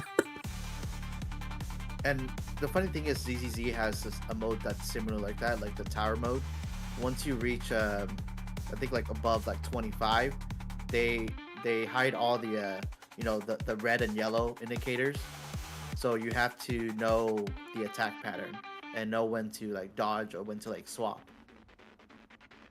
Yeah, and I agree with you in ZZZ in 1.0. Like the combat sucks. Like it's so bad. I enjoyed the arcade games more than the combat, but as ZZZ like as they release more characters that has, I guess, more mechanics and enemies that has, I guess, different attack patterns, it definitely, in my opinion, made the combat feel better. Like you have like Caesar with her shield, you have Ganagi with her her stance swap, and then you have Jane Doe with her like dodges and whatnot. Yeah. And then Bernice with her like you have to manage her fuel, like those things. Like it made the combat better. Yeah, I mean, like, let's be honest. Like, I got Caesar, and legitimately, like with Caesar, she is pretty much. I can't die with Caesar. Like Yeah, Caesar is the gives you, like, a crutch. shield. That shield is a crutch, a huge crutch. That thing's busted. That thing's OP. Yeah, I think a lot of the higher tower content, Caesar's like a must, because at the higher end content or the tower content, if you get like tapped once or twice, you're dead. And that crutch, that shield is basically like you know, like Farina's passive, where if your character hits 0 HP, she gives you like a shield. Yep. Yeah, like that. Like you could take one hit. And I've never played Metal Gear Slug Awakening, so I can't say anything about the end game of how they nailed it or not with that one, DMC. But I mean, there's a lot of different improvements that even Wuthering Waves can do. I just, you know, like I said, I think that my personal take on Wuthering Waves is, to me, the biggest problem. It's not even, it's in game, but it's not even in game. Is that what am I supposed to test my characters against? Overdrive Tower was nothing, to be completely honest. It was bullet sponging. But in Wuthering Waves, it's like I said, like you reach level 90, you got optimal echoes, you built this character, you've done all of this job. You, whether you're a whale or not a whale, you've done. Where do I test this character at? If it's Tower of Adversity that is supposed to be the test, or tactical holograms, okay. But what happens when you complete it and there's nothing else, you know, because the difficulty of Tower of Adversity, I have yet to see Tower of Adversity in any which way, shape, form get any harder. The only thing that got harder was Overdrive, the additional hazard Overdrive Tower. But once you complete it, what else am I supposed to test against that's going to push my limits, that's going to push me to optimize my echoes? I have yet to have a system in this game, because I come from Dark Souls. I've played every single Dark Souls game. I played Neo, I played Sekiro. My library of gaming knowledge, it comes from Dark Souls. Our end game was two different things. It was either PvP, which some people love that, you know, you stay at level 140 and you go to the castle and you just sit there and you go fight people. People loved it. Or you go invade people. Done deal. Or B was replayability of playing New Game Plus, and New Game Plus was going to kick your ass. Lords of the Fallen was a game that what they ended up doing for their end game is that after you beat the game initially, when you start New Game Plus, it randomizes every single enemy, every single boss, and it kills your save points. Now you can only, instead of having 60 save points, now you only got 20 save points, only 20 bonfires to use. So you better use it sparingly. And then when you complete that, if you go into New Game Plus 2, you get no bonfires. The enemies are all randomized, and they all get an additional health bonus. You don't want it? Okay. Honestly, with your account, I don't know what kind of end game they could make to make it hard for you, because your account is like geared out the ass. So with that account, you're supposed to breeze through the end game, which I guess like maybe you shot yourself on the foot by, you know, buying all those constellations, which is why I mean, oh, I don't want to sound, man, this sounds like really bad. I guess like, which is why I kept my account like all my 5 stars at S0, so I could still have that challenge. But you see, like my Jinshi, she's an S1 with a rank 1 weapon. She completes content. You know, it's a little bit of a challenge to some degree, but at level 90, I still don't have her optimized, and she can still do the Tower of Adversity, no problems. My Zhang Liao is a rank 2. This was my point, was to a person who pretty much told me you need to have a 70% crit rate with 200% crit damage on every character, in a sense as a DPS in order to complete tower adversity. I played Camellia. I have the stream. 38% crit rate, 180% crit damage. Went in tower adversity with Camellia. I even did on purpose to put her with 4-star a 4-star healer, which was at the time Baichi, and I put her with Sanhua, and I went through it with a summon 0 rank 1 Camellia. She completed nothing about the tower adversity, because that's when I discovered the character itself. It's a huge power creep. It's a huge power creep over everything else because of the kit. It's because of the accessibility, like we were talking about for casuals.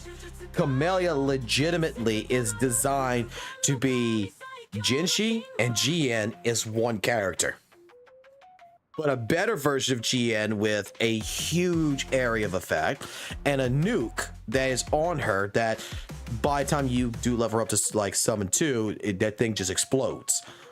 But regardless, I would do that. I would do the tactical hologram bosses. While, you know, it wasn't as easy as where I'm currently at as a summon 3 with a rank 3 weapon, it still wasn't relatively hard. It's not like when I was playing GN when I was level 30 fighting a level 50 Tempest, to where my damage is basically doing nothing. And I'm like right at like the last 1 second to where I only get his HP before it ends and everything, like right there, to where if I could have just done like an extra 500 damage, he would have been dead. And that's what forced me mid game to optimize my echoes, was because I need to find a way of squeezing that little bit extra damage. I know it's too strong for me, but I could do this. I know I could do this. I just need now I gotta grind for this echo. And then, like I said, when you get to level 90 and you're matched at the same level, like you're matched at the same level as the tactical hologram or any boss you're fighting, you're matched at the same level. It's just like, it's completely a different game, because it's like, even at summon 0, summon 1, or summon 6, it's just, this is more of a breeze than it was when I was level 30 fighting a level 50. Mm-hmm. Yeah, I can agree with that. I think when I started the game and I was trying to clear tower adversity, my echoes weren't, I guess, optimized, and I definitely had some struggle, but it felt great whenever I completed. But once I started optimizing my echo, I cleared tower adversity pretty easily every like reset. So I understand, like, oh, there's not really like anything challenging right now, even for like my account. Everything's like pretty like easy. Right. I mean, I'm just saying, like, these are the few things that I talk about, and I don't hate the game. I nitpick, but I don't hate the game. My problem is comparable to, I guess, anyone else out there, is that I just spend way too much time on the game. Mm-hmm. And I discover, like I said, I discovered this at the end game. Is like, why am I worrying about echoes if Jinshi is not even optimized and she's just a summon 1 and can complete the tower and get 3 medals all the time, as long as there's no resistant boss against her. You're not fighting against Scar or something, right? Right, like I'm not gonna fight against Scar with her, because Scar is going to be resistant to to spectral damage and stuff like this. And again, here we come with the next point of this game. Elements don't matter in this game. The only thing that element. This is where I'll even give ZZZ more credit. ZZZ, I think, did this correctly. There is the only thing element matters in Wuthering Waves, in any case regards, is what you're fighting against. That's it. Because if I take Camellia, I go fight Ju. Camellia, Chang Li, Jian, Zhang Liao is all going to do damage that's going to be damn good. I go fight Ju with Jinshi, she's going to have a 40% resistance wall to all my damage. Every other character is doing their normal damage with no problems. It's not like Zhang Liao's got a, you know, it's not like I'm being forced. I have to use a Havoc character in order to do the most damage. Like Zhang Liao's gonna have like a 20% resistance. You know, he's electric. Even though Ju's 40% resistance to Spectro, Ju's gonna be 20%, you know, resistant to electric, because light and electric should technically mix. When it comes to wind, it's got, you know, a 15% resistance. When it comes to, you know, fusion, it's got a 10% resistance. It's got a 10% resistance against Havoc. That's the only thing that it does not have. It's just, I know in my head, I go fight Crownless, it's got to be any other character besides Havoc. I go fight in front of Riot, it could be any other character besides Chang Li. That's what I know. That is how elements work in this game, 100%. There is no benefit in playing something else. It's not like anyone's got really a higher buff or, you know, more of a mid nerf, and someone's got just a high nerf. Whereas I have a question. This might also reinforce your point. Is there any elemental triangle in this game? Like, say, fire does better against ice, Nope. and ice does better than electro Nope. or anything like that? Because I've never noticed that. Nope. Okay, yeah. It doesn't have that. Yeah, so that's just gonna reinforce your point that, you know, elements doesn't matter unless you're using the same element against the same elemental enemy. Nope, the only thing, because I went go look at all the data mine calculations of every single enemy in this game, and if it's an element, like, you know, if it's a fusion element, it's gonna have a 40% resistance to fusion. That's it. Everything else is 10%. Every other thing is 10%. When it comes to now ZZZ, here's what I wish Wuthering Waves would do. This is something ZZZ has that I think would be, if it would be incorporating Wuthering Waves, it would be perfect. ZZZ, you have a meter that you can build up. That's a burn meter. That's the physical attack meter or whatever. Oh, And yeah. the freeze meter, to where the more I build it up, when it gets to 100%, when that little gauge gets to 100%, boom, they get a burn damage increase on top of them, or they get frozen for 3 seconds or whatever because they got hit with ice. Yeah, the anomaly meter or whatever. The anomaly meter. If it would have the anomaly meter technically in Wuthering Waves, to where your character's element actually did something a little bit more. It doesn't have to be much, just something that says, hey, my fusion character does something more than just damage. Its fire actually means something. That's the problem I have with Wuthering Waves as well. That is one of the biggest nitpicks I have, is that basically I look at every single character's physical damage, because when you do an attack, look at the color of your numbers that pop up. A basic attack from Chang Li still does fusion damage. It doesn't do physical damage. There's no the white. It's fusion. It's red. It's fusion damage. Yes, I can do that, son. It's like I guess like what you're saying is the element in Wuthering Waves does not have a big impact in the game. Like, it's just a number. Wait. It does exist in Wuthering Waves. Explain to me. Explain to me, DT, what I'm talking about. Explain. Where does that involve that in here? Because the only thing that I know of that has an elemental effect is echoes. Like if I use I don't know what you call it, but the boss one, for example, the ice one, that I use the echo, it'll freeze the enemy. Like, that's the only thing I know. Except they don't put the debuff icon on the bosses so we don't see it. But where's the indication? Like, what I'm saying is that if I gotta, what is the debuffs that's getting onto the boss then? Like, what is the debuff? Okay, there's no if there's no icon, there is no thing on it. What is the debuff? Because I don't see a debuff. Like, I don't see, like, if I hit like Tempest Memphis like for 20 seconds straight with Chang Li, that it's going to start burning. I don't see, you know, an ice character that legitimately does, you know, anything that helps slow it down. Like anything that is represented in the game.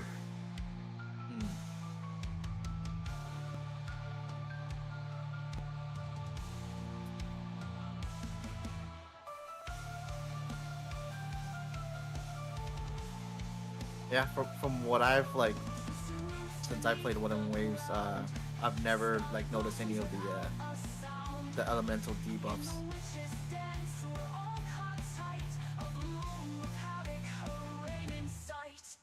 I just want to see what DT, because what am I missing? What am I missing for more on this? Like debuff wise, because like I said,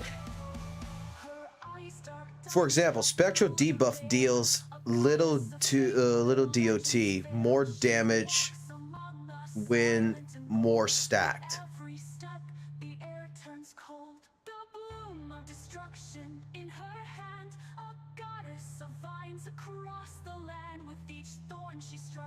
I don't know about that one. I wonder, does that say that in game?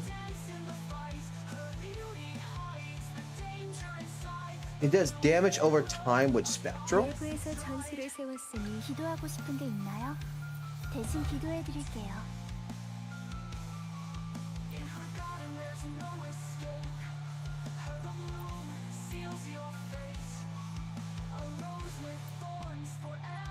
Because I've never seen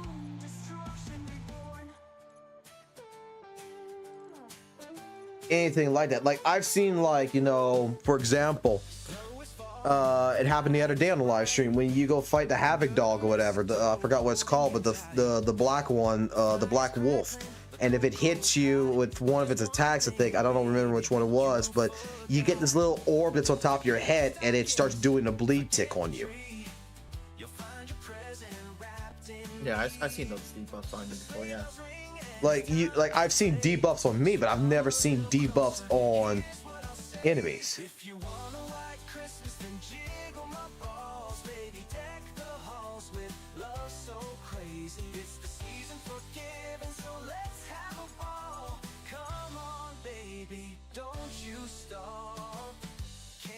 What did you think of Saint's opinion on the endgame?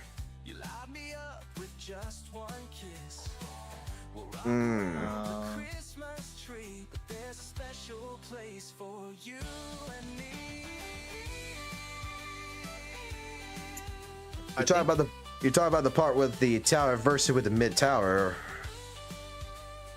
That's what we were starting off with. I don't remember off the head what he said. He said that the tower adversity in WUWA was a really good end game.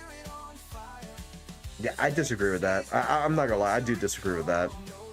Yeah, but it's also because he's only, Fob says that he's only played Wuthering Waves, Genshin, and HSR, so I guess like his experience in endgame is very limited, and out of those three, I could see why he says Tower Diversity is a good endgame based on his experience.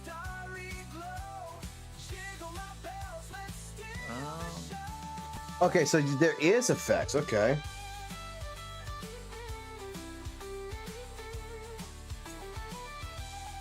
Havoc attacks with stack of Havoc Bane effect to its target. While the Havoc Bane effect lasts the... Yeah, but this is on you. This isn't on the enemy. Like, yeah, I think these are just buffs for your attack, right? some Havoc attacks like- apply stackable Bane effect to the target. While Havoc Bane lasts, a number of stacks automatically increases one periodically. Havoc Bane can stack up to 2 times. When it's stacked, it's max. All stacks remove Havoc damage to the target while applying Havoc Bane to the surrounding characters. Dodge attacks avoid spreading Havoc Bane among teammates. Like, this is against you. This is not the debuffs on enemies, but the enemies have it. Like some electric attacks will apply stackable electric flare effect to the target. When electrical flare lasts, it affects the targets based on a number of stacks. Because you can see that they're using Rover as the one that's getting attacked. When the number of electric flare stacks is 4, the target's attack is reduced by 5%. When stacks are such, it applies magnetize, affecting the movement and encountering certain mechanisms. If stack is max, it's reduced by 10%. So Spectral attacks will be stackable Spectral Frazzle effect to the target. Spectral Frazzle attack lasts. The number of stacks is periodically reduced by 1, dealing spectral damage to the target. Builds up thing. Like, each one of these is Rover being hurt. Some fusion attacks will apply stackable Fusion Bane to the target. When the fusion burst effect is stacked to max, all stacks will be removed, trigger an explosion, dealing great fusion damage to the target. Like, these are the effects that I would want to reverse.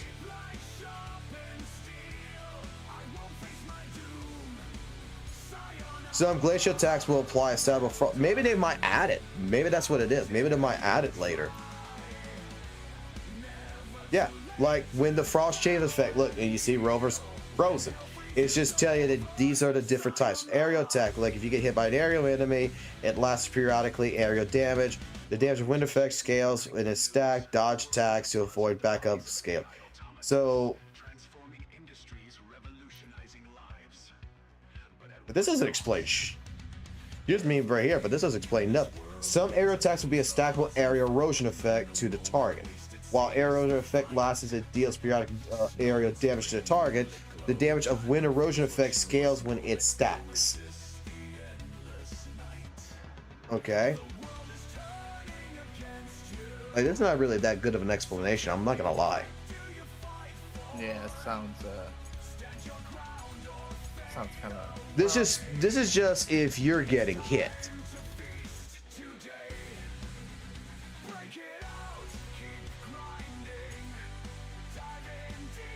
Like, we don't have that yet.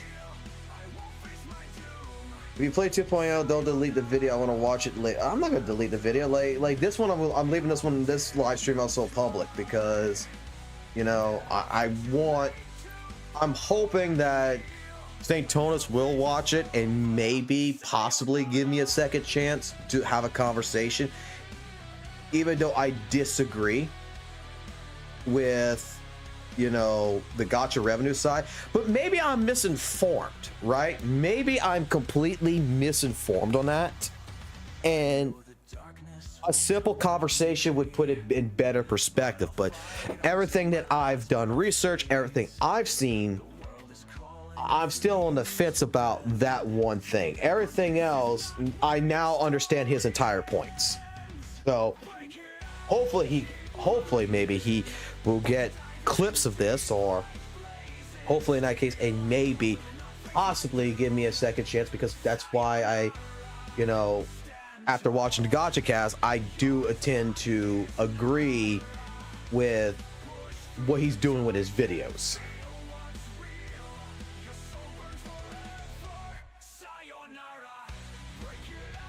He said to have more endgame modes, we need a bigger roster.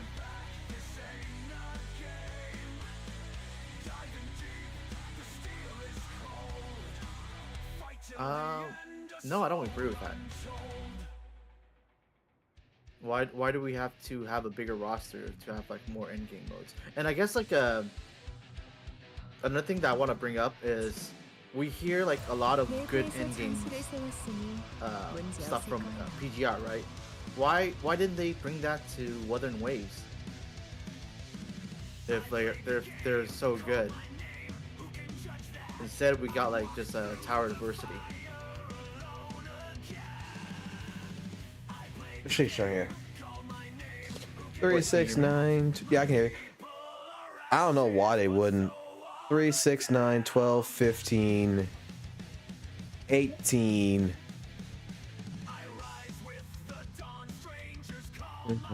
22, 23, 24 characters. 기도하고 싶은 게 있나요? It's not a big enough. It's not a big enough roster for in-game content. I guess what mode in PGR that will require you to have a big roster in a game? I'm also going to disagree with that because I mean Genshin still doesn't have an end game either, and it's got a much larger roster than Wuthering Waves. I mean, to be honest, Genshin didn't really start, improving their game until Wuthering Waves come out. They've been just kind of just chilling.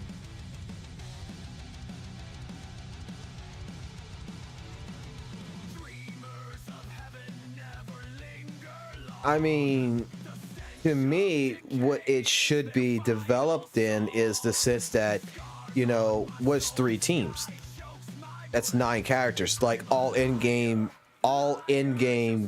modes should be based around the idea of 9 characters. Yes, and I think like with the initial launch of Wuthering Waves, you could build 3 teams. You could, well, you might have to like stretch out like a healer, like maybe make Dian Chin into a healer or something. But you have like Marina, Baizi, and then you can either make Spectral Rover into like a healer or Jiang Chin, and then you have like your your DPS like Encore. Was it Calchero? Bro, those 4-star characters aren't going to be strong enough. What do you mean? I mean, the 4-star characters are. I mean, I'm going to say it like this, okay? When I'm going to see Dungeon Main solo the entire Tower of Adversity and walk off, I mean, I'm pretty sure 4-star characters are not as weak as people think they are. I mean, I've done Tower of Adversity before with just 4-star characters with no 5-star characters, just on purpose, just with Sandwall, with Mortefe, and with Baichi, just did it and be like, okay, I was told 4-star characters can't do it. They could also adjust the difficulty, like from the beginning. Yeah. Yeah. I mean, there's different things. I mean, there's different arguments on that. Check my chat that starts with no. No, about how putting emphasis on elements is too soon since there's not enough characters in the roster to justify. Saint said TOA is great for the time it's released. About how pulling emphasis on elements is too soon since there's not enough characters in the roster to justify it. I also don't agree with that take because we have Genshin Impact that has the elemental system like right off the start of the game. Yeah, I have to. I mean, I have to kind of agree with that also. I mean, Genshin, if you really want to say it, I mean, Genshin, I played it in elements since day one, back in 2020, all had a purpose. Wait, we don't have a glacial DPS? What's Sandwalk? A 4-star glacial sub DPS according to people, but you can make her a DPS.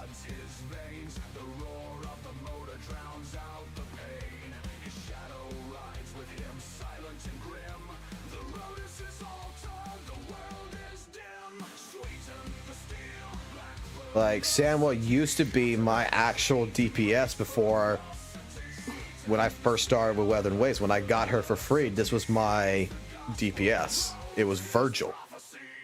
Noisy boy. What about Ling Yang?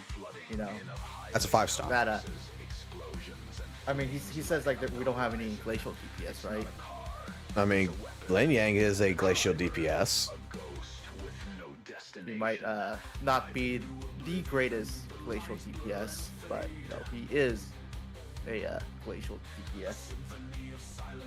Noisy will disagree with you on that, and I kind of disagree with that one too, because if you actually build him right, he could actually complete Tower of Adversity.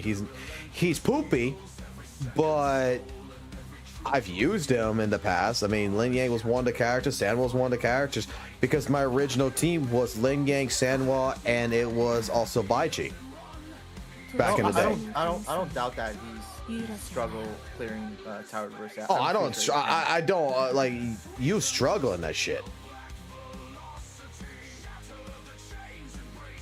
Do you like, even though if you have like all the stats in level 90, you're still struggling to clear Tower of Adversity as Lin Yang? I mean, look, I struggle with Lin Yang for a good bit after mid game. I don't know, because I'll put it like this: in mid game, I don't know what happened, but like Lin Yang is one character that did not, I guess, boast with the game as good, because in like early game, mid game, Lin Yang was my character that I was beating the content at the time period. When I got to like level 50 to 60 or something like that, Lin Yang fell off like hard. Like he wasn't doing the damage like everyone else was, and I don't know what. But with Yao's weapon in particular, that 5-star weapon, he started rocking. You don't want it? Oh, sorry, Noisy. I meant Charlie. My bad. Charlie is the one who said we don't have a glacial DPS.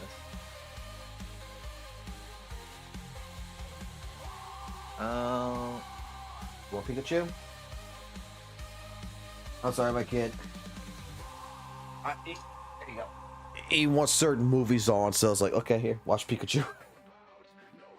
Your kid's awake at like, wait, what time is it over there for you? Because it's about to be 4 a.m. for me. Oh, it's gonna be 6 a.m. here soon.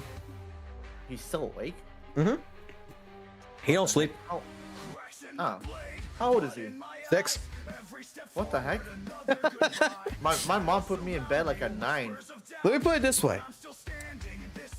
My 6-year-old is legitimately the child that, I don't know what it is, but he likes sleeping during the day and not at night. And I have forced him several times to go to sleep at 7 o'clock at night. And he will stay in bed staring at a ceiling, and then he'll sneak out the room. I've gotten to the point to where, like, he's homeschooled, so I mean, at that point in time, he's doing fine. And now his brother, oh, that kid can't stay up past midnight. Oh no. Oh yeah, because that was my follow-up question. I'm like, how does he go to school if he just stays up? Oh, he's homeschooled. Yeah, that makes sense.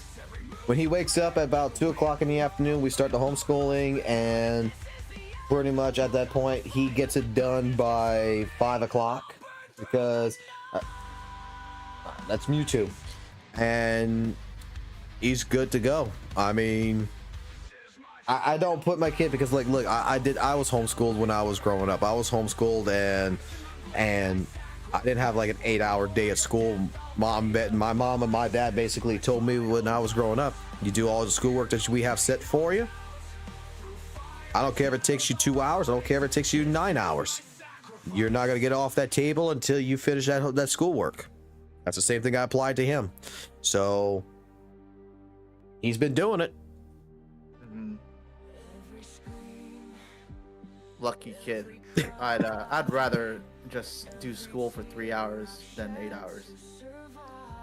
I mean, basically what we've done is we took the school system's recommended curriculum, and I took it, and as long as he completes 180 days school, and as long as he can do the testing and he can do everything, which he's been doing perfectly fine, he absorbs the knowledge the way he wants to absorb it. And he pretty much, like, in 3 hours does all of his math, he does all of his English, he does all of his science, he does all of his history, and pretty much I look over it, I double check it, and when I get home from work, I overlook it, I double check it and everything, and he's just like, it's like, okay, you got it right, can't complain. Ain't that right, boy? Uh-huh. I mean, look, you're talking to a person that, I'm not gonna lie, I come off as very facetious. I come off, you know, very stubborn. I come off pretty much because I've never had a social life. That's the only problem, I guess, with my kid that I'm trying to correct by bringing him to the park and stuff like this for more social interaction than I ever had. Because my mother and my father was always about curriculum. And then I was 16 years old. My dad went go force me to take a test, and then told me the next day that next month you start in college. Because apparently it was an SAT or whatever, an entry exam for one of the universities that we had down here, and I was just like, what? Yep, you start in college. And then that was my social experiment that screwed up my entire life at 16, to where I was in a class, a bunch of like 25, 28, and 30-year-old people, and basically looked like the freak. Oh, I just had a normal school life, so I didn't have any. Congratulations. I wish I would have had one. No, but okay. Now that you put it that way, maybe go to school for 8 hours wasn't too bad. I mean, I've been working since I've been 17 years old, so I mean, to me, all schoolwork, I'm gonna be honest with you, I've learned one thing about school, I've learned one thing about universities, I've learned one thing about degrees. They're useless. I'd have to agree, because I have a degree on psychology and business, and I'm not using either of them right now. Like, and I'm in accounting, that's what I'm doing right at the moment. Like, I'll put it like this, man. I got my electrical electronics engineering degree, and first thing I wanted to do was be an IT technician. I wanted to go into computers. I wanted to go do programming. I wanted to go do all this other stuff. I don't have experience. Nobody gonna hire me, but I got a degree, and that was the entire problem with like the degrees. It's like, it's completely useless when the company says you need to have like 5 or 6 years experience. That's why that's why I went self-employed, and then I ended up, after self-employment, I actually did finally got a job. That was a job at, that was going to be the next job at the technician shop.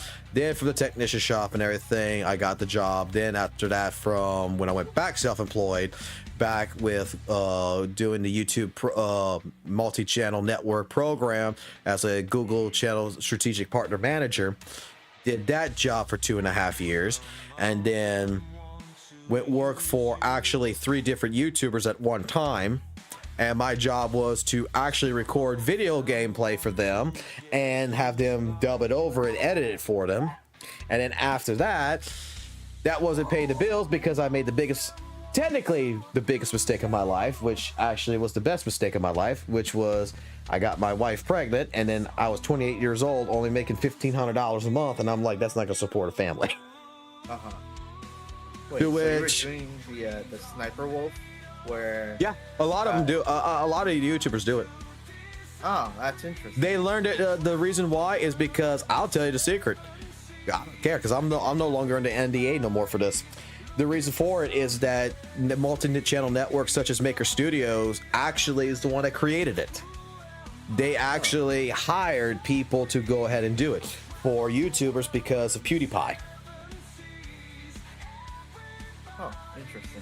Because PewDiePie was a Let's Play channel, so they took personalities of certain... yeah. They took personalities and said, hey, look, all we want you to do is do banter. You're going to watch a video and you can pretend you're playing it. And we're going to record it and such. So when YouTubers figured this out, they just paid someone, you know, like me, $1,500 a month. I need you to record all of Transformers Devastation. I need you to record all of Sonic Colors. I need you to record Monster Hunter. You just play it. I did that for a solid couple of years where all I did was do that. And then the reason why I charged $1,500, I would say here, I would send you the video on a Google Drive. You watch it, you do your audio record, you send me the audio record, I synchronize it, I put it together, I edit it, and I send it back to you, you upload it. And that was the job. That was a good job. And then I had this kid here, which ended up forcing me to go work for someone that I never thought I would be. Put it like this. I now work for an organization that I never thought I would ever work for in my life, and that's the federal government. Oh, don't they like? Aren't they like really? I guess. I don't know what's the word. I forgot. I'm blanking out. Let's put it this way. The government is practically a job that is very slow, and they don't care what you do until they care about what you do. And I've been in all fashions of different things with the company. I've done... Jesus Christ, you okay? Okay, your head and the wall does not connect. Okay? Just because you got excited, Pikachu did tackle attack. Tackle attack on wall does not work. You okay? You need a hug? Get a hug.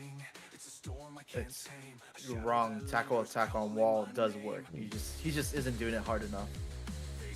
You remember what happened last time? Did you did that? Who had to patch the wall? It's okay. So, do you want to hear my hot take on why Genshin and HSR is usually on top of the gacha revenue chart? Go for it. It's probably because it doesn't have a skip button. if you think about it, ZZZ isn't doing too hot right now, and ZZZ has a skip button. So I actually kind of agree with that, because why is there no skip button in those games? What is the real point of having no skip buttons? It's to force their players to like actually sit down and, I guess, try to enjoy the story. It's the action. No, that's not even what I think it is. Or maybe to sell characters. That's not even to sell characters. Well, I think maybe it might be partially to sell characters, because then you get to actually experience the personality of a character you might like that will future come. But I honestly think the real reason why the skip button does not exist in those games is because they know the content is only an hour long, and they need to force that game to actually seem like it is 5 hours long. That's just 5 hours long. Because otherwise, the true nitpick behind it is if you could skip all the story, like Wuthering Waves, if you could skip all the story, how long is the game in reality? Maybe in the patch, like maybe half an hour. Maybe a half an hour. That's it. That's the only reason why. It's because then there's a lot. Then you actually see a lack of content. By having the skip button, by not having the skip button, you cannot see the lack of content, because you're going to be sitting there, watching a movie pretty much and going through all of that. And something that's only going to be 30 minutes now lasts like 5 hours. Like, straight up. It is a trick to force you, the player, to not recognize that there is lack of content. That's pretty much what my entire theory on is, because in some cases with like Wuthering Waves, I think that the skip button was a bad option. Why? Because when I start, like, even for me as an example, one of my biggest complaints is there's lack of content in the game in terms of what I do. If there was no skip button, the story would probably still be probably could be still going on for an additional couple of days, you know, because oh man, this part's boring. I don't like. I'm listening to this part of the story so far with Yoo-hoo and Shishe and all that. Oh, this is boring as hell. Let me skip this. Let me get to some action. It's like it's basically you're taking a 2-hour movie and you're turning it into a 10-minute clip because all you care about is watching Rambo go shoot something. That's where I think kind of is also an issue because hey, ZZZ, you know, that knows I don't. ZZ had a skip button, and again, you know, I skipped all the boring parts, and then I went through all the content, and it's like, hey, there's really nothing here to do except TVs. But I tell you what.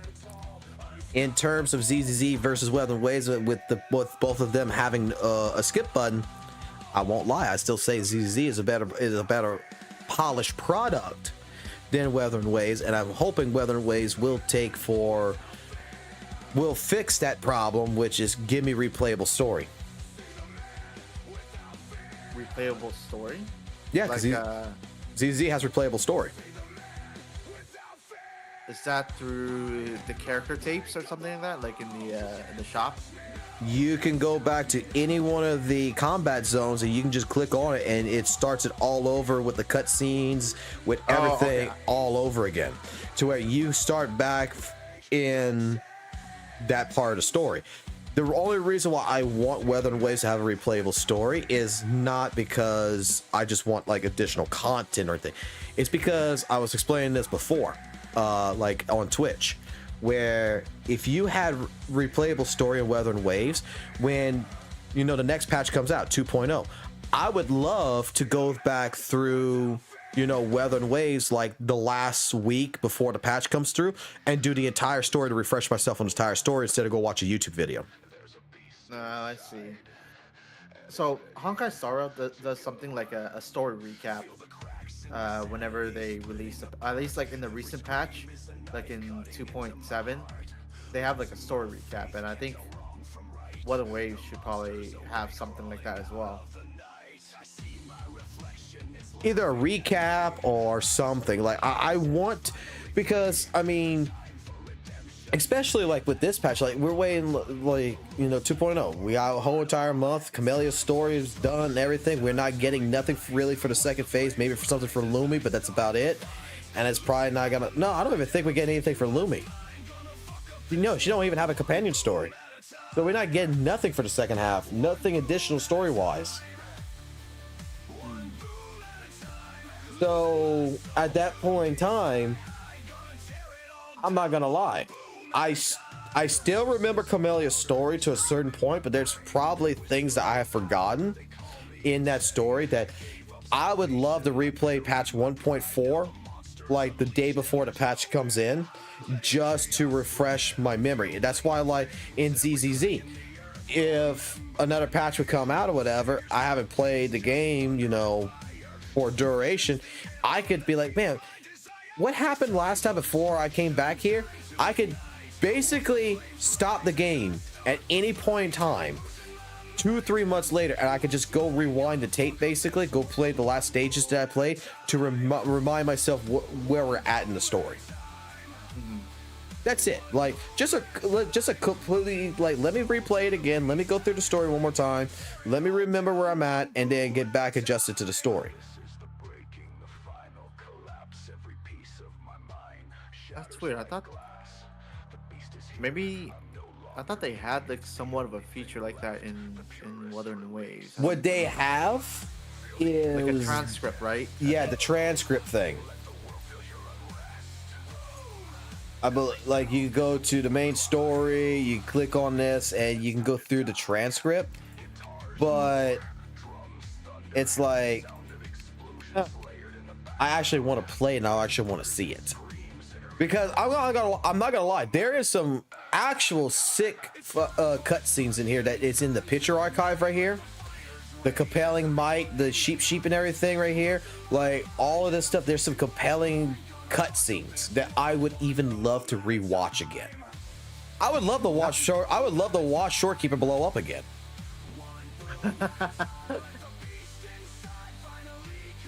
No, but yeah, their cutscenes, Wuthering Waves cutscene is really good. I think it's probably, maybe it's the best in I guess the gacha space at the moment.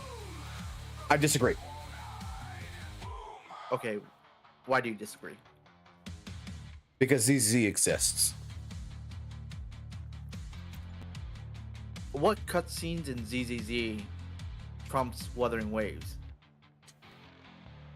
You're gonna call them shorts, cinematic shorts. But if you remember, like, remember when you meet the Victorians, like Lycan and everything, and you're the little bunny character thing, and you're running. That entire segment, for example, is complete cinematic gold with the camera angles going around everything. The way that they actually animated the characters to where they embellished the actual fists and everything to make it look comic bookish or anime-ish, to where Guilty Gear is the developers that did this with Unity, that actually sold their engine for this to Dragon Ball Fighters and such, and a lot of people copy them on this. Wuthering Waves, in my personal opinion, is still doing the old-fashioned, we're keeping the character models, pristine. We're not embellishing. We're not going to take their right hand and extend it out, and because we got the proper camera angle to make it look more dramatic. They're going to keep it like it is.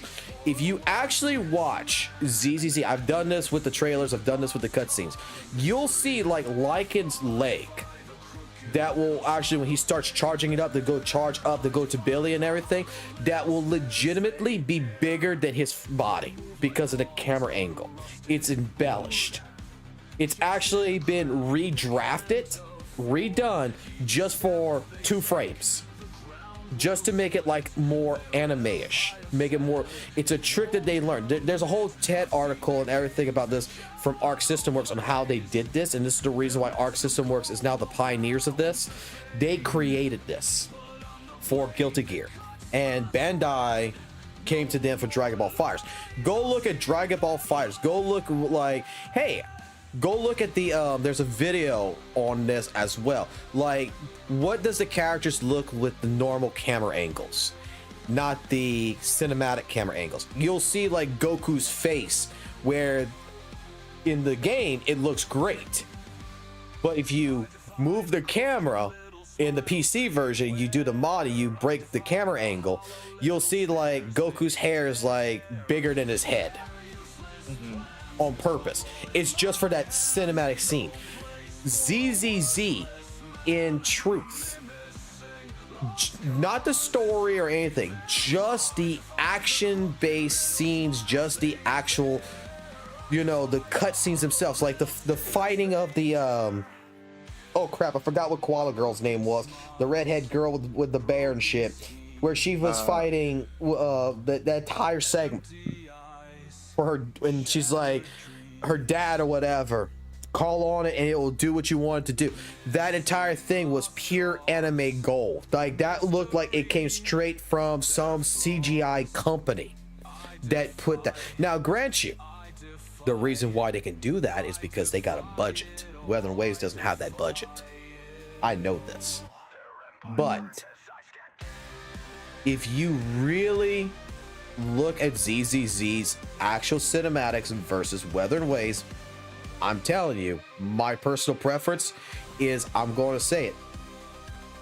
One looks like Disney.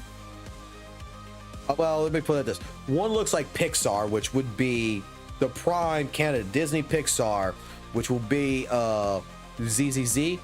And the other looks like it came from Fox. One looks like it's a theatrical release. The other one looks like it goes for VHS. It goes straight to DVD. And it's not meaning that, it's going to DVD. It's a bad movie. It's just that, they didn't have the budget to put it in the theaters. Because one had a bigger budget. But one's more cinematic approach.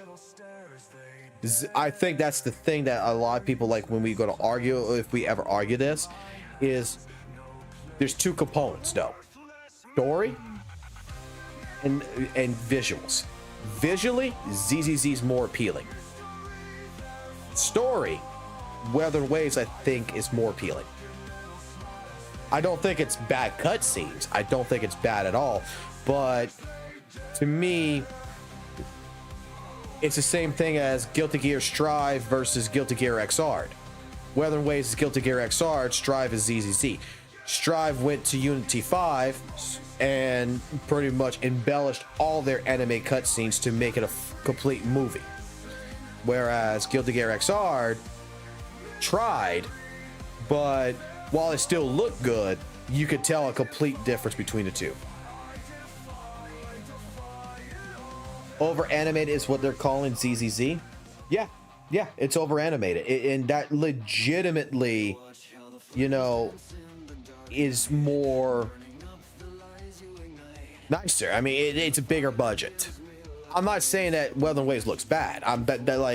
That's been a misconception from a lot of people who takes me out of context on that all the time. I don't say Wuthering Waves looks bad. The last one they did, The Bloom in the Rain, I think they done a better job. But in the beginning, I would say in the beginning with Wuthering Waves,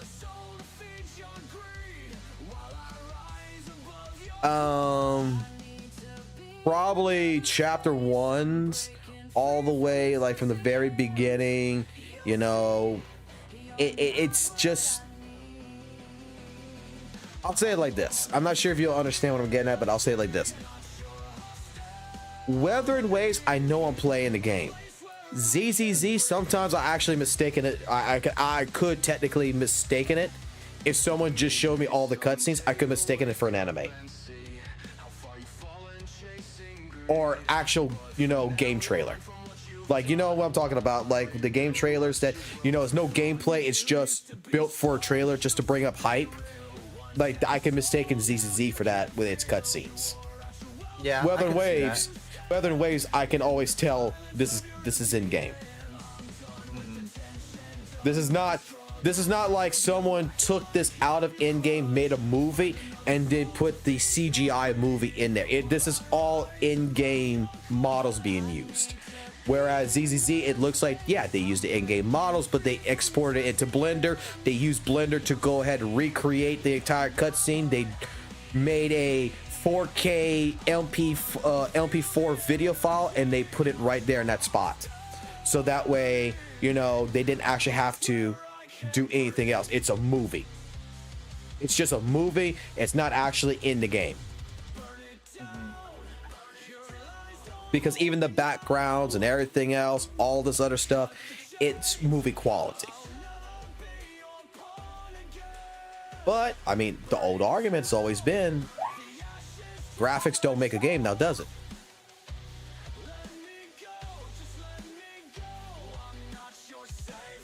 Sometimes it does. See, I think one of the best gacha spaces, and I'm satisfied. I just want more 1v1 cutscenes like GN and versus Jinshulin. I'm not asking for bone breaking exaggerated animation. No, I mean, and I don't think it's a bad thing, but I'm going to say, like, in terms of if I'm going to say it like this. We talk about Game Awards and we talk about, hey, Wuthering Waves, you know, should win, you know, Game of the Year for mobile. In all honesty, it should. But if the Logan, calm down. If the audience itself, you know, if the player audience itself is only representing 10% of the vote, the last 90% of the vote is going to be basically from pencil necks that probably never touched a gacha game in their life. These are game journalists. We all hate them because they don't actually know how to play a game majority of the time. These is IGN people. Which one's more appealing to them from looking at it? Probably is the question. ZZZ. Probably ZZZ, because ZZZ is going to be the more flashier one. It's going to have the more components. they're not going to understand, you know, Kuro Games provides more generosity. Kuro Games has a better system. That's not what they're going to care about. So polished product, in the end of the day, in the eyes of the general journalist, is going to say, you know, game of the year is going to go to ZZZ or Pokemon or whatever, because of these kind of reasons. I hope to God Wuthering Waves wins, because I would love to see, you know, the hypocrisy of Game Awards be called out, you know, showcase, you know, we are for the people, not for who's going to put money in our pocket. Because I have a feeling that Game Awards is paid, because look at Konami with Metal Gear Solid 5 and Last of Us. Look at that crap, because that should have never beat Tsushima. But Wait, hey, what happened?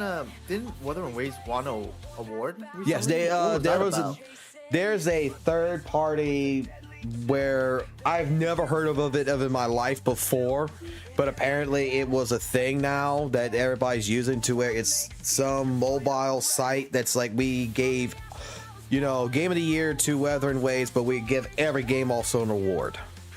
Okay, so they're not the TGA then. No, they're not the TGA. No, TGA is not till the 13th. 13th is where thing. Right now is round 2. Wuthering Waves made it past round 1. They're in round 2 right now. So, Okay. so we're gonna see if they make it to round 3. If they make it to round 3, then they're in a good spot to win game of the year. It depends on who they're going against, and who they're going against right now pretty much is going to be Genshin and ZZZ. Wait, Genshin's in there? Yeah, players voted for Genshin. Oh, I thought I saw like Pokemon. Oh yeah, Pokemon's there, but what ended up happening as well, because like these were the nominees, but players have nominated another game to go in there, and it was Genshin. Oh, that's interesting. Oh man, that's gonna be interesting. So, which everybody's more surprised about, because they would thought it was Honkai Star Rail. But Genshin, in my personal opinion, should not even be able to apply for this. It should not. Like, even Elden Ring's DLC should not be able to apply for this. But they're going to add Elden Ring DLC. It's like, Elden Ring already won. Why? Yeah, they added DLC. Why the hell do we care about DLC? We care about a full-fledged game. What the hell? Like, it should stick with just Genshin and ZZZ. Is it because Genshin's not a 2024 game? Yeah, it already won its rewards. You know, it already won back in the beginning. It already won its award. It should be, you know, if you're going to do a category like this, DLC, Genshin should be going against Elden Ring. Who had the better DLC? You know, who had the better game update? Not not the best game of the year. Like, it's not a game, it's an update. We're going to 5.0, and now it's nominated by the players to be part of this. That makes absolutely no sense to me. None.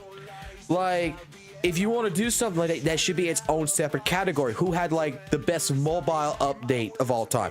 Then you could have something like, you know, ZZ's, you could have like Wuthering Waves also in there, being like the Wuthering Waves 1.3 versus Genshin Impact 5.0. You could have a whole separate category that's nominated, but to say game of the year, it should be only strictly games that came out in the year. Yeah, That's I it. agree with that. So to move up to, I guess, like the next phase, right? Is it just based on popularity vote? It's based on. You mean like why Genshin got in? Like you know, you have like your round 1, round 2, round 3, or whatever. To move on to the next round, is it just based on popularity vote? I think so. Yeah, I think that it goes to. If I'm not mistaken, it goes by popularity vote, and then the last round is by judges. Oh, And the players' vote's only going to count for 10%. I see. So basically, if, like, let's just say if 1 million people say that Wuthering Waves is their choice of the year, cool. 1 million people said it. and let's say there's only 3 judges, and all 3 judges say ZZZ won. And that's bullshit to me. If Genshin's in the contention, I don't think ZZZ or Wuthering Waves is gonna win. It's probably Genshin because they have the bigger player base, and Genshin's definitely. It's gonna be the most well-known. recognizable that out of it all. Yeah. Like, and here again, you're gonna have a bunch of mediocre pencil neck, basically judges that are game journalists, that what they're going to pick. Because I guarantee you, they didn't play Wuthering Waves. I guarantee they probably didn't even play Genshin. They're just gonna be like, oh, I know this game. It's Genshin. Okay, it wins.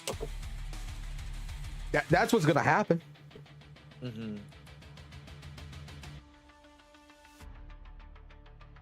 You want burger? Boy, it is 6:30 in the damn morning. You want a burger? You know, you could feed them McDonald's breakfast.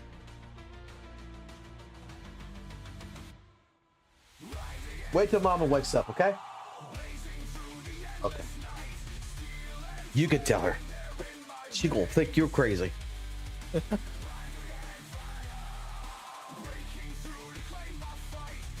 But why do we even vote if our opinion don't matter? Hey, you can say the same thing about the United States election. How many times did someone win a popularity vote, and then at the same point in time, the electoral college is the one that elects the president? Your vote actually don't matter. Why? Because fuck you, that's why. That's the answer to it all. It's just an illusion to make you feel like you're part of something. So I have another topic that I want to bring up. Do you know anything about Honkai Star Rail's like 2.6 story? Absolutely nothing. So like, I guess what people thought of it was really bloated and really boring. And I think what Saint's take on the storytelling, right, is like the devs have like all the analytics to make a good story, but they don't, I guess, and then they don't follow those analytics. But I feel like if they keep on following those analytics, right, the story's gonna get stale. For example, like Wuthering Waves, like 1.3, like Shorekeeper story, that was, I think, majority like well received, and I think that's good for like, you know, Kuro has the analytics that, you know, that story is good, but I wouldn't want Kuro to churn out the same story but different different waifu every time. I feel like that's stale. What do you think of that? No, I completely agree. I mean, I completely agree with that, because you can make several different arguments about story. You can make several different arguments about gaming in general, but I mean, let's put it this way: analytics and all this other stuff. You know, if I play the same game with the same story over and over and over again, I get bored with it. Yeah. I mean, there's a reason why, you know, there's waiting periods. Dark Souls 1, Dark Souls 2, Dark Souls 3. It's all the same story, but if all 3 came out at the same time, you know, and Dark Souls 4, you know, I'm going to be a little bit meh about it because it came out so soon. That's why we have different flavors of stories. I mean, to me, story is a personal preference. Like 1.3 was well received. I didn't like it. I also have mixed opinions of it, because how I thought about it is like Shorekeeper just came out of like kind of nowhere, and then you're kind of like forced to care about her in that same like patch. Exactly. Which is like weird. The thing is that with Shorekeeper, it was a pacing issue. That was it. That was my entire problem. Like just what you said. She came out of nowhere. and then all of a sudden all these elements of the story happen, and it's just like it's a huge information dump. Yeah. Whereas Camellia, we already experienced Camellia in the beginning. We already got a flavor for Camellia. And then when we get her companion story, okay, yeah, he's going to go into action. But the thing is that it was drugged out long enough in order to have a true pacing to where, you know, I'm building a bond with this character before the final climax, fighting basically the same Echo boss yet again. Because it's shiny. I haven't done Camilla's companion story yet. I'm planning to do it soon. Oh. But I think another example that I want to bring up, like, I guess like HSR, when they introduced Firefly, right? They didn't introduce her into one patch. They introduced her into like several patches. Like the developers like marinated Firefly to you, and then I think Firefly was at least like 3 or 4 patches, and you got to know her, and I think that was really good. Well, it's like Jinshi, it's like Chang Li, it's like Jian in the beginning of Wuthering Waves, especially with Jinshi. Chang. You met Jinshi in 1.0 in the beginning of the game. You met the Ministry. You didn't get her story until 1.1. You know, so you had time, and then there were still cutscenes with her talking to Chang Li over the intercom and everything. There was still a development that happened, so it was pasted out well to where it was, to me, really well received. Shorekeeper, like, the only time I got really excited in the first time I watched it, because I've watched that entire patch 6 times. 6. Because I was so confused on a lot of things, and it wasn't because of a skip button. I was confused because, okay, this is all going way too fast in my personal opinion, and there's a lot of information that I'm not absorbing here. So I got to replay this or rewatch this and I did it with friends in order to make sure that we all had different, you know, thought processes going on to try to explain this to each other. And it's just like, dude, this is just like way too complex. Like, this is too much information juice coming to my brain right now. Like, I just can't deal with it. But the only part that I got so excited with, and it kind of blew my mind, was I was like, oh my gosh, they're gonna do it. They're gonna do it. They killed the Shorekeeper. And then when the Shorekeeper came back, the first thought in my head is this a clone? Like, is there like million Shorekeepers? Like, I think that, you know, in order to help pace that out, it would have been like, you know, if we would have seen Shorekeeper, you know, probably in 1.2 or something, you know, monitoring Rover. And you see like a split cut scene of her being like, you know, talking about him for a minute or something, be like, who the hell is that? You know, and you would built up some kind of a little bit of an excitement for her as well. I mean, you could also say, like, in 1.2, JJ's story came out of the clear blue sky as well. Artist girl completely going to court, all this, and all of a sudden, you know, is in love. It's completely compassionate and in love with the Rover because I don't know who the hell this artist is. It could be a fucking scammer. I don't know. I don't want to. This is why I like Baldur's Gate. I don't care. I don't know who the hell Gale is. All I know is he wants to eat my shoes every 5 seconds. Like, I don't trust this. And then when he tells me he wants to blow up the world, get the hell out of my party, son of a bitch. That was some information that I should have had in the beginning. That I'm a ticking time bomb. That would have been great news. But, and then you see people going to say, you know, hey, gacha stories in general, they're already trash. It's just, I don't listen to that crap. If you're going to tell a story, you tell a story. To me, Zhang Liao's story in 1.2 was done correctly because it was done through quests. Electric Santa Claus. The Moon Festival. Yeah. With the Moonlit Festival, you were doing these requests and everything. So you didn't have cutscenes, but you had dialogue with him that legitimately, by the time we had his short little story, it all added up together and it all made sense. they could have extended. I think even then, I spent 3 hours watching 1.3, and just a lot of it, I think it was just a pacing issue. And then 1.4 right here, the main story side with the dream stuff and the cat and everything and all this other crap. I'm not gonna lie, that right there, that's a completely different pace. That's completely chaos. That makes absolutely no sense to the Wuthering Waves story, in my personal opinion.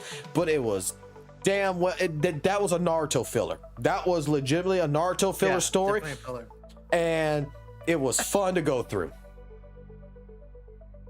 I was more interested in always stroking the cat. Me too.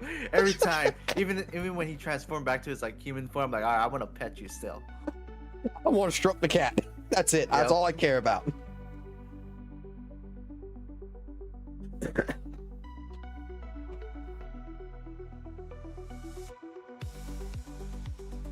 How good will be Charlotta? I'm not saying anything about leaked wise. I know a bunch of stuff, and that's where like I'm gonna have this conversation with the leaker today.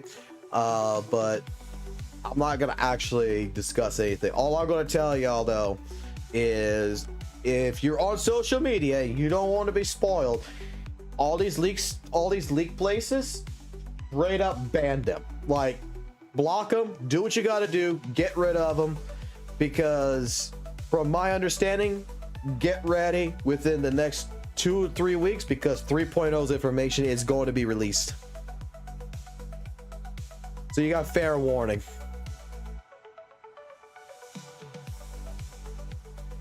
The leakers have it all the way to 3.0.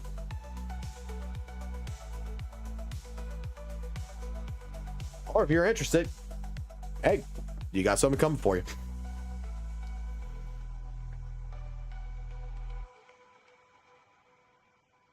You leaked the leaks. Yeah, I'm leaking the leaks.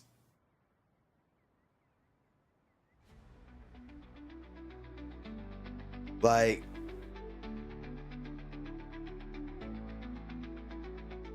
I'm gonna mute my mic on the stream real quick, because I want to tell something to Invac really quickly in private. So give us a second.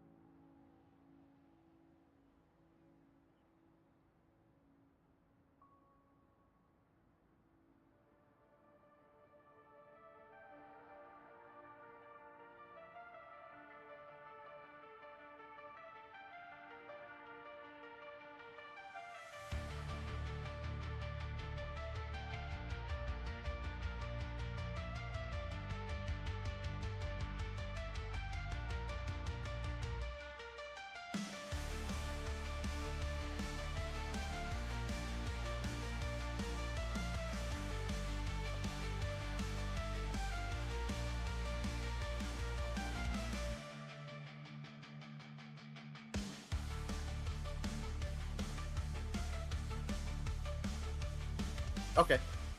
Now, yay, everybody here. Sorry about that. No, I just wanted to tell NVAC something related to some other stuff real quick that I think maybe was a little bit more eye-opening than he expected. Yep. But He told me his 3 sizes.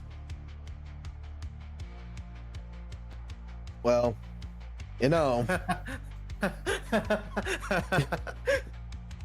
it is what it is. But It is what it is. no, I think this is a good conversation and everything. And I'm not sure if what time V wants to do podcasts today. Yeah, I'd be really interested in doing a Oh podcast. yeah, he said he had no problem with that. Like he said he had no problem with that. Like, the more the merrier. But I haven't seen anything from V. If we're good, well, I did kind of piss V off because now I am apparently a betrayer because I have turned my back on everything and now I'm a St. Tonis fan. I don't think that. I think it's fine if if your opinion change about a person. I'm not really like a fan of like, oh, if you hate or if you don't like a person, you have to absolutely hate them. No, the thing is that like I didn't like St. Tonis in the beginning. Okay, well, I can't say I didn't like him. I like the videos that were sent to me from other people, and this is where I think maybe my impressions is also from the chat in a sense. It's like, hey, what do you think about this video? And I'm watching it, and this like the first video I've ever seen from St. Tonis was Wuthering Waves ruined balancing. I agreed with the video, but I also disagreed, and I was saying, well, Devil May Cry has a similar system. What to me the balancing of Wuthering Waves was the actual combat itself. Like to me, Wuthering Waves combat at the time is the definition of skill. That's the balance. That's how they balance the game's content, is because a more skilled player will get through content a lot easier than the less skilled player. So that's how they balance the content. They're balancing the content not just from heavy attacks or basic attack damage. They're basing it around the skill base. And then we got into more videos, and like I said, like I've always agreed with him really like 80 to 90% of the time. And then with how the chat was and how overglazing and stuff like this, and watching the videos and such, yeah, my opinion of him went downhill. And like I said, after today, or yesterday, watching the gacha cast and watching, my opinion about him changed, because it's not me being a hypocrite, it's just me, okay, this makes more sense compared to everything I've learned so far from the community, everything else, from listening to Gato and everything. This actually makes sense why he's doing this. And like you got more information, and that kind of fills in the puzzle, right? yes. Yeah, that's what I thought too. Like I've been always okay with this like overglazing of Wuthering Waves. I just didn't like watching repeatedly, like him like shitting on other games. That's just my main gripe. But I understand why he does it, and I'm still not a fan of him doing like shitting on Genshin and stuff. But I understand, like it's all right.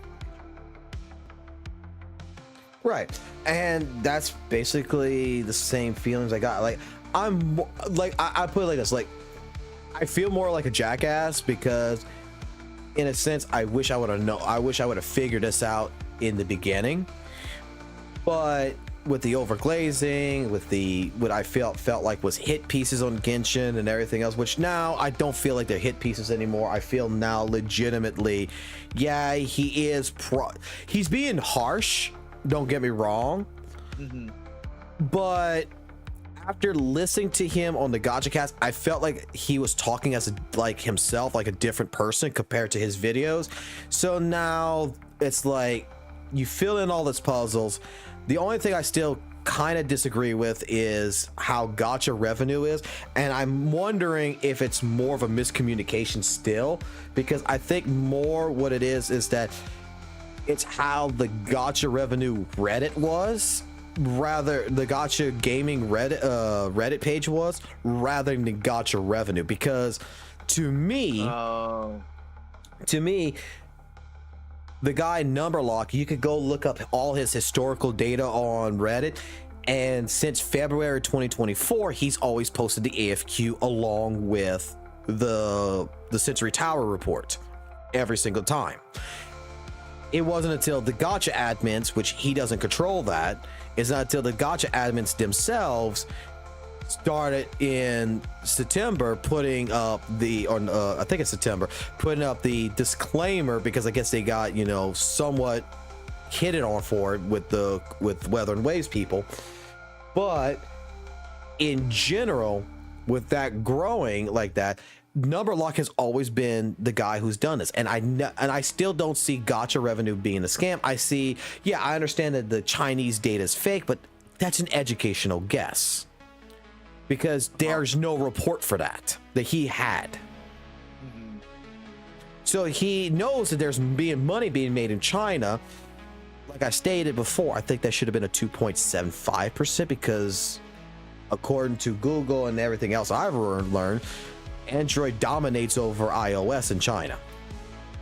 But they did a relatively safe calculation just to say, okay, we're going to say that $2 million is in China, just to be safe and to try to get closer to an accurate number. And to me, I don't think that's a scam. I just think that is legitimately a proper educational guess.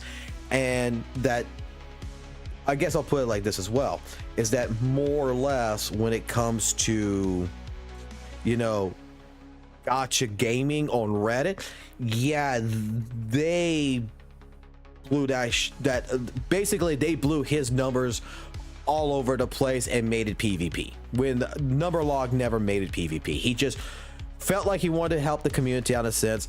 The guy didn't, in my personal opinion, never really cared whether Genshin was on top, Love of Deep Space on top, or Wuthering Waves on top. It wasn't to do PvP. It was, he had fun putting up data. And to me, it was a good site in that regards, because instead of me having to go to Sensor Tower and go type in Genshin Impact, Wuthering Waves, ZZZ, and go get each number individually, you had a guy that already did it for you. He just pulled the data from the Sensory Tower. That's all he did, and added one calculation for Chinese data, and you could have manipulated that any which way, shape, form you wanted yourself. Like, I don't think he did wrong. So, I had a question. For the revenue, right? How you said that he's multiplying 1.75? Is that data from is it like from like Android and Apple iOS or what? That's only from the iOS on China. Since they have iOS data in China, they just take a 1.75, multiply it against iOS's numbers, and say that that's Android numbers in China. Okay, so I think I remember seeing the so with that information, right, we can assume that China probably has a higher revenue than US. Yeah. But then I remember seeing a well, the thing is, you gotta recognize, this is what Numberlock recognized before he started doing his reports. They were already cadetly doing the Sensor Tower reports like this. But the fan base, the communities, the gacha community on the Reddit was doing, some people were doing a 1.25 multiplier. Some people were doing a 2-point multiplier. So what he just, 1.5 and or 2.0 multiplier. What he did was just get in the middle and did a 1.75 and said, let's call it a day.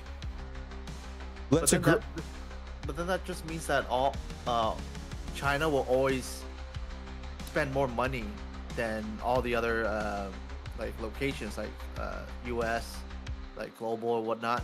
But I remember seeing a report showing that the global side of Wuthering Waves spend more money than China.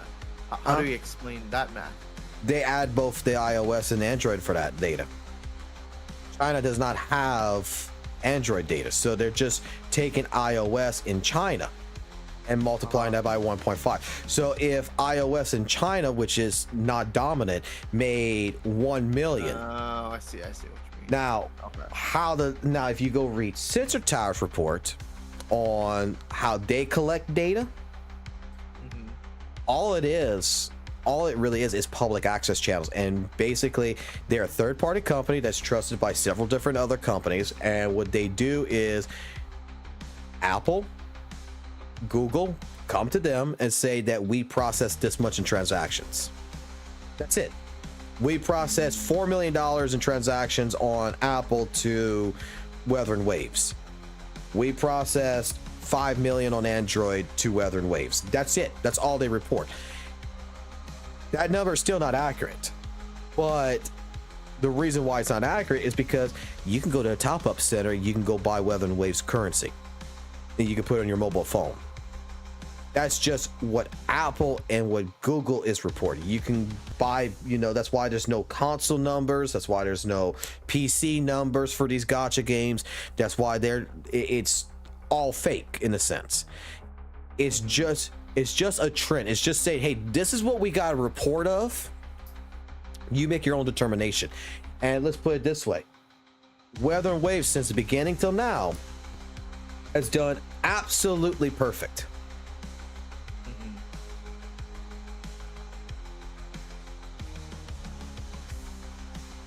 It still doesn't make sense to me that global is less than China. I mean, it's one place next in line in the hundreds. How are they spending more? Well, in all honesty, the actual real report from Sensor Tower, I'll just tell you like this. It's $9 million for like Wuthering Waves, and I think Genshin, I said it was like 12 million. But that's with no multiplier. That's only based on what Sensor Tower got from Apple and Google. That's it. It's the multiplication that comes in because, again, iOS, globally in China is not dominant.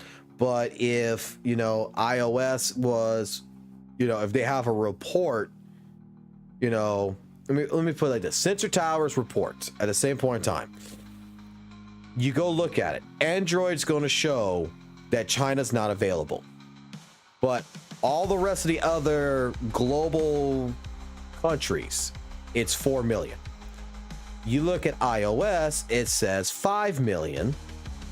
And it says on there that China is available. They just put 1.75 times 9, pop it in right there, and that's 8 million or so. And then they just put it on there and then they add it all together. In all honesty, everything I've ever seen is more to where global's making more money than China. I've never seen a report on gacha revenue that said China made more money. Mhm. Now, at the same point in time, I'll say this too. Numberlock paid for a subscription so he can get more detailed numbers. We can't get that with a free account. Oh, that's from like the sensory tower, right? So he could actually, like, I can't go click just US and find out how much US transact. He could do that. That's why some reports, if you ever saw it on gacharevenue.com, they would have global, Japan, and China. He was able to go get detailed information on that regards. How much is a subscription? I have no idea. I never bothered to look. Then why did fucking Multiply only give the accurate numbers? Because the community itself says that when the numbers were too small for Genshin and every other game, because China, in all honesty, would be the primary candidate to make more money. So they just multiplied it.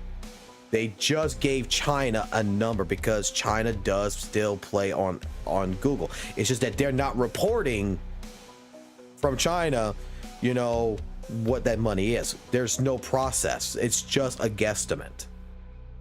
It's a proper guesstimate.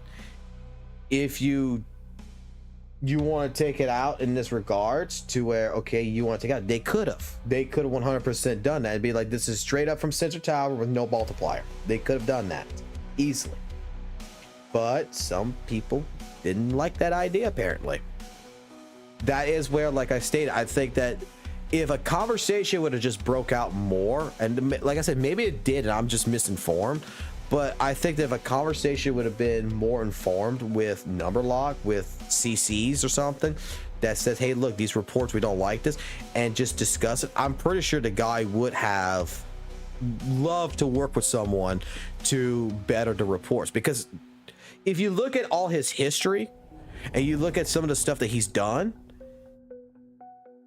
the guy has straight up done everything, in my personal opinion, to work with the community. If they wanted something done, they did it. He did it. He did it for them. That's the thing. No CC really, I believe that. I don't think no CC actually really cared.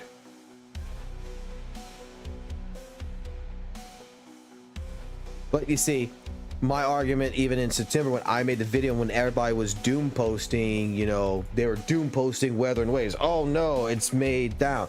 It's like Capcom does not tell you how much money they made. Capcom doesn't do that.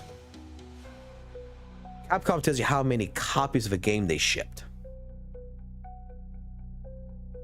I guarantee you, Kuro Games probably made more money than any of these Sensor Report Towers, any of these gacha numbers. Like, they've made so much more money that, I mean, Tencent took a look at them and said, we want to be part of this when we're buying Hero Games, and we want this, because Tencent really just wanted a Genshin game. Yeah, all these people are going to end up going ahead doom posting, you know, Wuthering Waves, and not realizing, like, the next half of this month really is all going to be straight up rerun, and there's not going to be no one really spending money except for String Master, and you know, it's not going to be that big of a deal. It's not going to be that much.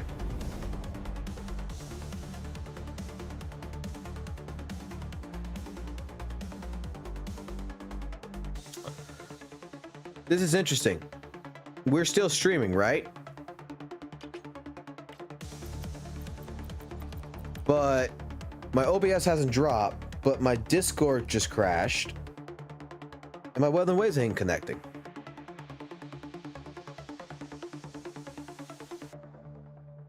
And YouTube's not working.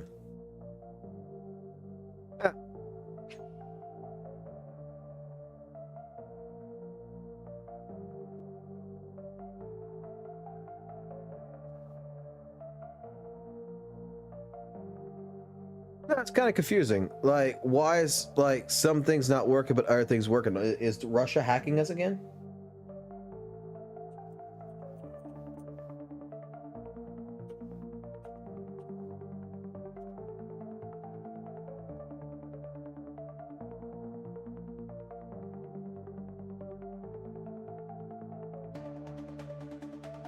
Like, if my internet's dying, then my stream should be dead.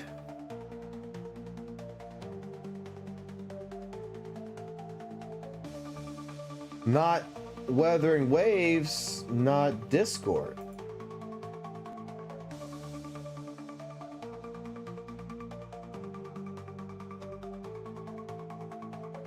It's like half my internet's working, the other half's not. Is it the download? Oh, would it be the download that's dying right now?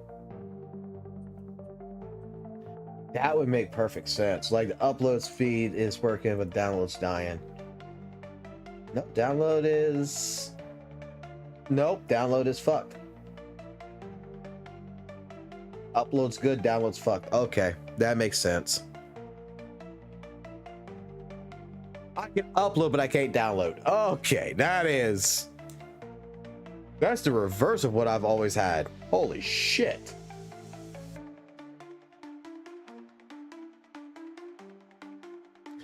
Well, I guess it is time to call it sleep, I guess. Alrighty. So, let me go ahead and sum up this live stream really quickly because we're coming embark on the last part. Well, I'm not gonna be able to do the interview if the guy contacts me if my internet's not working properly. So hopefully maybe he's watching the stream and he understands, and you know, maybe we can reschedule if that's the case. But let me recap the live stream just for engagement purposes, because we've been at this for I don't know how long now, but several hours.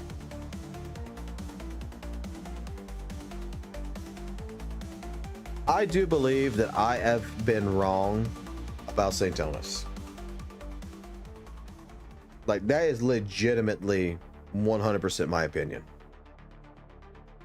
Because, to sum it up and to finish this video, we did watch the gacha cast. I know I repeated this 100 times, but I'm just doing this for the ending of the video.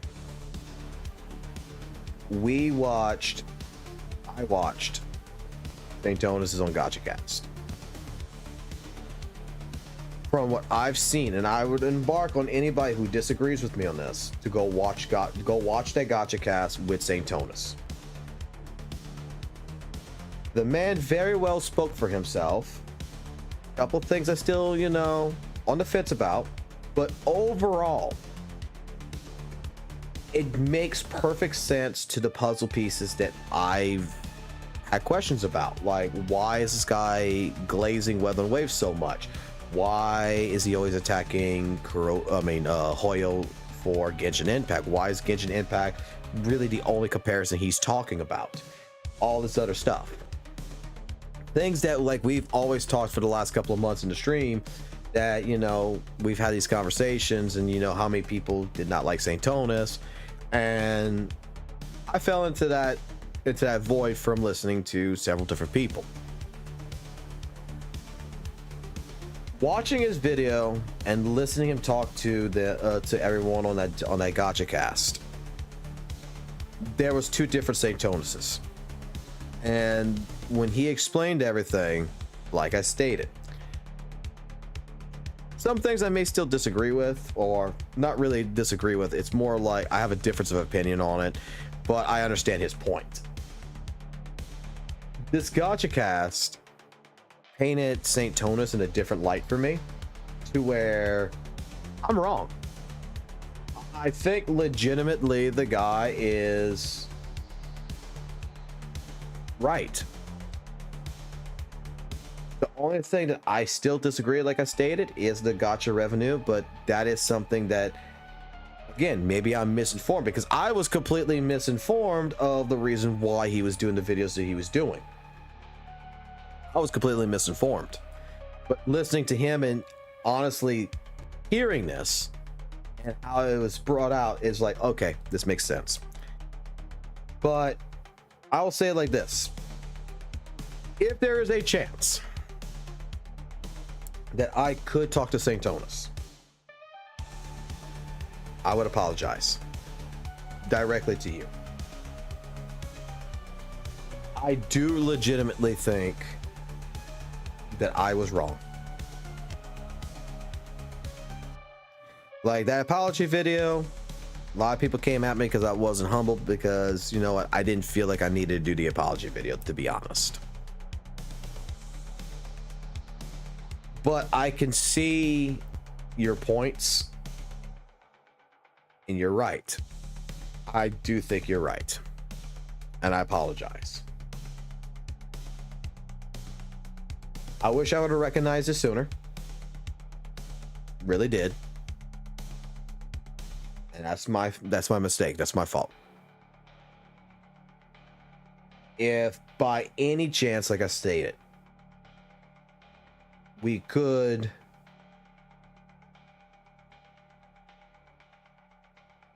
have a quick conversation,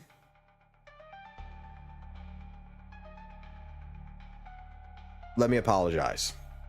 Let me at least do that. Let me at least apologize to you directly. And help me be better. Because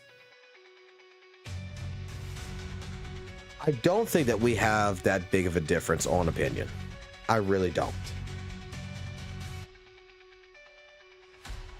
I understand that you probably don't want to have that conversation. I completely accept that. But just know, I don't think they're watching the Gacha cast. I don't think I was right. I legitimately think I'm wrong about the type of person you are. Other people in my chat disagreed tonight. Some of them didn't. Some of them agreed with me, and some of them didn't. And I'm going to put it like this. Some people like V might be mad at me for quote unquote, you know, turning, but I'll talk to V. I'll fix that. I'll fix that. Like I said, I don't think I'm being a hypocrite. I just think that I found the other side of the information from this Gacha cast that legitimately shed new light, and I don't think Saint Tonus is that bad. I don't think it's bad at all. I just think that it's misinterpretation. Once you Saint Tonus, once you put it in light, you make perfect sense. Straight up. So I'm gonna call it. Stream's gonna be closing off. My internet's all funky dunky. Gonna figure out why. And get back to you guys as soon as possible. So have a good one.